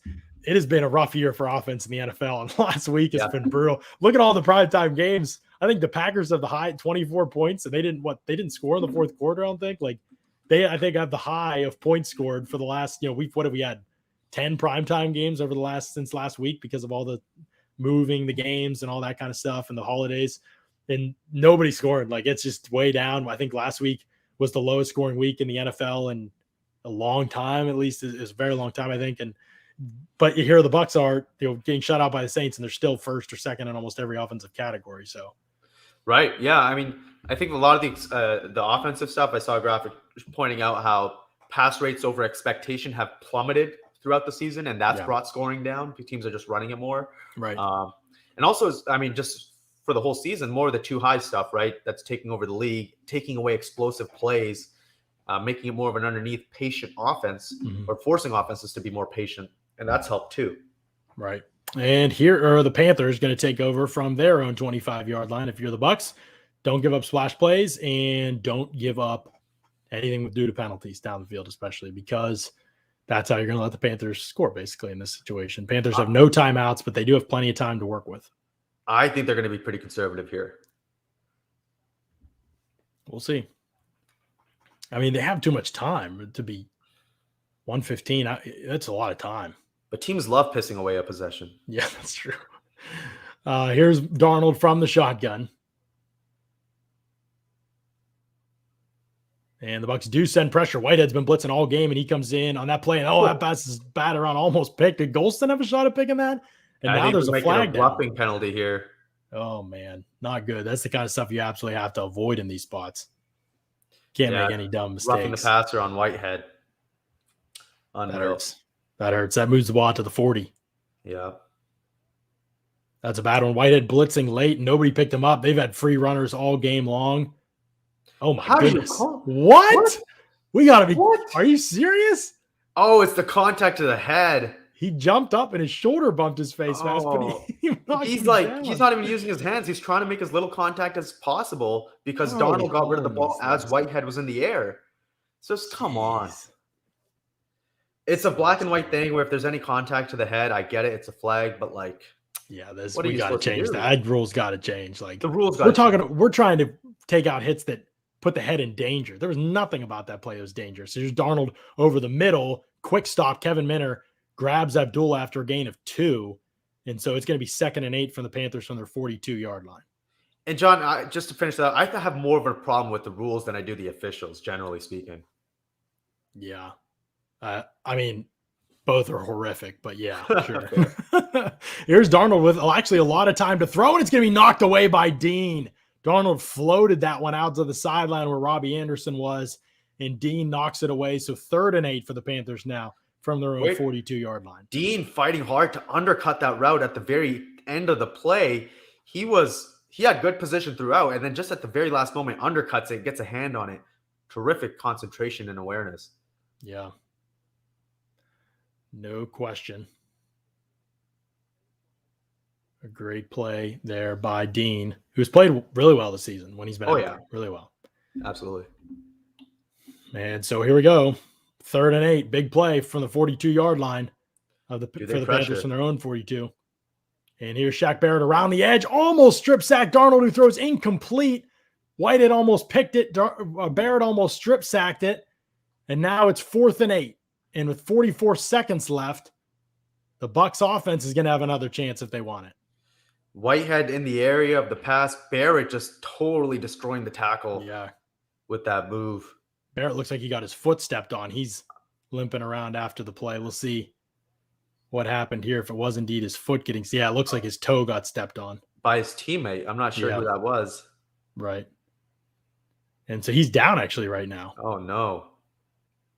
Yeah, I mean, if you can't, you cannot afford to lose Shaq Barrett right now. Jason Pierre-Paul's out of this game. I mean, you can't afford to lose him moving forward. Obviously, Levante David and Antoine Winfield neither playing. David won't play the rest of the regular season. There's no guarantee he'll be back for week 1 of the playoffs. But I mean, when Barrett, Winfield, David, you're talking about 3 of your top 5 defensive players. With Shaq might be playing his best football the last few weeks. Oh yeah, it's been great. Yeah, it's been great. So.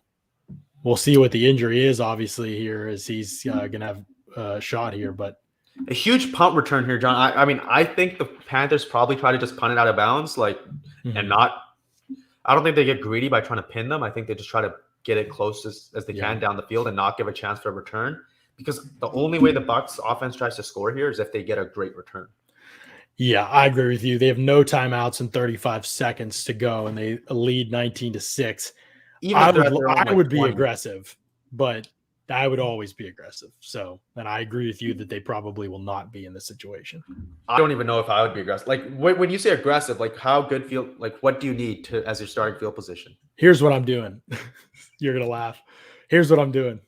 I'm calling a screen on first down, no matter what the field position. Okay. I know that 6 on a screen, but again, odds of that happening are just astronomically low. Yeah, I don't mind that call. But they'll probably not do anything. This punt's a booming one all the way down inside. He's gonna get a chance to field it. Yeah, decent return by Barner. Gets out to the 17, but probably I would have liked to see Barner get super greedy there and try to bounce it back to the other side in this situation. Because in this situation, who cares? Just hold on to the rock. Right. Even if you lose 7 yards from where you would have been, who cares? Like the result is the same. Right. Because now you're gonna do nothing. Yeah. And maybe Arians is going to get scared, though, in key moments. In this game, you're probably okay to kneel it. In other games, you better be aggressive with 35 seconds left in Tom Brady. Dude, I don't know, man. 35 seconds from your 35 seconds, bro, with Brady. They just got in the end zone in 8 seconds on the last drive. Here's Vaughn gets the ball wrapped up, knocked down, loss of 1. And so you're going to have the clock go to the half here. All right, 19 points and a half. Great defensive plays, honestly. You had those 2 splash plays, but the defense has been awesome. They've set the offense up with a couple of good drives as well. And the offense has played pretty well. I mean, hopefully they open it up a little bit on first down, but a lot of good stuff. And Antonio Brown, he's the story on offense, really. Welcome back, baby. Yeah, 7 catches, 67 yards. Obviously, that average is kind of pulled down a little bit by what the 1 yarder. He had a 1 yarder, a 3 yarder, and a 4 yarder, I think, that were kind of designed quick completions on those short yardage situations. But he also made a couple plays down the field when he had a 22 yarder and another big gain to convert the 3rd down. He's been outstanding. Again, you just wish so bad, man, that they would have had their full arsenal for any games other than those first 2. Just as a pure football fan, forget who wins and who loses the side. Yes, for the spectacle. I mean, if they hadn't shot themselves in the foot 4 times against Dallas, they would have put up 50-some points. And that's the number 1 secondary in the league right now. And maybe they've gotten better since week 1, but not that much better. That's just what they were capable of doing. You could say the same thing in the Falcons game. Obviously, they still put up a ton of points in that game. But, yeah, it's just special. Those guys being together is special. And so it just would have been really fun to see. Obviously, now we won't get Godwin back. Now, hopefully, Gronk, AB, Evans are out there for the playoffs. You hope everybody can stay healthy, and that's a big part of this, obviously. But, yeah, 19 points in the first half. You obviously could have done more, but, again, considering the injuries, great first half by the offense. And defensively, yeah, I mean, you got out of 2 red zone situations. Again, it's not where you want to live in. You probably gave up more than you should have in this game, but you got out of 2 red zone situations, and that's a big part of this, I think, that you got to take into consideration there. So, yeah. Good stuff. Scott Reynolds coming on here in a second. Paul, you can go ahead and step out if you need to, man. I know this is a long go of it here, given the half and everything. And so appreciate you jumping in there. We'll be back. I had more than just coffee, so I need a quick break. That's right. I'll get to some stats. Scott is coming on too, I know, to give an update on some stats as well. But Tom Brady, really good in the first half again. 12 of 18, 156 yards. Maybe missed the 1 throw to AB, but I don't know if he missed anything other than that. He threw one away. Trying to remember what else. They did the Jones drop. He had the Brate messing up the route. It's been pretty outstanding for him. Somebody asked if Mike Evans reached 1,000 yards yet. Mike Evans is not playing. Score is 19-6. The Bucs are leading the Panthers right now at halftime, and Scott Reynolds is about to join the show to give us a look at some more of the stats, some more of the in-depth look at the statistics from that first half, with the Bucs leading the Panthers 19-6 in a divisional matchup. Scott, I'll add you to the stream. How are we doing? There he goes. I'm doing well, sir. What do you think of that first half? Some good, some bad, some surprises, right? I mean, Keyshawn Vaughn, 55-yard touchdown, hasn't done much since, but certainly that was a huge unexpected play, big shot in the arm. Ronald Jones, has been doing okay in the ground game. Not spectacular. Let's take a look at the stats and see what we got. That is not the stats. Sorry about that. Here are the stats. Here we go. Tom Brady, 12 of 18, 156 yards and a touchdown. That touchdown came to Cam Brate. Surprisingly, 0 catches, 0 targets for Rob Gronkowski so far in this game. I would have expected Gronk to be a much bigger part of the game plan. Maybe the Panthers thought that too, and coverage is taking Gronk away. But certainly Antonio Brown, 7 catches, 67 yards, has been the focal point that we thought he would be. This is not quite the AB and the Gronk show, but maybe it's the AB Cyril Grayson show. 1 catch, 62 yards. Grayson getting an awful lot of playing time outside at receiver in place of Brashard Perriman. We've seen Tyler Johnson mostly be a blocker in this game, whether it is, in the slot, in the running game, or out as a wide receiver, and he hasn't done a great job. You saw Antonio Brown only have a catch for 1 yard, where if Johnson would have gotten that block, he certainly would have sprung AB for a much bigger gain on that play, but the Bucs did convert. So the ground game is going right now for the Buccaneers, 96 yards in the first half and a touchdown between Vaughn and Jones.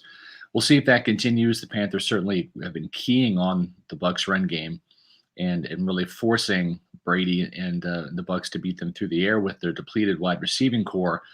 And there's been a bit of a mixed bag results. Some plays, pressure has gotten to Brady. He's had to force some throws quickly, and they've fallen incomplete.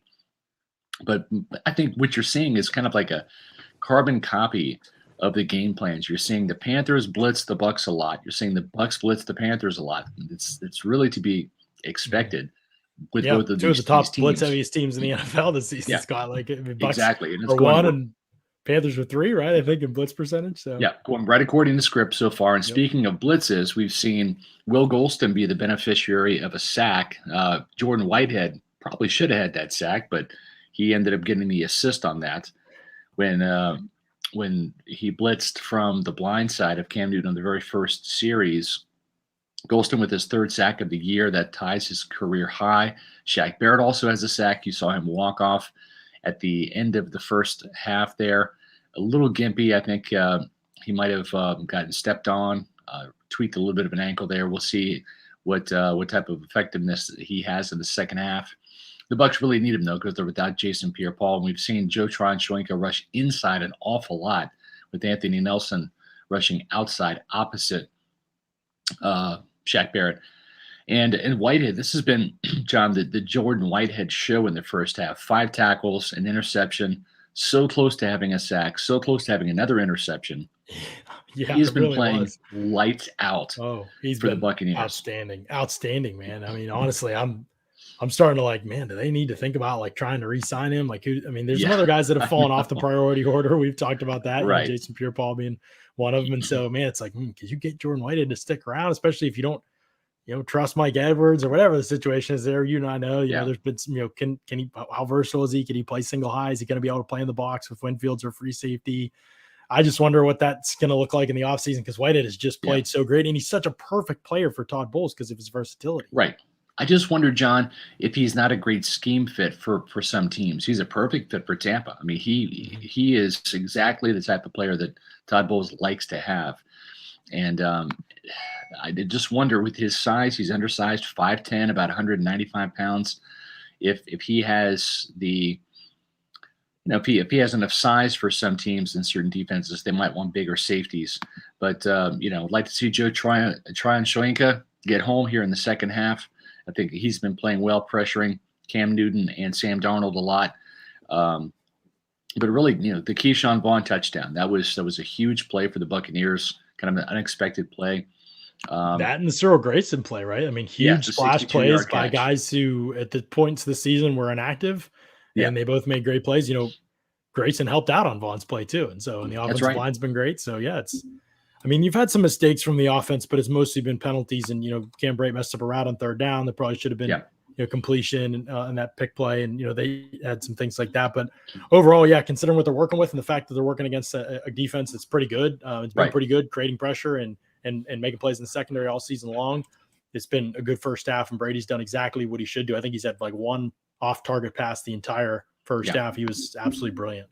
Yeah, and the offensive line has played better. There's been some pressure in some of those blitz packages, but they've not gotten to Brady. They forced a couple of quicker throws that maybe Brady had wanted, but certainly nothing obscene. He has not really been hit. He's stumbled a little bit, but he hasn't taken any big shots, right? Like he's at the end of his throw. He's a little bit of a knockdown, but so far I think Brady's been playing very well.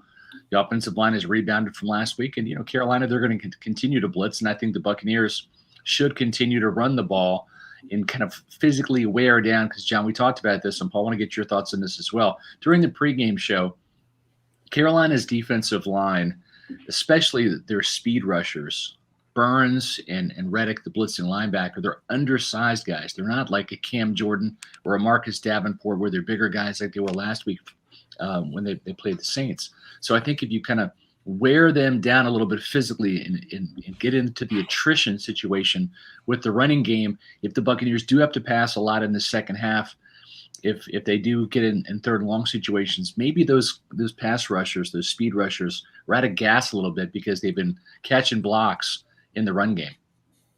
Yeah, I mean, I think they absolutely have to lean on the run game more than they have all season, right? And what the Saints are able to do is so unique because they can play their small sub packages and still defend the run. Most teams can't do that. And when you have a size mismatch, like you're saying that you do, especially with how the Bucs are playing their tight ends, I want to see them lean on the run.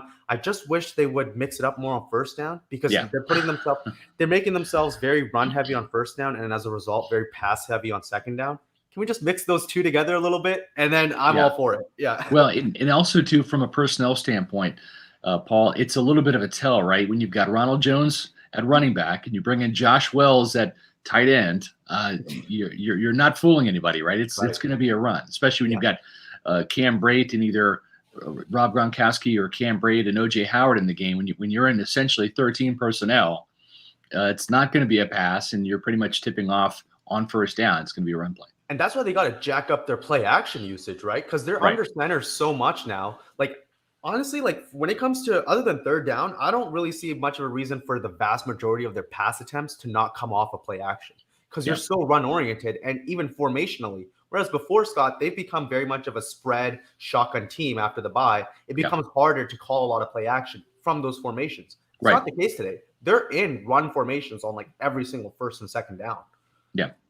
Well, I think the biggest surprise to me in the first half, Paul, is not just Cyril Grayson's 62-yard catch. It's not just 55-yard touchdown run from Keyshawn Vaughn. It's Rob Gronkowski so far.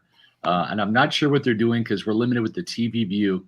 But for Gronkowski to not even be targeted so far in this game, I would think that they've got to be doing some things with some bracket coverage, taking Gronk away. Well, Scott, I'm going to look back at the tape after, but I mentioned this to John right before the game. Remember back early last season when Gronk wasn't running a ton of routes? Yeah. I think that was a big part of that was because they didn't trust Ronald Jones in pass protection. Yeah. So then Gronk would stay in protection way more often. Right. This year, Fournette being a better pass protector, they've let Gronk open it up a little more. And now I think they're going kind of back to where they were at the beginning of last season, where they have to, again, going to have to check the tape to see if that's actually the case, but I think that might be a part of it. I think you're spot on, and that's something I'll look for in the second half, especially when those two are in the game together. I think you're exactly right. Because if you're going to have a tight end go out and get a pass, and you're going to have one of those tight ends stay in a block, it's Cam Brate going to be going up for the passes, and Rob Gronkowski staying in the block. And you know what the perfect example of what you just said is that route where Brate screwed up on that little pick underneath? Who's blocking? Gronk and Howard, not Brate. It's Gronk blocking for Brate, right? Yeah. Just like you're saying, if one of those guys is going to be blocking, you're going to let Gronk be the blocker. Yeah. By the way, everybody, Shaq Barrett with a knee injury is questionable to return. It looked like he got his post stepped on. I have no idea how the knee was affected in this. Maybe he banged knees with somebody. It didn't look bad at all on the replay. He's questionable to return. Obviously, JPP out. So now it's Joe Tronshank, Anthony Nelson, and Cam Gill. And the Bucs are currently, at least if Barrett doesn't return, down 3 of their best 5 defensive players. Against anybody, that's just it's getting to the point where it's pretty hard for Tampa Bay. And the other thing too is it really kind of maybe takes out JTS from some of those inside rush packages if they're going to need him on the outside if Shaq doesn't return. And one more key, without Levante David, here's the domino effect, right? We've seen Devin White line up as an edge rusher in certain packages, right? Yep. We've even seen Levante David line up in certain packages as an edge rusher when they've been down some guys. So now with just Kevin Minter and Devin White, do you trust seeing KJ Brett on the field on defense or Grant Stewart and allowing Devin White to rush from the edge? I don't know. This is what, John, we've been always wanting this, right? Like get that dime look out there, right? That's true. I've been talking about it. Work. Let him get that dime situation and have Devin White as an edge rusher, have Minter as that middle linebacker, bring Edwards on the field along with Andrew Adams and Jordan Whitehead. We'll see what they do. Lots of creativity defensively will be needed, no question. Bucs lead 19-6, third quarter underway here now as the Panthers return this one to their own 26-yard line, it looks like, and they're going to get hit. What's the call going to be? There's a flag flew in here late, and we'll see who comes out at quarterback as well, as we appreciate Scott bringing us the stats there at halftime, third quarter getting underway, and looks like Shaq Barrett's out there, by the way, to start that's this a great sign. Third quarter. So, yeah. And Panthers going to have to be aggressive here on this. They want to get points on the board on this drive. By the way, Bucs defense. Actually, do I want to say it? I want to say it after this drive. I'm not going to say it's holding against the Panthers, so they're going to get backed up even more off of this return. And John, Scott talking about the dime packages there kind of made me think: is this crazy to say? It kind of seems like at this point now that depth in the secondary might be almost a strength, given how well the backup guys have played, and now they're getting a little healthier. Is that an insane take? I have no clue. Because I feel pretty good about their DBs overall, man. Like they're a strong unit. Well, we'll see. I mean, it depends a lot on what version of Sean Murphy Bunting is showing up, and if Jamel Dean keeps this level of play. Here's Barrett almost trying to knock down that pass on first down, but Panthers going to gain 9, it looks like, and so it'll be 2nd and 1 coming up here for Carolina. They're out to their own 23-yard line. People in the chat are talking about Antonio being hurt. Don't see anything on Twitter about that. It looks like Aaron said he's going to try and play in the second half. I mean, what does that mean? Healthy, man. Why is this even a doubt? I'm not sure.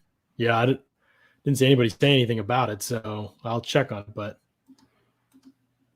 that would be obviously killer. Yeah, bigger deal than Barrett even. As the Panthers try to run for it and don't get it on 2nd and 1, so 3rd and 1 is coming up here for Carolina.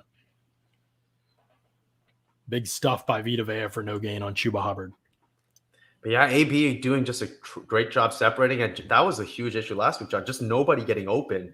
And it's scary to think about what this offense would look like if they didn't have any of those top 3 receivers. I mean, no offense is going to be good without their top 3 receivers, really. Right. Yep. It's going to be different for sure. No question, especially for Tampa Bay. So we will see what happens here as the Panthers are a 3rd and 1 from their own 23-yard line. Here's Newton, handoff to Hubbard, and he's going to fall forward. He is going to pick up the first down. So he twists out of a tackle and picks up 4 yards. So they get out to their own 27-yard line and they'll have a new set of downs there. I wonder how Newton and Darnold really feel about this QB rotation situation. It's such a weird setup. It is, yeah. Seems like weird. Up your rhythm a lot too. Yeah, I would imagine it would be difficult as Newton's in now here on 1st and 10. He's back to pass. Here comes Barrett, or is a try and shrink around the right side. He throws deep down the field, way overthrowing everybody, and the coverage was there. Murphy Bunting and Mike Edwards both in position there, and so it'll be 2nd and 10 for the Panthers. Yeah, he might have had like a half step there, but that would have required a perfect throw from Cam to get this one complete, and that one was just not even close. Right. But I like the idea. Like you can get a big play off of that, the way that the receiver kind of ran that route. Yeah, no doubt about it. 2nd and 10 for Newton from his own 27. Takes the snap, back to pass, pressure coming, throws, and it's incomplete. Wide of Alec Erickson there. It looked like it might have went off or through his hands. And so 3rd and 10 is coming up for the Panthers. Just a really poor passing performance from Newton so far in the drop back game. Like, I know it's predictable, but it almost feels like if he's in the game, you got to just fully embrace the quarterback run aspect of your offense. Like, because if you're not, then why is he in there, right? Right. Yeah, for sure. And so on 3rd and 10, we'll see what the Bucs can dial up in terms of pressure. Now they're showing tight man. It looks like they're going to send 5 at least. Yeah. Unless they drop. And White is coming too, and he is 2 upended. But here comes pressure. Anthony Nelson on the game up front. He gets in clean, and he gets Cam Newton down on the ground for the 8-yard loss, and it's going to be 4th and 18 for the Panthers. Again, kind of trying to make Cam Newton think pre-snap. They're showing man the whole way, but instead of sending pressure, it's actually zone. They switched into it just moments before the snap. They changed the look. Changing it up a little bit, Paul. Making it hard on Cam. Like, if he doesn't know where to go immediately with his first read based off of the pre-snap look, he struggles. Yeah, I mean, wait a second. I just saw the wrong replay. So that neither of these guys have been said. good for Carolina in terms of throwing the football in this game. So I'm not sure what they're trying to go to when they're switching them up. I don't know what they feel like they're getting from one that they're not getting from another. It's very unusual. But here's the Panthers punting it away. And Kenyon Barner back to receive. Pretty good punt, and he fields it at his own 26-yard line. And Barner's going to weave through some space. He's got a good return. He's going to get out to the 46-yard line for the Bucs. Good job reading the blocks in front of him. And the Bucs are going to start this drive from their own 46 after the 20-yard return. And I got to correct myself. I saw the wrong replay. That was man coverage on that 3rd down. It was great coverage, and everything just completely blanketed. And it looked like they even had JTS spying there. So great job holding up on the back end. Yeah, good decision there too. By the way, Bucs defense, if you count in the overtime period, they haven't given up a touchdown for 7 quarters now, moving into their 8th quarter here in the 3rd quarter against the Panthers. So good stuff from the Bucs defense there. Obviously, we know Taysom Hill, we get it. Taysom Hill and Cam Newton and Sam Darnold, we understand. But still, I still give them credit because they're dominating bad offenses, right? Like, they really are. Like, 9 points, I don't really care. That's dominating to me. Against the Saints, right? And so far against the Panthers, like, what you do as a really bad defense is let these guys have like average performances against you anyway. And they're not really doing that. And I know we talked about near the beginning of the game that this defense maybe hasn't been as good as the stats show because of how many bad offenses they've played. But at least in these last 1.5 games, they've taken care of business. You got to give them credit. Yeah, you do. That's the only thing you can do is dominate the teams in front of you. And if they're giving up 9-6 points, then certainly those are the kind of results they were looking for defensively. And so we'll see what they can muster up here. By the way, Greg Allen says Antonio Brown is on the field for the first offensive play of the second half. Seems to be testing his ankle, but fine. Oh man, so it's that same even ankle? The fact that it's a concern could be. I mean, that's pretty worrying. So that must be that same ankle that has been a problem all year, right? Yeah, it's just crazy. The guy has really been healthy his entire career. Like, outside of that, Fontes Burfict cheap shot in the playoffs, the dude like never missed time.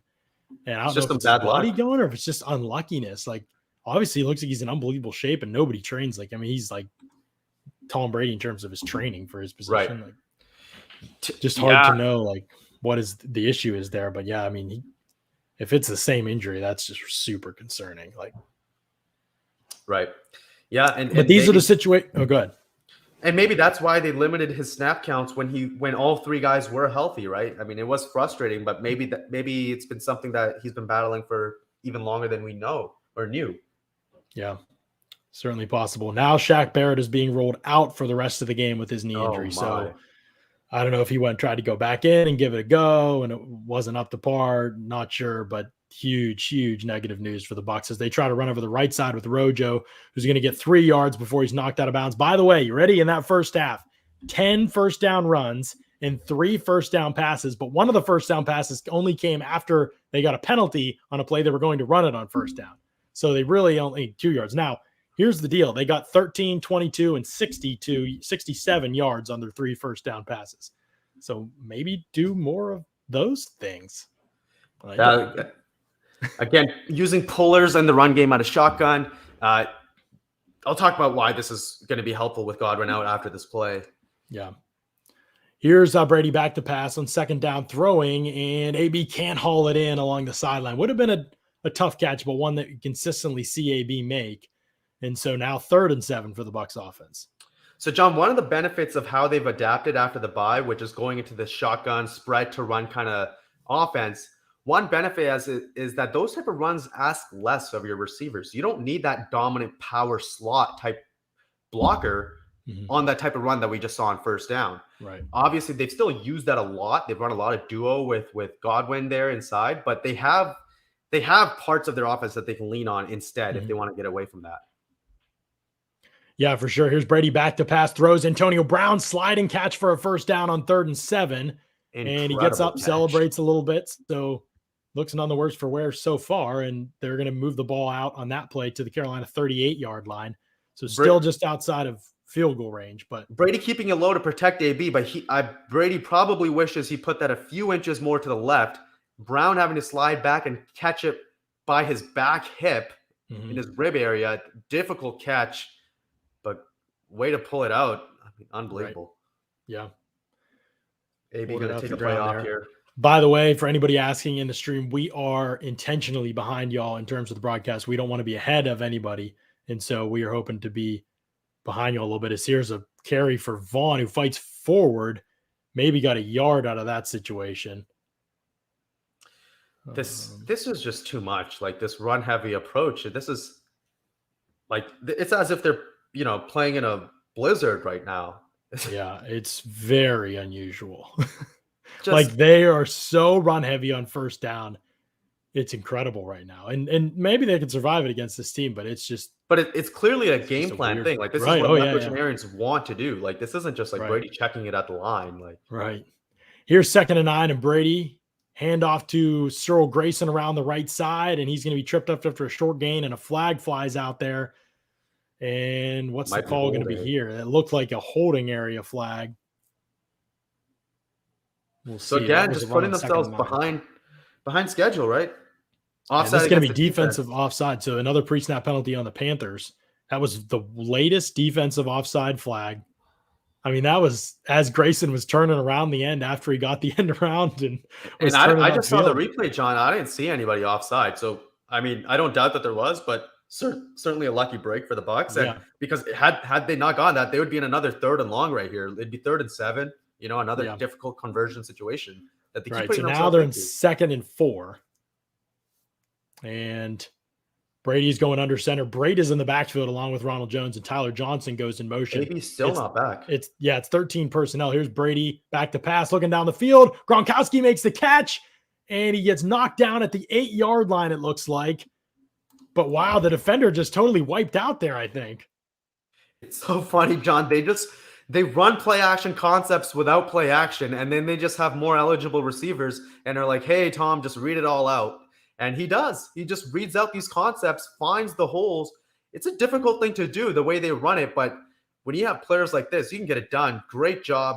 Just a huge soft spot. And a Panthers defender just falling down, but I don't think he would have been responsible for Gronk there anyway. Yeah. And now you get in these situations, 1st and goal at the 9. You got to be able to finish in these spots. That's Gilmore. That's down for the Panthers. Yeah, and huge Gilmore loss.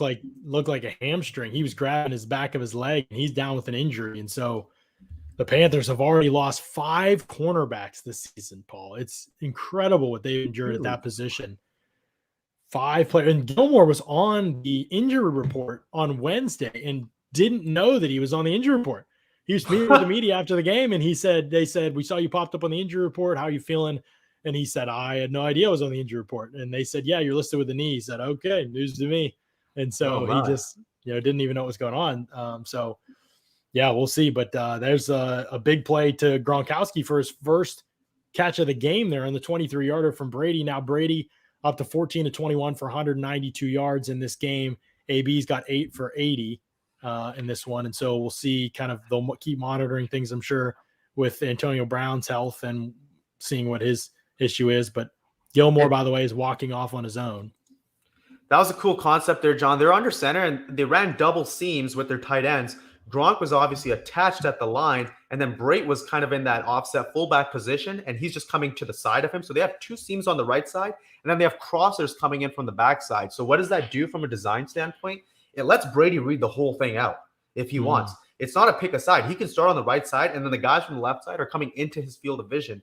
And Brady loves every quarterback uses these, but Brady loves these because he's so fast with his progressions, right? So if you're giving him from a design standpoint the opportunity to read everybody if he needs to instead of splitting the field, he feels like he's able to take advantage of that better than most. Right. Agreed. And now we get a 1st and goal situation from the 9 that they'll need to take advantage of. By the way, if you're watching in the stream and you're new to us, great. Subscribe to the Pewter Report YouTube channel. We do live shows all week, every week, and it's great stuff. We do a bunch of them. And we have live all 22 film rooms as well that we post and publish on YouTube too, breaking down all these games and analyzing details and aspects of this game and player performance too. And if you're in the chat, please hit the thumbs up, give us a like. That helps boost our YouTube SEO. You guys have been awesome about that.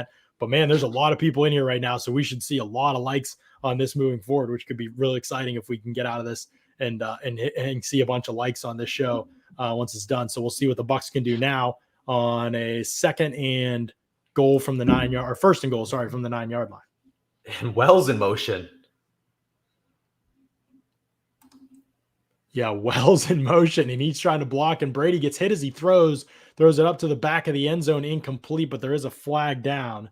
So we'll see what this call is here.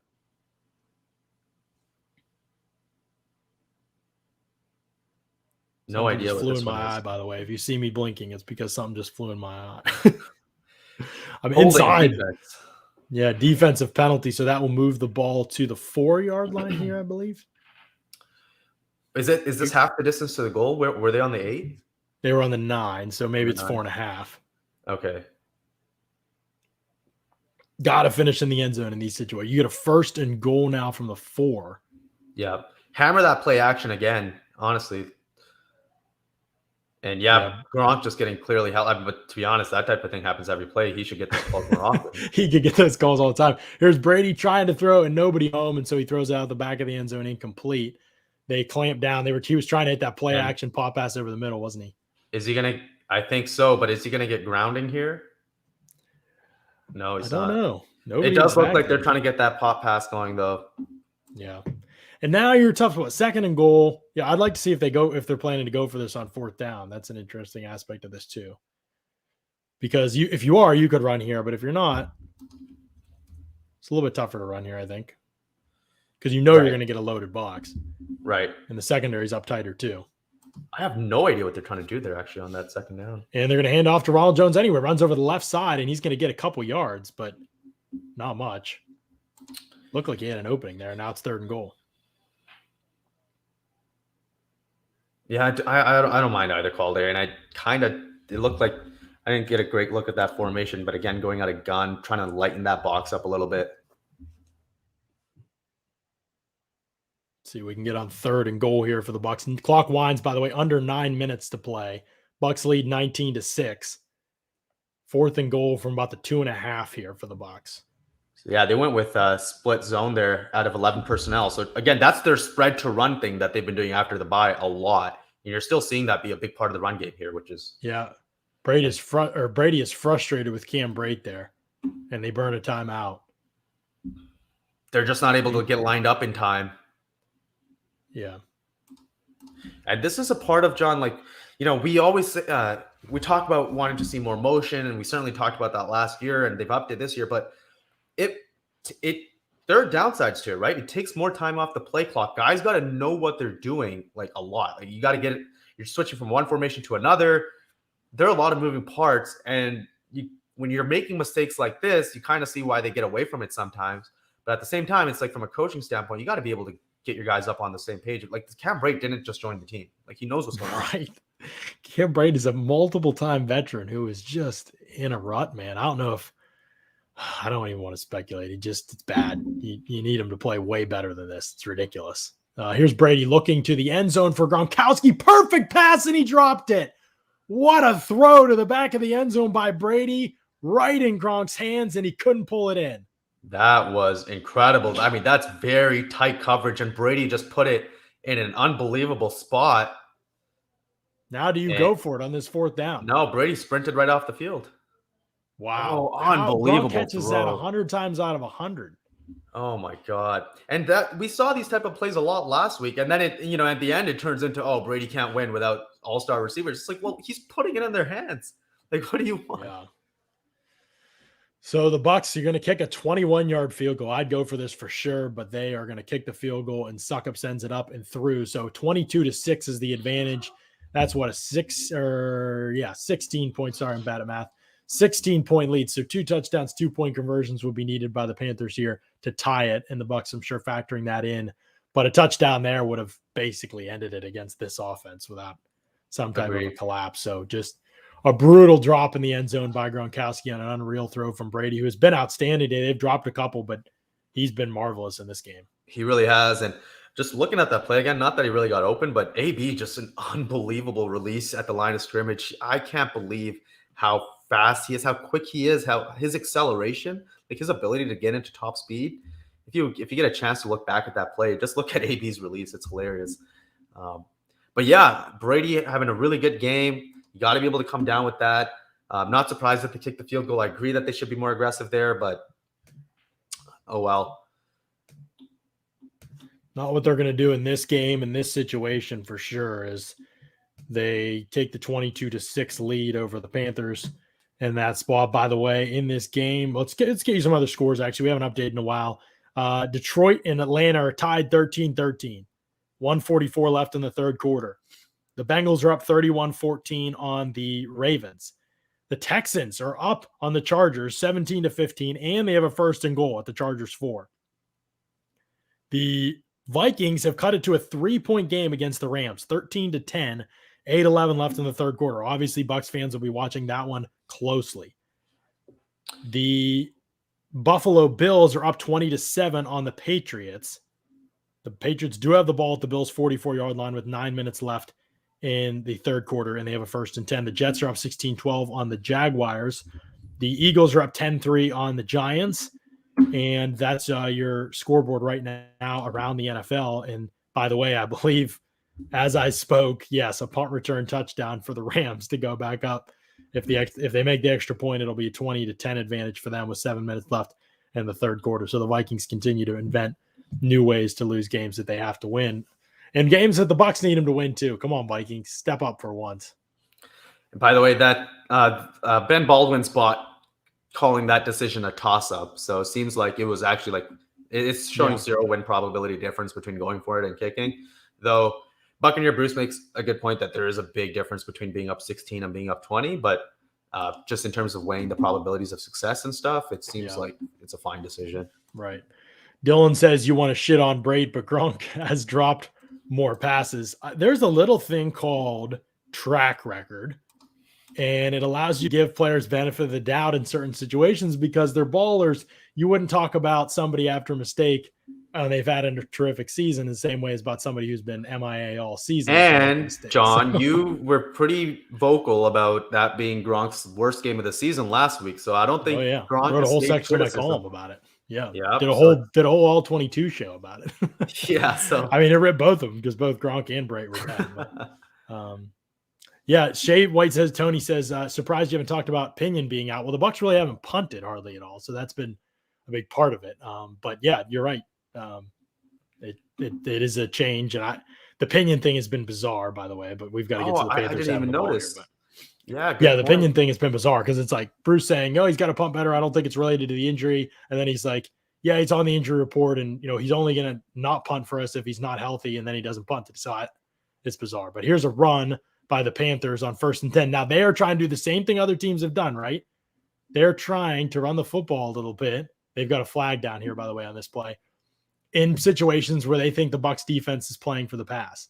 Other teams have done that and gashed them, had a lot of success running the ball against the Bucs in those situations. Yep. And it was you pointed it out a few weeks ago, John. They are way worse defending the run in their sub packages than base. It's the biggest drop off in the NFL statistically. Wow. In terms of how good they are in base compared to nickel. Yeah, it is an issue, no question about it. And by the way, Joey Salas pointing out, and I always appreciate chat helping us out because we don't hear the commentators. Gilmore is out for the rest of the game, apparently. So huge loss for the Panthers. Yeah. Without Gilmore, it'll be interesting to see what the Bucs do in terms of offense, especially if they can keep getting stops defensively. The Panthers here with a 1st and 10. I did not see what that flag was. I'm sorry. Like I saw, but I didn't. It looked like they just took that play off the board. Here's Newton running around the left side. He's not going to get anything. Whitehead chops him down, takes his feet out, chops him down. Whitehead got to be careful he doesn't get a taunting there. I think he went back to pick up the ball. It looked like he was about to taunt him, but I think Whitehead just thought it was a fumble and turned around. Whitehead is just having the game of his life right now. 2 pullers out there. He dodges one puller and then chops down one of the biggest quarterbacks in the NFL. What an unbelievable play. Around the line of scrimmage, I honestly don't know how many safeties are better. He's that good. People, if you look at stats last year, stats or tape, you compare, people talk about Jamal Adams. I mean, Whitehead was unbelievable in that role. He was more impressive than Adams last year in that role. And when he's been healthy this year, it's been the same. Newton back to pass throwing. Whitehead almost got a hand on that, or did he? I think he did. What a game. He did. I think he did. 2nd and 10 becomes 3rd and 10 for the Panthers. And Devin White looked like he was going to create a massive disruption up the middle, but then he got slowed down just at the end. But he had a pretty good break on the snap as well. Yeah, let's see if Whitehead got a hand on that one. He did. He tipped it away. He completely changed the trajectory of the ball. That's probably a completion without that tip. Yep. And now we'll see the Panthers in a 3rd and 10 as Jordan Whitehead is having an unbelievable football game. He is going to get paid this offseason with the way he's played this year. Let's see if they send him. Here he goes, showing pressure, and they back out of it. And here comes Cam Gill around the edge, and he pushes Newton up into Vita Vea's arms for the sack. Newton looking at the pressure, and it's 4th and 20 for the Panthers. They'll punt from their own 15-yard line. Showing that double mugged up look pre-snap. They're making Newton figure it out after the snap. They're making him second guess, make a decision, read it out. And he's just holding onto the ball long enough for the Bucs defense to collapse in on him.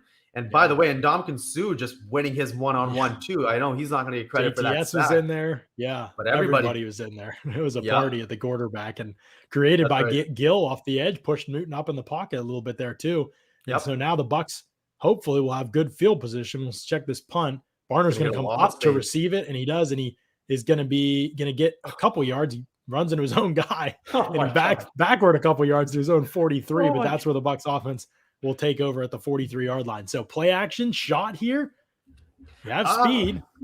Also, has Scotty Miller played in this game, Paul? No, I don't think he has. Arians is done with him. They need him to open up stuff over the middle, because then they can. I don't even want Scotty for the shot plays. I want him to just open things up underneath so they can use more of that control passing game to Gronk, to maybe even Brown underneath, to Tyler Johnson, because now he has an opportunity to play in the slot. Like, open it up a little bit for those guys underneath by blowing the top off the defense. And hey, if they don't want to respect Scotty, I'm sure he can get open deep and create that splash play too. I just wonder what they do at this point. The run game has really been totally bottled up other than the 55-yarder in this game. I mean, that you have a 55-yard touchdown run, and the Bucs have 101 rushing yards in this game, and they've run it 18 times. So that 5.6 yard per carry average is pretty deceptive. They have not necessarily run it well outside of that one play. Yeah. Obviously, they want to run the football up 22-6. You don't want Brady taking a lot of shots in a game you know your defense can win. But at the same time, you need another score here, put this thing out of reach. I mean, if you put the Panthers in a 3-score game and choose some clock, this one's over. And if you get a touchdown here, you know, you start to count down the minutes until you can get Blaine Gabbert in the game. Yeah, totally agree. So I'd love to be aggressive on this drive, especially with more out. Yeah, and now if you do want to go for that shot play route, John, like kind of you talked about, you have a good opportunity here. I mean, Stephon Gilmore's not been able to guard AB, and I really doubt his backup's going to be able to guard AB. So if you want to, you know, torch him deep on the outside off a double move, something like that, play action with protection back there, you're going to get a good shot at it. And they do love to do it in this part of the field, especially off of a turnover. Yeah, for sure. No question about it. I'm trying to see if there's any updates about Antonio Brown. Don't see anything from Bucs reporters. Don't see anything from our crew. But the defense is dominating right now for Tampa Bay, even without Shaq Barrett. Guys have played well. And so we'll see. Do they go back to the last drive, by the way, for the Bucs? If you're looking at their first drive of the second half, it was a run on first down, and a pass on first down, in which there was defensive holding, and then a pass on first down again. So their sequencing did get changed up a little bit when they got in the goal-to-go situation, obviously.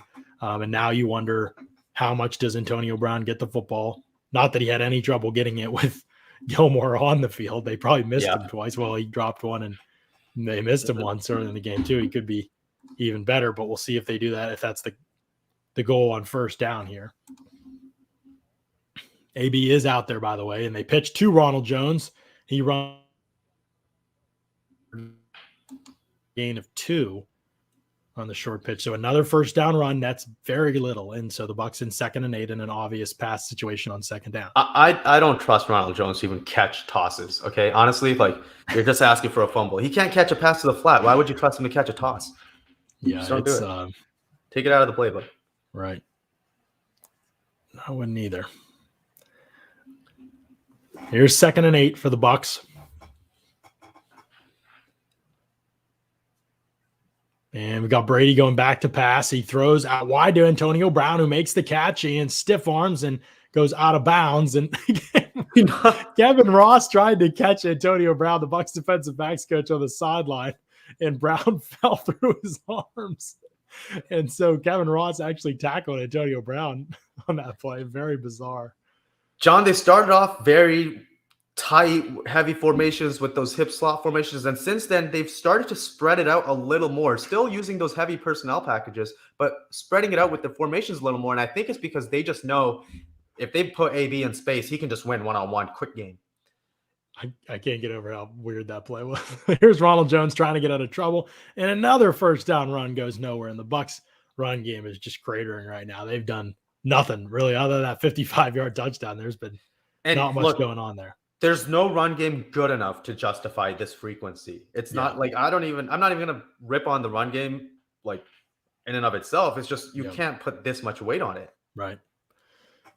And here's 2nd and 10 for the Bucs offense after the Rojo run gets no yardage.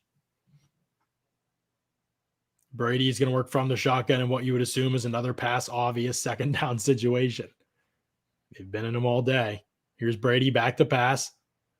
He's going to step up and run. Tom Brady's going to run. Got guys pursuing him from behind. He's pulled down, but he's got the first down. And he gets up a little slowly, and everybody's holding their breath, but he's laughing. And I thought those guys could have dove, but he got 11 yards. 11 yards, Paul. All man coverage and the secondary for Carolina. They blanket everything well, but back's turned to Tom Brady. And maybe he's taking that as a sign of disrespect. You're going to turn your back to me as if I'm not a rushing quarterback? Look, Tom Brady's saying, I'm going to do what I want. If I see a lane to run the ball, I'm running the ball. That's right. Period. That's right. And here they got a 1st and 10 now, and they're at the Carolina 33-yard line. So just outside of field goal range, probably here as they pitch to Cyril Grayson. He's got Cam Braid out in front of him. He's got some space, and Grayson isn't touched till he's got about 14 yards. He's going to be out of bounds at the Carolina 19. So a good gain there by Cyril Grayson. That was one about Scotty not being in there, but Grayson's played well, Paul.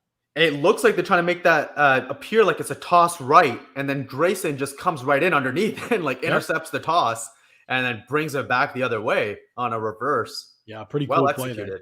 Yeah. Have not seen them run it like that. Yeah, they've used stuff like that, but I haven't seen it. I don't know if I've seen it exactly like that and that well executed. A lot of guys have to do their jobs well for that to work. Yep. So a 1st and 10, and we'll see what we got here. Another run coming. Brady from the shotgun. Is he square stanced? No, he's not. So it's a pass. Paul, there you go. Brady throws out to Cyril Grayson, who's going to turn upfield. Great play by Grayson. Good route, and he gets 12 yards. Grayson has played well. He's down to the Panthers' 7-yard line, and it's a 1st and goal for the Bucs. I do just want to make the distinction again. It's not that they never run when he's in this stance. It's just that they always run when he's in a squared stance, from what I've seen. Yep. But so a tendency. The Bucs with the 1st and goal from the 7. And look at that, man. How well has this... Whenever you see the tendency, let's just do it live so we can see how close it's being right. But hey, how good has that early down passing been today? Yeah, I mean, unbelievable. They've only done it like 5 times, and every play's been just huge for them. Every play's been a double-digit. Brady might have to burn another timeout here. Yeah, play clock winding down. He's going to hand off Ronald Jones behind Ali Marpet. Nobody's out there for the Panthers. Ronald Jones is going to walk in. Easy touchdown. Nobody touched him from 7 yards out. Play clock was running down. Brady got the snap off. Gave it to Rojo for an easy run around the left side from 7 yards out, and the Bucs are up 28-6. And I will point out, just for the sake of example, there he was not squared there, but it was still a run. He was, he was by the way, normal stance. Telling Tyler Johnson what to do before the play clock. Tyler Johnson doesn't know what to do. Brady's just getting it done with who's ever out there, man. Trying to get guys lined up, and it doesn't matter. The Bucs are still rolling. They are an extra point away from going up 29-6. And now you start thinking about when Blaine Gabbert time starts, if your defense can get another stop here. Yeah, that's right. So great showing. I hope they still, take away from it and look at their first down strategy and reevaluate it, despite how good the offense has been overall, because they won't. But they won't. It's too easy to say. Right. But what's unbelievable what Brady's done in this game, I mean, been in tons of second and long, pass obvious situations against a good defense without 3 of your top 4 receivers, 4 of your top 6 receivers, and he's just shredded. Like, he just hasn't made a mistake all day. And this is where basic box score is deceiving, because it looks like he's having an okay game. But like you pointed out, he's in all these pass obvious situations, and that is why his EPA is insane. It's 0.41 EPA per play, which for those who are familiar with that stat is ridiculous. It would be by far the first place in the league as a season. It's just a ridiculous game. Yeah, he is. He's been outstanding in this game. Again, think about it, there's been a couple drops. They dropped a touchdown of his. That EPA doesn't even factor that in, right? Yeah, that's right. The fact that there was a drop touchdown. So that's why I hate looking at EPA for games. But you're right. It's already good. And that's not even considering the fact there's been some drops and some route running mistakes. Yep. One was on a third down by Brady. So yeah, it just the raw numbers don't even quantify how good Brady has been in this game. Here's the kickoff by Hofrichter, who has done a nice job, and he kicks it right down on the goal line. That's where you want it, really, if you can get coverage, which they get him stopped at about the 26-yard line. Good play, Grant Stewart. Always there, it seems like, on special teams is Grant Stewart. And now I'm just guessing we're going to see a quarterback's change coming up here. Just given the fact for the Panthers? Yeah, just given the fact that Newton's done nothing, it might be to see something different for Carolina. Down 29-6. They really need to get a long look at Sam Darnold these last 3 games. It makes no sense to me why Newton is playing at all. I thought he'd play way less in this game than he is. I mean, Darnold is definitely not good, but he is your guy right now. You have to make decisions about him. There's no reason to believe Newton would be back with this team next season. Where Darnold could be back in a competition, he needs playing time. You need to see more of him. He goes play action, pressure up the middle from White. Darnold gets away from him and has to throw the ball out of bounds. So good pressure by White, force the incompletion, and 2nd and 10 is coming up here for the Panthers. Yeah, totally. And I think Darnold, they gave him an extension or a pretty decent contract too, right, before the year? Yes, you're correct about that, I believe. Or picked up his option, I believe. Okay. Yeah, that's somebody in the chat maybe knows, but I'm pretty sure they did pick up his option. That seems right to me. Clock at 1:56 left to play in the third quarter, by the way. Bucs lead 29-6. Panthers with a 2nd and 10 from their own 25-yard line. You're right. Bucs showing pressure once again. They did. Okay, good. Here's Darnold under pressure, steps up in the pocket, heaves one down the field. Did he catch it? What? Along the sideline? Robbie Anderson? No, they say he was out of bounds, and they might look at it. That was really impressive, though, for him to hold on to that one. And again, a great throw by Sam Darnold, stepping up in the pocket under pressure. And I think it was Whitehead. Whitehead got both hands on it too, or he got a hand on it. He's out of bounds. Yeah, he's definitely out of bounds. It looked like there. But Whitehead getting his arm in there to try to disrupt it, really hard to finish through that contact. Yep. Right. Whitehead kind of pushed him and forced him out of bounds there. So he did. Just another marvelous play by Jordan Whitehead in this game. And now we'll see the Panthers on 3rd and 10 from their own 25-yard line. I think Whitehead already has a game this year where he graded in the 90s from PFF, which is insanely high. And this could be another one. Yeah, it sure looks like it should be, unless they hit him for that touchdown for some reason. Sometimes PFF will be wilding out there. And on 3rd and 10, are the Panthers burning a timeout, or what's happening here? Everybody's just standing around chatting with each other. Yeah, just asking how the ref is doing. Yeah. By the way, Bucs, if they can get out of the third quarter without giving a touchdown, they'll extend that streak quarters that they've not given up a touchdown to 8. We'll see if they can do it. Hopefully I didn't just jinx them. You can see the Panthers starting quarterbacks there. That's been position for them. They've got to get something figured out in that regard. I think there was a streaker or something. Oh, was that the problem? Yeah. Nobody in the chat said anything. I don't know what. Someone in this, I think I just quickly looked at chat. I think somebody was saying that Yeah. someone dressed as Santa or something like that. Okay. 3rd and 10. Got to get off the field in these situations, obviously. Bucs try and Shoinka out there and Gill as well. And they run a couple games up front trying to get somebody free. Darnold with a good throw. DJ Moore makes a juggling catch, and he's got a big gain, 19 yards. And so they'll pick up the first down on 3rd and 10, get out to their own 44-yard line, and they'll have a new set of downs. Yeah, tough. I mean, they're gonna move the chain sometimes. Let's see what the concept was here. For a while there, it seemed in doubt, but yeah, good route by Moore. Davis stumbled, and that's the reason for as much separation as there was. Moore just beating Davis one-on-one. Yeah, in man coverage. Looked like Davis did kind of anticipate the break, but couldn't keep his footing coming out of the break. Maybe he stepped on the back of somebody's heel. Here's Darnold throwing down the field for Moore and way out of bounds, incomplete. And so it is going to be 2nd and 10. White getting the opportunity on quite a few pressures here in the second half. Yeah, he's getting free for sure. No question about it.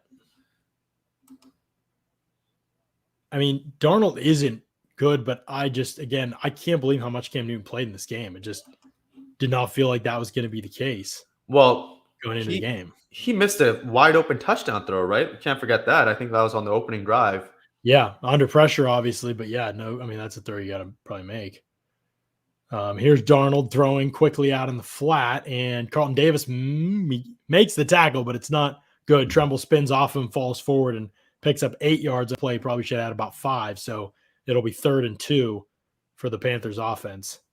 And you got to see the Bucs close this game out strong. They've obviously struggled against Buffalo to do that, and there's no reason for this to turn into that with only a quarter and a bit left. But right, I think for that reason, you might also see Brady come back, and you know, it really depends what happens in this drive. Obviously, obviously Brady's probably going to play the one after this, but if they were to get a quick stop here, which doesn't appear to be what's happening, we'll see on this 3rd and 2. But they're already at the Tampa Bay 48. It's Hubbard over the right side, going to push forward for the first down through Vea's tackle. And so it'll be a new set of downs at the 45-yard line for the Panthers. And we'll see there's 20 seconds left in the 3rd quarter. Will they try to get another snap off? They're going to take this to the end of the quarter. 1st and 10 from the Bucs 45. It looks like they're going to take this thing down to the 4th quarter. Yeah, there's no urgency from the Panthers to get another play. They let 20-some seconds run off the clock there without trying to get another play. Weird decision. Yeah, interesting. 29-6. That's 23 points they got to make up. Bold strategy. If we go to the 4th quarter, let's check in on some stats. Well, let's check in on some scores. Rams are up 20-13 on the Vikings. The Rams have the ball 3rd and 7 at the Minnesota 23, though. So, yeah, not looking great for the Vikings. 13 minutes left still, so we'll see. Let me know if you want to know about any other scores right now, but I think that's the only one in the NFC that's really pertinent right now. Let's check in on the box score for the Bucs so far in this one. Tom Brady, 16-25, 215 yards and a touchdown, has not been sacked in this game.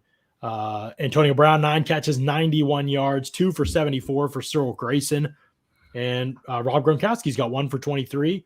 Ronald Jones, 2 for 16, and Cam Brate, 2 for 11. So been a weird day in some ways for the Bucs offense, but they've been pretty efficient rushing the football. It hasn't been overwhelming all game, but 5 carries for 59 yards for Vaughn. Obviously 55 came on the touchdown run. And then Ronald Jones, 16 carries for 51 yards. So he struggled, just a 3.2 average. But the Grayson end around was 14, and the Tom Brady was 11 yards on the scramble. So that's boosted their rushing averages a little bit. They have 135 rushing yards in this game. I would say that number is highly deceptive in terms of what they've done in straight handoffs in this game. But they've gotten it done one way or the other with the run game and with being a little creative too. The Grayson play was a good example of that. Yeah, I do fear just going forward the sustainability of a strategy that results in you being in 3rd down all the time. And that was already kind of an issue in some ways. And now they're going so extreme. And we won't really be able to tell a lot about what their strategy will be in the 4th quarter here, because presumably they're going to kind of go into a 4-minute offense and try to kill this one out. Michael says Miller and Perryman are non-existent. Perryman is non-existent because he's on the COVID list and is not playing in this game. So cut him some slack, Michael. Tyler Johnson's still doing nothing in the slot. Yeah, it's been a whole bunch of nothing for Tyler Johnson in this game. He doesn't even – does he even have a catch? No. I don't think so. He hasn't even been targeted in this game. And this is the game where he's really getting a shot at that Chris Godwin role, because once Evans is back, I think AB might eat into some of those snaps, maybe in that position, though I kind of think they won't do that. But anyway, he's not that guy, man. He's just not. Right. And we'll see what happens here for the Panthers with a 1st and 10 from the Bucs 45-yard line. Can the Bucs defense close this thing out strong? 8 quarters now without allowing a touchdown. Can they keep that streak going? As Darnold from the shotgun takes the snap, back to pass, and he throws, caught over the middle of the field. Devin White was there in coverage but couldn't prevent the catch. Amir Abdullah makes that grab, and it's going to be 2nd and 4 for the Panthers. See if the defense stays aggressive here. Now the Panthers are going hurry up. Yeah.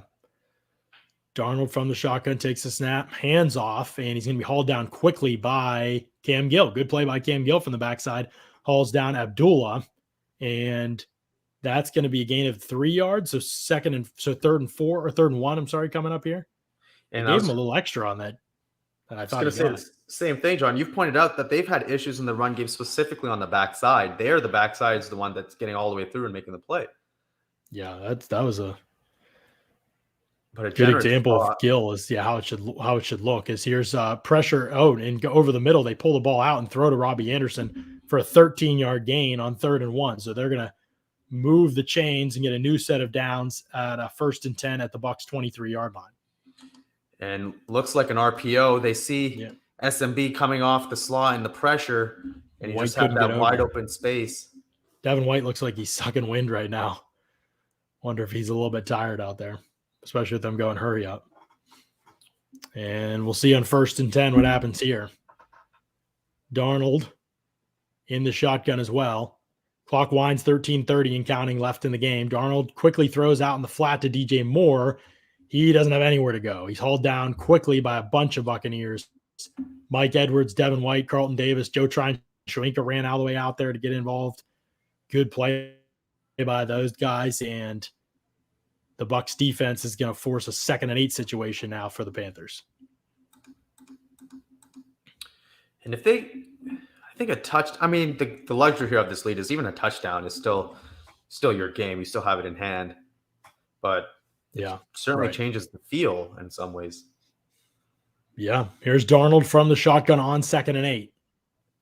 Bucs are giving him a lot of space if he wants to run there to the left. We'll see if they run a game coming here, and they do. Golston coming around. His pressure causes Darnold to step up, and he fumbled the football, and he got it back, but he's going to be sacked. Golston and Anthony Nelson maybe in there for the sack on 2nd down. So 3rd and 11 coming up for the Panthers. The Bucs dropping in a quarters coverage behind, playing the pass all the way and doing a good job of it. Way to hold up, and kind of a coverage sack more than anything. Yeah, it was. There was some pressure. Darnold, really, his movement in the pocket kind of sacked himself in some ways there because there was no quick pressure. And on 3rd and 11, Darnold will work from the shotgun. Takes the snap, pressure coming around the right side now, and he throws. He had a touchdown, and he blew it. Overthrew Amir Abdullah. It would have been a touchdown on 3rd and 11. Kevin Minter got torched, and Sam Darnold overthrew it by a mile. And I wonder if that was a blown coverage. That's Minter. Sorry, is that Minter having to carry? Yeah, on the vertical route, just a tough ask. Yeah, they got the matchup they wanted. Minter got torched, and Darnold just couldn't complete the pass. So 4th and 11 now. It's a zone coverage, but he was responsible for carrying the back vertical. Mm-hmm. And now here's 2 touchdowns the Panthers have had in this game that they have not completed. 4th and 11. And is we going to get a timeout? Wow. The Panthers just called a timeout on 4th and 11 here. Even if you get this, the loss of the timeout is a big one. Yeah, I agree. I mean, obviously, you need points. Being down 20 doesn't change anything, so you're probably right to go for it here, right? Oh, yeah, definitely. Yeah. If you don't get a touchdown here, you're cooked. So 4th and 11, though. Tough spot for the Panthers. Bucs got to get off the field in these spots. Yep. And this one would ice it, I think, if they can stop them here. Yep. Big play coming up. 11:56 left in the game. Panthers trail the Bucs 29-6 in the 4th quarter. Texans ahead of the Chargers. That's a surprise. Yeah, Chargers have a ton of people out. Here's Darnold back to pass. Pressure coming from Vea. He hits Darnold as he throws, and it's incomplete. Wow. Don't even know who he threw to. I don't even think Vea. Inconsistent. I don't even think Vea made direct contact. He pushed a guard into Darnold. Unless I saw that, I got to see that again. You saw it right. He just drove the guy directly into him. I think he might have hit him at the end, come off the block. But it's going to be Bucs ball and the turnover on downs. 29-6 is the advantage for Tampa Bay. And we will see who comes out at quarterback here for the Bucs. 29-6. What do you think? Tom Brady coming back out? I think so. And by the way, John, I think that was so Vea was actually lined up at the end spot, and I think that was a tight end from Carolina, one-on-one against Vea, who just got driven all the way back. Unless that was a tackle lined up as a tight end, but that was in a tight end position, guarding Vea one-on-one. No chance. Big yikes. Big yikes. But yeah, I do think we see Tom Brady here. And I think if they can get anything going on this drive, and of course, depending on how the next defensive possession goes, there's a good chance that this one is it. Yeah. And for the Bucs, this is huge. Being able to put a team away like this, the defense start off a little bit rough. Obviously, 2 of the first 3 drives of the Panthers got to the red zone, and there were some blown issues on the defense where they were allowing stuff. And then they rallied back. They hold to 6 points. They're playing well, playing the kind of game that they needed to play. 5 sacks has been huge. Surprised they don't have more turnovers. They have won, right? The pick by Whitehead. I think that's it. They've kind of had opportunities for other ones, right? Like Darnold almost fumbling it there. Yeah, Whitehead got his hands on one. And right. So they've done a lot within their own control to create those opportunities. Yeah, for sure. And so we'll see what happens. Obviously got lucky with the Panthers missing a couple touchdowns for sure, but it still have played pretty well as a unit. And offensively, I think I've been really impressed. 29 points with the guys you're down against a good defense. That's a really strong game from the offense. They've played really well, I think. Obviously, you'd like to see him finish it off here with another great drive. I don't think there's any question about that, but they're probably going to, with the injuries they've suffered, understandably be a little bit conservative in this spot. And it's the pass offense that's been most impressive, right? Which is really encouraging, because that's where the injuries are going to most hinder the team.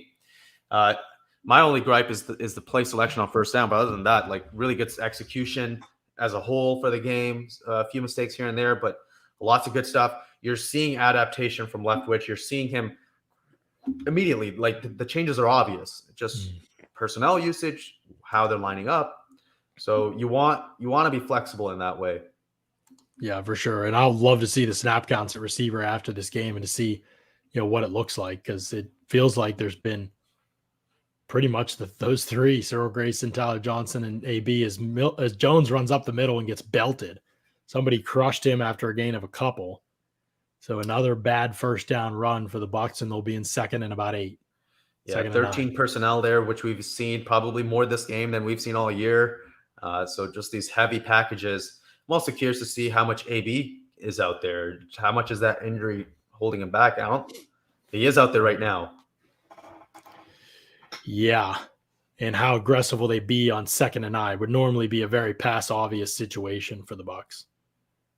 And they're going to go run with Ronald Jones, and he's going to lose several yards. And so on 3rd and long, they're probably just going to run it again. Might as well just keep clock running, man. Might as well just keep clock running.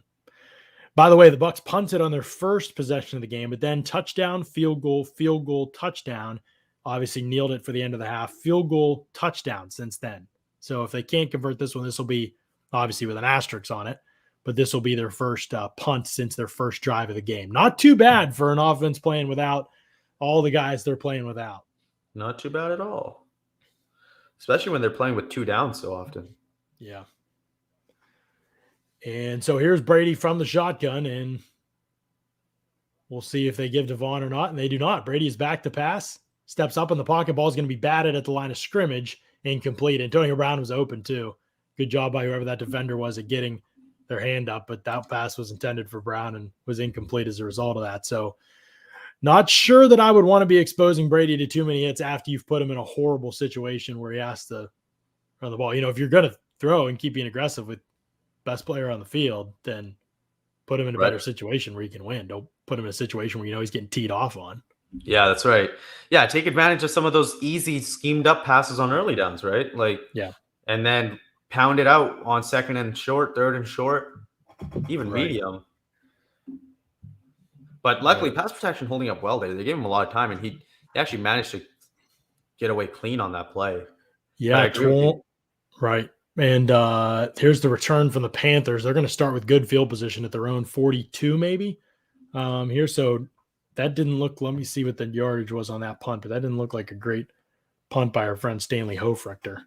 Flag is down, by the way, on this play, so we'll see what this call is.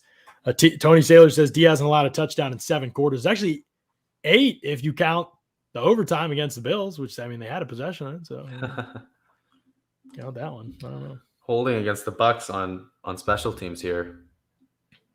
Holding against the Bucs or the Panthers? I think against the Bucs. It was against the kicking team. The graphic was wrong. It said the Panthers, but so holding on Andrew Adams. And so what are they going to do here now? They're going to take that field position after, probably, because that was just a 40-yard punt. So they'll have the ball 1st and 10 at the Bucs 48-yard line with 10:15 left in the 4th quarter. So not that you're worried about the result of the game, but probably about as poorly as you handle that situation in terms of throwing the ball on that 3rd and long and then not being able to continue to run clock. Then a bad punt and a penalty, and so you get them with pretty good field position here. Yeah, for sure. And another opportunity to see how this defense approaches it. Do they start playing more quarters, kind of playing off a little bit, playing the pass? And if they are playing the pass, how do they handle the run if the Panthers do ever decide to hand it off? Because that's still going to be an important thing going forward. There are going to be situations where offenses show pass-heavy looks, pass-obvious downs, and they hand it off, and the Bucs have to improve in that area. Yeah, no question about it. That is going to be big for them moving forward. Obviously, the score now 29-6, and so the Panthers, even with the ball in Bucs territory just across midfield, are going to be hard pressed to cut in much into this lead. By the way, the Vikings scored, and it is 8:21 left in the game, and the Rams are leading 27-20, and they have the ball with a 2nd and 10 at their own 25-yard line. So, Bucs fans will certainly have some attention shifted to that game. 3rd and 6 now coming up for the Rams from their own 29 as the Vikings try to help the Bucs out, man. Help the Bucs out a little bit. Keep the Rams down there out of the way. That would be nice. By the way, the Bills up 26-14 on the Patriots with 8 minutes left in that game. The Patriots have the ball 1st and 10 at the Buffalo 13-yard line. So there's a chance there that New England's about to cut into that Bills lead with 8:21 left. Has Stafford thrown a bunch of picks or something? Stafford has definitely thrown a couple picks in this game. 3, in fact. 18 of 34 for 147 yards, 1 touchdown, and 3 picks. Oh, okay. They have scored, I believe. They had a punt return touchdown for sure. Maybe they got a short field off a turnover. I'm not sure, but it has been the Rams have kind of stunk it up, but they just got a 37-yard pass to Kupp into Minnesota territory. So, jeez, they are probably going to win that game. We'll see. So here comes the Panthers offense, by the way. If the Bucs win and the Rams win today, what seed are the Bucs going to be? Are the 4 seed right now. Right. Now it depends what happens with the Panthers the Cowboys the rest of the way, and the Rams too. They have tougher games than the Bucs do left. Here's Darnold throwing down the field, incomplete, well behind and off target for DJ Moore on 1st and 10. So now 2nd and 10 coming up for the Panthers offensively. If that seeding held up and the Bucs were able to get through the wild card round, which they should, that would mean going into Lambeau most likely for the divisional round, I think. Tough one. Yeah, I mean, the first round of the playoffs right now, 5 seed would be, I believe the San Francisco 49ers. If they make it, we'll see. Everybody's kind of struggling in the NFC, but that would be the first round matchup that I think would be very difficult. Obviously, Jimmy Garoppolo was the weak spot, but they have some elite players in San Francisco. That's a tough team to face in the first round. Here's Darnold throwing down the field, incomplete. That one wasn't close to Jamel Dean, right on Anderson. Great coverage again from Dean. Right. coverage has been honestly, I know there's been pressure, but I think coverage has been the most impressive part of today's game.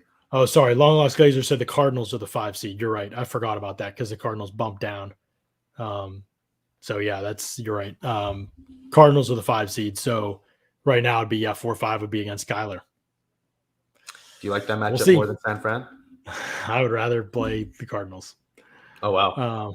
That's how I feel. When you haven't been there and experienced it, I think it's a little bit different. San Francisco has. It's not going to be too big for those guys. They've got a lot more elite players than Cardinals do. Here's Darnold off the hands of a receiver underneath on 3rd and 10, but that one wasn't going to get him the first down anyway. And so now it is 4th and 10, and the Panthers will probably go for it after 3 straight incompletions. Yeah, and as they should. But yes, defense is holding up well. Really impressive game for the Bucs. So the thing is, they've given up some big plays and had some undisciplined moments, but just the ability to make splash plays over and over again. And you're right. It's suffocating. Splash plays for both sides of the ball, to be honest with you. Mm-hmm. That's where it's been really impressive. Here's Darnold from the shotgun. On 4th and 10, drops back to pass. Pressure coming. He tries to get out of the pocket. Kevin Minner's going to wrap him up and take him down. Another sack for the Bucs, and they get Sam Darnold on the ground again, and they are overwhelming the Panthers front right now. That's 6 sacks today for Todd Bowles' group. And no longer just giving up those easy passes underneath like they were for so much of the season with their coverage and heavy blitzes. This time just solid in coverage and the pocket collapsing pretty quick, so great pressure as well. And just solid defense all around and not just making it easy for offenses like they did at times before by just sending the house and letting them throw hot underneath with soft coverage. And the Bucs can taste it now. NFC South title, their first one in a long time. 9:49 left on the clock. Bucs up 29-6. And it's a confidence thing too, right? Coming off a game like that Saints game, it's a confidence thing as well for the Bucs to be able to come out here and dominate like this. No doubt. And here's Brady going to hand off to Ronald Jones, another first down run, but this time he's got plenty of space breaking away and takes a while to get hauled down as well. So good finish through contact for Jones. He's going to get down to the Panthers' 29-yard line on a 16-yard run. I've been impressed by Jones in the run game, just in terms of how different it is. It's been tough sledding for him. He hasn't had a lot to work with, but he's 20 carries for 65 yards in this game. I like the way he's finished runs, though, just finishing through contact, and he's been explosive, but he just hasn't had the huge gaps that we've seen for Fournette for the majority of the season. Yeah, it feels like the Bucs have been in these situations where they can put teams away. One more touchdown, obviously this game, probably no matter whether they score a touchdown or not, is over. But you'd obviously like to be able to finish this drive in the end zone and get over that 30 mark. They've had a bunch of games where they've been just outside of it, but it is not going to happen on that play. Ronald Jones tried to bounce outside. That wasn't there. He loses a yard or two. So you've got 2nd and long coming up for the Bucs offense again.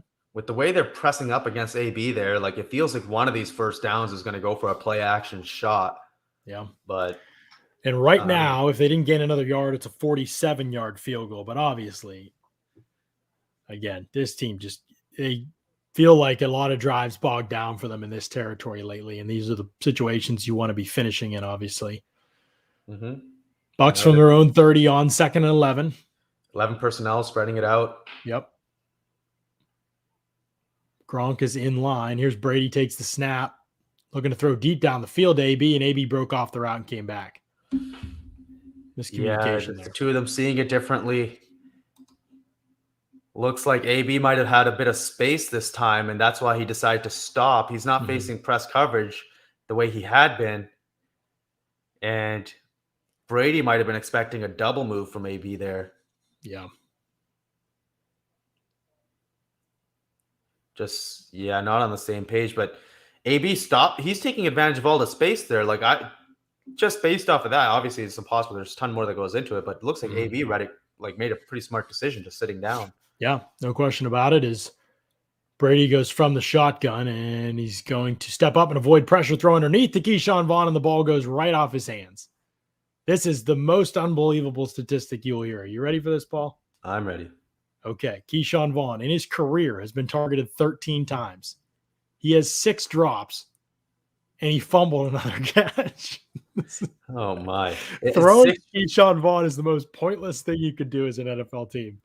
There's just almost no way that it goes well. It's unbelievable how bad it is. Yeah, that's just insane.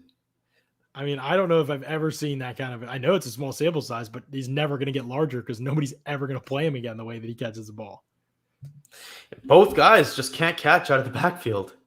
Yeah, I mean, you've seen drops from both of them today that have affected things. Well, Rojo, they overcame that one, but that one on third down, who knows what would have happened? They could have been a 4th and short, and I think they might have gone for it. But Arians gets aggressive, by the way, as Suckup bangs in the field goal. Good job by Suckup hitting the 48-yarder. He's had a good day. That's good for Suckup. I think Bruce is going to be happy about that. Bruce is decently critical of him. I'm not really sure why, because he's kicked fine this season. But the Bucs take the 32-6 lead with just under 8 minutes left in the fourth quarter. And now defensively, you know they're itching for one, right, Paul? They want to score on that side of the ball. Sorry, say again.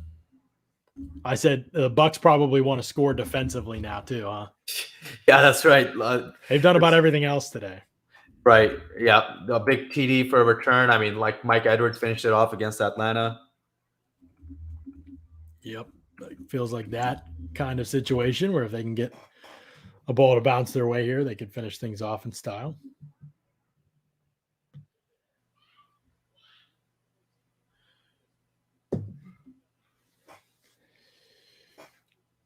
By the way, Sam Darnold, was he on? How many straight incompletions? 6? 9 of 20 for Sam Darnold. 9 of 20. Not good. 9 completions. Not good. Here are the Panthers getting another opportunity here. Here's on the return, going to be hit and dropped by Cam Gill as the return man. Got out to about the 31, though. So, by the way, when can we expect Le'Veon Bell to get in on the action? That's a good question. I hope to see him a little bit in this game. I mean, obviously, they only play him if they have to, probably. But if it's late in the game, I'd like to see him. That'd be fun. Right. Yeah, and I wonder how new this offense is for him, because by the time he was in Pittsburgh, like that offense was way different from what Arians was running in his time there. Yeah. AB said as much when he came in as well. Yep. No question about it, as Darnold is going to operate from the shotgun, trying to get the Panthers involved in this one offensively. They just have not really been since the first quarter. Throws too high over the middle of the field for DJ Moore. Had him, but just another inaccurate throw from Darnold. He is struggling right now, man. Struggling.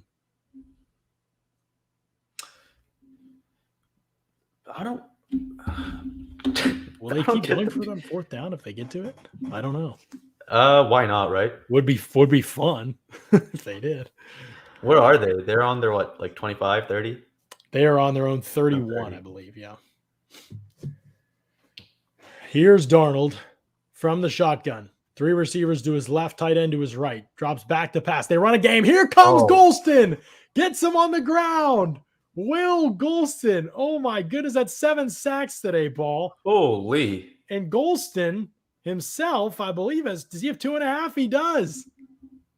I'm trying to think. He had 2 sacks all season before this. I wonder if that's the first multi-sack game of Will Golston's career. We're going to find out in a second here, Paul. That would be quite the stat. I think it might be. I mean, he's not had many. He's become such a better player under Todd Bowles, but that game, they just never picked it up. The Panthers got to do this again, man. They got to play the Bucs again.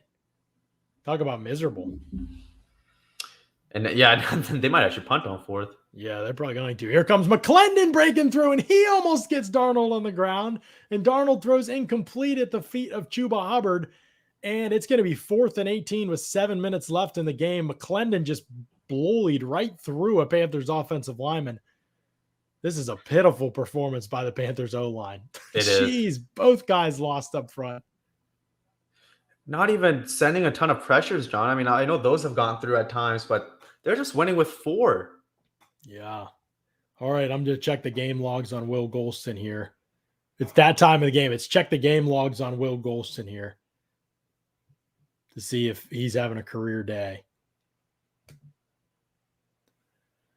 Punt by Lachlan Edwards Oh my, you got a hold of this one. Holy moly. He punts this to the opposite 16-yard line where Barner tries to take it back, is going to be snowed under quickly. He's going to be dropped at his own 20. So he didn't get very far. And that's where the Bucs offense will take over with under 7 minutes to play in this one. And let's see here. Ever had a okay, he had a 1.5 sack game against Buffalo in 2013. He did. He had a 2-sack game against Atlanta in 2015. So he has had one before, but it's the first one in a while for him. And so we'll see what happens here now for the Bucs offense, because it seems like there's no reason Brady should be exposed to another hit in this game. He shouldn't even be in the game. Is he in the game still? He is in the game. He is in the game. And it's going to be a handoff. Keyshawn Vaughn's going to run up the middle, and he's going to have a good gain, 12 yards for Vaughn on first down. And so this has been a very weird rushing experience. Lots of negative, no yard gains, and then counting the Brady scramble in the end around by Grayson, 5 double-digit gains, 2. Right. Very weird. Yeah, boom or bust to the extreme, and just very high volume on early downs. Right. And at 32-6, we should see just runs, and who cares what happens from here on out. Run clock, and if you don't get first downs, you don't get them, whatever. But the clock is winding now and going to be right around 6 minutes when they snap this one. Here's Brady, handoff, Vaughn, and he's going to lose several yards. So this is how it's gone. Double-digit gain, run on the next first down, lose yardage. 2nd and long, and obviously in this spot, shouldn't be throwing the ball, but clock winds of 5:50 and counting left in this one. Bucs are going to win the NFC South, Paul. Yeah, and they wanted before the season for sure. But obviously the goals are greater. And it feels weird. You said this before with, losing to the Saints twice and being NFC South champions. It's like, yeah, it's underwhelming. Right. It is. And at the same time, winning your division deserves to be lauded, and the Bucs should finish this and have a good regular season for sure. Brady's going to throw quick one out to Cyril Grayson, who picks up about 7 yards maybe there. So he's going to have him back in a pretty manageable situation, I think, for 3rd down, but it'll be 3rd and 4. Brady probably doesn't care about, people in the chat are discussing this now, about the MVP, but again, the drops in the red zone, the route running errors, the Vaughn drop, the Gronk drop that would have been a touchdown, the Brait route running error. Those are all, plays or drives and possessions where Brady could score, could throw a touchdown. We all know that the regular season MVP award only makes a bit of difference in terms of statistics. That's all that they look at. And so when those numbers aren't there for Brady in a game where he could have had 2 or 3 touchdowns, that hurts, and it's through no fault of his own. Here's Brady throwing again quickly to Antonio Brown, who makes the catch and is going to be swung down, and he'll do some celebrating, but I don't understand it. It's very strange. Why is Antonio Brown in this game at all? Why is Tom Brady in this game at all? Why are Rob Gronkowski in this game at all? Injury to those guys at this point, and you guess a goodbye. Like, you need those guys to be healthy. Yeah, totally. Now. Yeah, definitely. And just before you started talking about the last play, Brady in the MVP conversation, everything, I was just looking at his basic stats right here, and it's crazy deceiving. I mean, he has played phenomenally well today. I mean, just from the broadcast, I would say he's played better than probably. Well, I guess this Atlanta game is like the last one there. And by the way, Le'Veon Bell looking like he's going to get in. Yeah, here comes Le'Veon Bell, and here comes some guys out of the game, by the way. Bucs are going to use a timeout now. They came to their senses, and they said, what are we doing here? Yeah, it looks like I don't understand why it takes that, but Gabbert's coming in. Yeah, Blaine Gabbert will be out there, Cyril Grayson too. And by the way, let's get to some final numbers now for Brady and co. Brady, 18-30, 232 yards and a touchdown, wasn't sacked, didn't turn it over. He threw 10 completions to Antonio Brown on 15 targets. The next closest player had 4, and that was Cam Brait. Brown had 15 targets, 10 catches, 101 yards, no touchdowns, but did just about everything else. And Cyril Grayson with 3 catches for 81 yards, stepping up big as Bell carries and gets back to maybe the line of scrimmage there. So looking pretty small. Is he looking smaller to you than the Steelers days, or is this about normal? He's always been a big back, but he's since early in his career, he's been in great shape in the NFL. So he carries it, pretty well. But yeah, he's definitely more cut. You could even see that when he played for the Ravens. He looked even more cut and trim. So yeah, wouldn't guess that health is a big issue. Okay. Or conditioning, I should say, is a big issue for him. And AB looks okay on the sideline, at least right now. And obviously his health moving forward. He finished the Eagles game, but then ended up being out for forever. As Bell tries to go on the right side, he's going to lose a yard. And so that isn't working. And so he's got 2 carries for -1 yards now. That's just kind of how it's gone with this Bucs rushing offense. They haven't been able to sustain anything with consistency in terms of the run game. Clock is winding, though, under 2:50 to play, which is what's important. But right now, moving forward, I mean, you get the Jets next week, who are probably one of the more hapless organizations in sports right now. They're probably going to beat Jacksonville today. So you get the Jets coming off a win. They'll be 4-11 winning this game. But, I mean, there's not really any aspect of the Jets which should threaten you. Today, by the way, they're going to win with 97 yards passing from Zach Wilson. They did run it pretty well today. They ran it very well, 271 yards rushing. But, here's Gabbert way down the field, and Scotty Miller had a chance to make a tough catch, and he couldn't make it. That's the kind of catch you want to see Miller make if he wants more playing time. That's a tough one, though, no question about it. I mean, Gabbert didn't even bother buckling his chin strap before the play. Thought it was going to be a handoff for sure. Just a true OG. Pretty good pass by Gabbert. Scott's going to lay into Scott. Actually, that was a real tough catch. C.J. Anderson played that really well. Yeah, that was really tough. Yeah, he kind of knocked that one loose, I think, too. But Scott's going to call it a drop anyway on the post-game pod. Gabbert should have a big. Let's see if he's texted at all. No. Seeing him gotten a better punting performance than you have recently. Bucs stay undefeated when Gabbert plays, though. So there's a flag, by the way, 2:10. The Panthers are going to get the ball back, and it's going to be Darnold once again. And I want to see, can they add to the sack total? Are they just going to run the ball? That would be, come on. See how many sacks the Bucs can get in this game. 7 sacks so far. By the way, let's run down the sack totals for this game for the Bucs. Got Minter with a sack, Vita Vea with a sack, Shaq Barrett with a sack, Will Golston with 2.5 sacks, Anthony Nelson has a sack, and McClendon has half a sack too. So none for JTS. He had some good pressures in this game, but the sack numbers for JTS stay pretty deceiving. I mean, he looked more active out there than JPP would have. Yeah. No doubt about it. The Vikings are going to lose, by the way. Rams will win that game. They're up 30-10 with 49 seconds left. Straight ahead for the Panthers is a run that gets a couple 4-yard gain. The Texans beat the Chargers and scored 41 points. The Chargers didn't have a lot of people in that game, but yikes. That's the Texans, man. Big yikes. The Bills are trying to hang on against New England. They've got a 3rd and 10 at the Patriots' 26-yard line. They're up 5 with 3:32 left in the game. So a field goal here would still leave the Patriots with a chance, an 8-point game, but with over 3 minutes to go. Josh Allen just made a ridiculous play on 3rd down and flipped it out to Diggs for a conversion. It's going to be 1st and goal. Oh, okay. That probably wraps it up then. 1st and goal at the 7. If the Bills can get in, that would end it. By the way, the Bills would get back in the driver's seat in that division. Allen, 312 yards, 2 touchdowns in this game.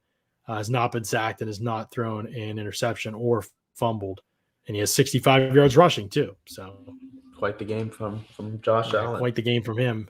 Old Mac attack struggling a little more. 13-25, 125 yards, no touchdowns, and a pick. And he was sacked as well once. So that seems like a pretty big point in that game. I saw people on Twitter who know commenting that the quarterback discrepancy was a big deal in that game. Shaq is Shaq out for the season? Somebody asked. No reason to think that. He went back out there in this game, went off the field. I don't know if he was uncomfortable. He looked like he was moving fine, actually, when he was out there. By the way, 2-minute warning. But, yeah, I don't think there's any compelling reason to believe that Shaq's injury will be a long-term one.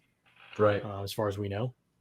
We just don't know. We'll find out more after the game from Bruce Arians, obviously. But I'm assuming they knew enough to know that it wasn't going to be seriously threatening. It might have been about pain tolerance. And remember, they've been overly precautioned with injuries. But that's the big one. Obviously, you need to find out what his health is after this game. No question about it. Hey, by the way, if you're looking for a good time, especially if you got family in town, you're looking to do some fun stuff with the family, here's a great place to go, by the way. Head on over to Pin Chasers. Pin Chasers bowling lanes, man, they got great bowling. They got great food, fun, great time for the family as well to be out there, Pin Chasers. And so make sure you check out they got multiple locations. And I think they have an all-you-can-eat pizza night too, by the way. All-you-can-eat pizza.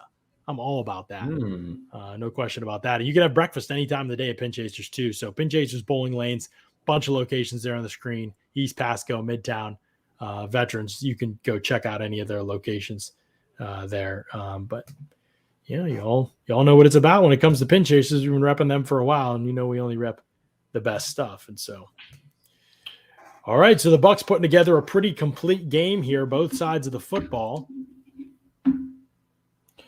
And Darnold throws out on the flat to Robbie Anderson, who's going to make the catch and get upfield. He's going to have a good gain here. And Bucs playing soft and playing off him, so just giving up that completion really with the way they were set up. Yeah, just making sure not getting beat deep. Less than 2 minutes. If there's ever a situation to play soft, this is it. Right. But wouldn't hate seeing them chase a few more sacks. Yeah. Wouldn't either. They're going to play off and probably allow the Panthers to have some run after catch if they want to. Look at that Devin White lined up on the edge. Is that Devin White? No, I think. Oh no, that's Cam Gill. I think. Yeah, Cam Gill. The fourth. That looked like a 45, and the arm sleeve got me. It's all backups in for the Bucs right now, I believe, Yeah. defensively. Rashard Robinson's out there, corner. Cam Gill.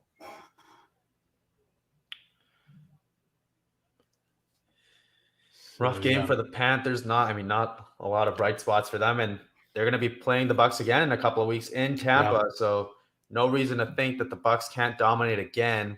Would like to see them have more success on first down, but other than that,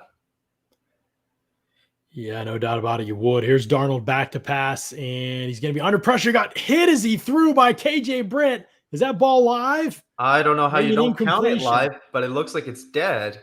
Oh, man. KJ Britt just blasted Sam Darnold. He is getting cooked up there. And they are calling it a fumble on the field, actually. Are they?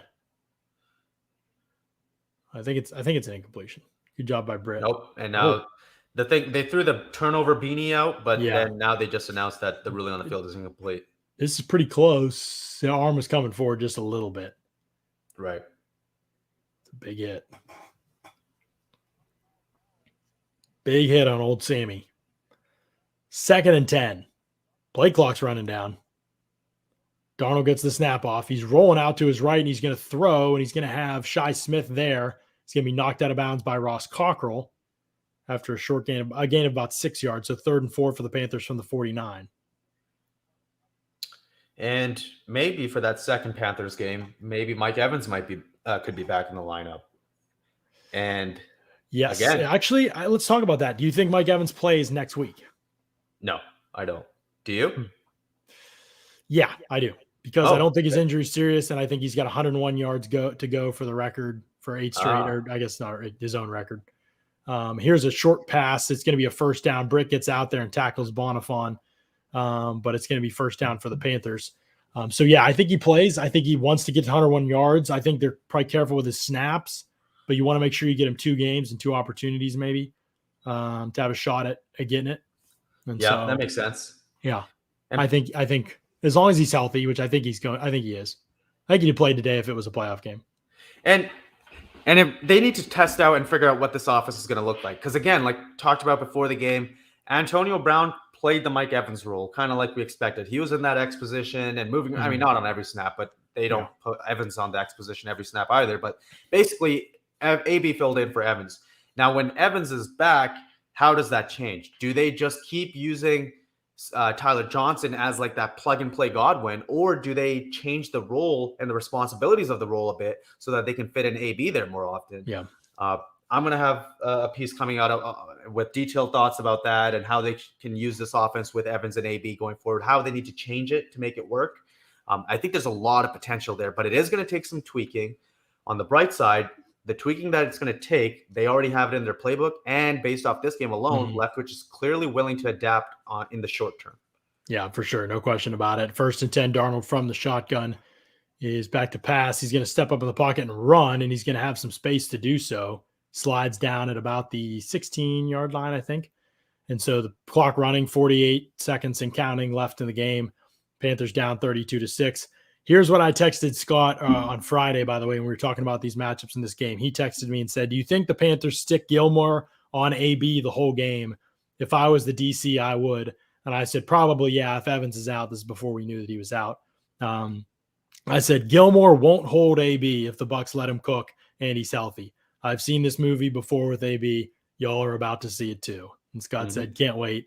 And there was not much doubt in my mind that if the chemistry and the connection were there, it doesn't matter who Stephon Gilmore is. I'm telling you, healthy AB, put any corner in the league across from, even right now, I'm taking AB. And you just, at the end of the day, a player like that changes things. Even when a matchup where clearly the Bucs weren't at full strength, I think at full strength in this game, it probably would get even uglier than this one. But still, I think that you saw the difference in the impact Antonio Brown makes on the field for the Bucs. He is simply, top 5 receiver to ever play the game. It's not an exaggeration. Darnold goes underneath, 20-some seconds left. Panthers do have a timeout. We'll see if they use it and try to put a touchdown on the board here, and I think they will. And just from a talent standpoint, he's at a different level than Evans and Godwin. Like, we talk about this all the time. It's just his role in the offense hasn't been as big as those guys. So he's easier to replace from the way that they've used him. But if you're just like, trying to make a Madden rating for these guys, to me, AB is still higher than those guys. I mean, yeah. Anything people say to reject that is probably just a little bit of familiarism. If you're familiar with the other guys and you've been cheering for them forever, and I get it, but yeah, you're talking about different. And then the homegrown drafted guys, Yeah, talking about a different type of dude, no question about it. Well, the Bucs have a chance. Let's see if they can close this thing out. Here's Sam Darnold rolling left. He's under pressure. He's going to throw that one away out the back of the end zone on 3rd and 4. So the Panthers are going to have some shots at the end zone if they can get a first down. There's only 14 seconds left on 4th and 4.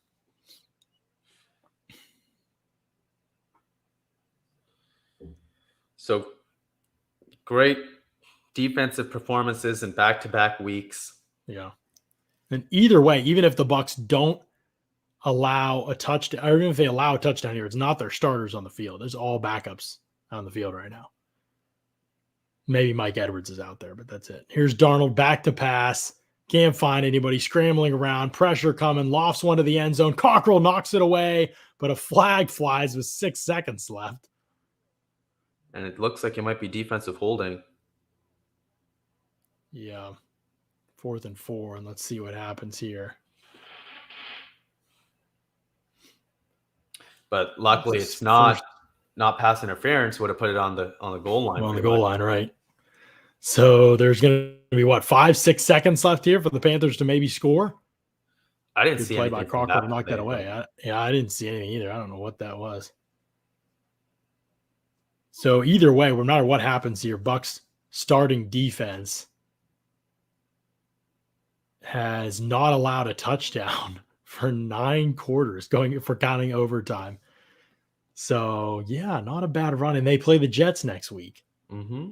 Well, the Jets look like an offensive juggernaut today against the rushing the ball anyway. Here's Darnold throwing incomplete, 2 seconds left. And they just ran a couple seconds more off. And they're just calling it over. Are they calling it over? Oh, wow. On the incompletion, there were clearly 2 seconds on the clock. Yeah, definitely. They don't care. No, they're adding another second back, and Brady's walking off the field. It looks like they're going to make him run one more play. Well, 1 second left back on the clock. Can the backup defense make a stand against the Panthers starting offense? This is the stuff we dream about on the streams. If you're in the stream, hit like, give us a thumbs up on the broadcast. Give a thumbs up to the Bucs' dominant victory despite a ton of injuries. Statement game from the Bucs, both sides of the ball. Absolutely. Darnold with a second left, takes the snap, back to pass, has all kinds of time, rolls out to the right, throws, incomplete, knocked down by D. Delaney, 32-6. And he's another mad game that he without didn't a get touchdown. the pick. Delaney's upset he didn't intercept it, but great breakup. Way to finish strong. Did I bring enough energy on that final call? I think you did. I mean, for a 32-6, that's as good as it gets, John. 32-6, and they close that out in style with a goal line stand. Let's just real quick the Panthers in this game, I'm trying to remember. Oh, man, it's got to be ugly. 0 for 3 in the red zone, 0 for 2 in goal to go efficiency in this game. Obviously, the Bucs would like to have a couple red zone possessions back themselves. They were 2 for 4. But overall, yeah, considering what the Bucs were missing, great job. And by the way, unbelievable job by the Bucs offensive line. They were just, in terms of pass protection, really cooked up in this game, did a great job. So the Bucs are clinched and have clinched the playoff spot. They are going to be a top 4 seed. We'll see how high they get, by the way. It's still, assuming the Bucs win their next 2 games, obviously, then they're going to be in position to be higher up. Tonight, the Cowboys play Washington. Then they play the Cardinals and the Eagles to close out the season. Cowboys are winning games, but they are struggling on offense a little bit, and they have a very weak slate to close out the season. They've beaten the Saints, Washington, and the Giants in games that were actually pretty close after they lost to the Chiefs and Raiders before that. And so there are still some question marks with this Cowboys team, but defensively they're playing great. And obviously 2 of those 3 games to finish the season are pretty winnable. And then you look at somebody like the Rams, who the Bucs would also like to see lose one more. They've got the Ravens. Maybe Lamar's back next week. We'll see. And the 49ers, who already beat them once, to close out the season. So all to say, they're going to be a top 4 seed. I don't think it really even matters that much if they're not going to get the bye, which of the other seeds they are. I don't really know that it should matter a whole lot. Obviously, most people would probably like to avoid playing the Cardinals. I think the 49ers are going to be just tough the way I mean, I don't know. I mean, the Cardinals, again, talent-wise, usually talent gets exposed, a lack of it, as long as the season goes on. And I think you're just seeing that right now with the Cardinals. Like, they're not going to have DeAndre Hopkins. They've lost 3 straight games. They lost to the Lions, got crushed by the Lions. You know, Kyler's good, but their offensive line is not great. That's a matchup the Bucs can win. Their play calling, their scheme are creative, but it looks like it's going to be Cardinals or 49ers no matter what. And so we'll see what happens. But those are probably 2. One of those 2 will probably be the Bucs opponent. The saving grace with the Niners is, I guess, you feel good against their run offense, right? But the problem is, I also think that Shanahan would know to maybe get away from the run and pound that play action instead, take advantage that way over the middle. But both interesting matchups. There's not really an easy game. The Bucs just haven't played consistently enough for us to just expect a clean win against anybody. But clearly, obviously, it's still a very talented football team. Showed it today. Great game today. And it's going to be a tough opponent no matter who they're playing in the first round. Yeah. And don't roll the Saints out either. They've got the 7-7 Dolphins tomorrow night. Ian Book is starting at quarterback for the Saints in that one. So, yeah, we'll have a lot on that one. And obviously, we'll have a lot just in general over at pewterreport.com. Stories are going to start coming up right now. If you're in here and you haven't hit like, give us a thumbs up on the show. We'd appreciate it a whole bunch. If you do, share the link, subscribe to Pewter Report TV as well. And guess what? Tonight, we're going to be back on the Pewter Report post-game show. I'm excited for that one. We got a victory to talk about, a dominant victory at that, but playing well on both sides of the ball. After a little bit of a rocky start, they got things together and dominated this football game, which is what you want to see. So come join the post-game podcast. Tonight we'll be live at 7 p.m. Looking forward to that one. We'll have lots to talk about before the 8 o'clock game starts up. So look for the stream for that one. I'm going to create it in a second here, and you can join that one later tonight. But make sure you subscribe, Pewter Report TV, and all linked up with everything we're trying to do. So until next time, we appreciate y'all. Thank you all for jumping in here. We'll be back tonight on another edition of the Pewter Report podcast.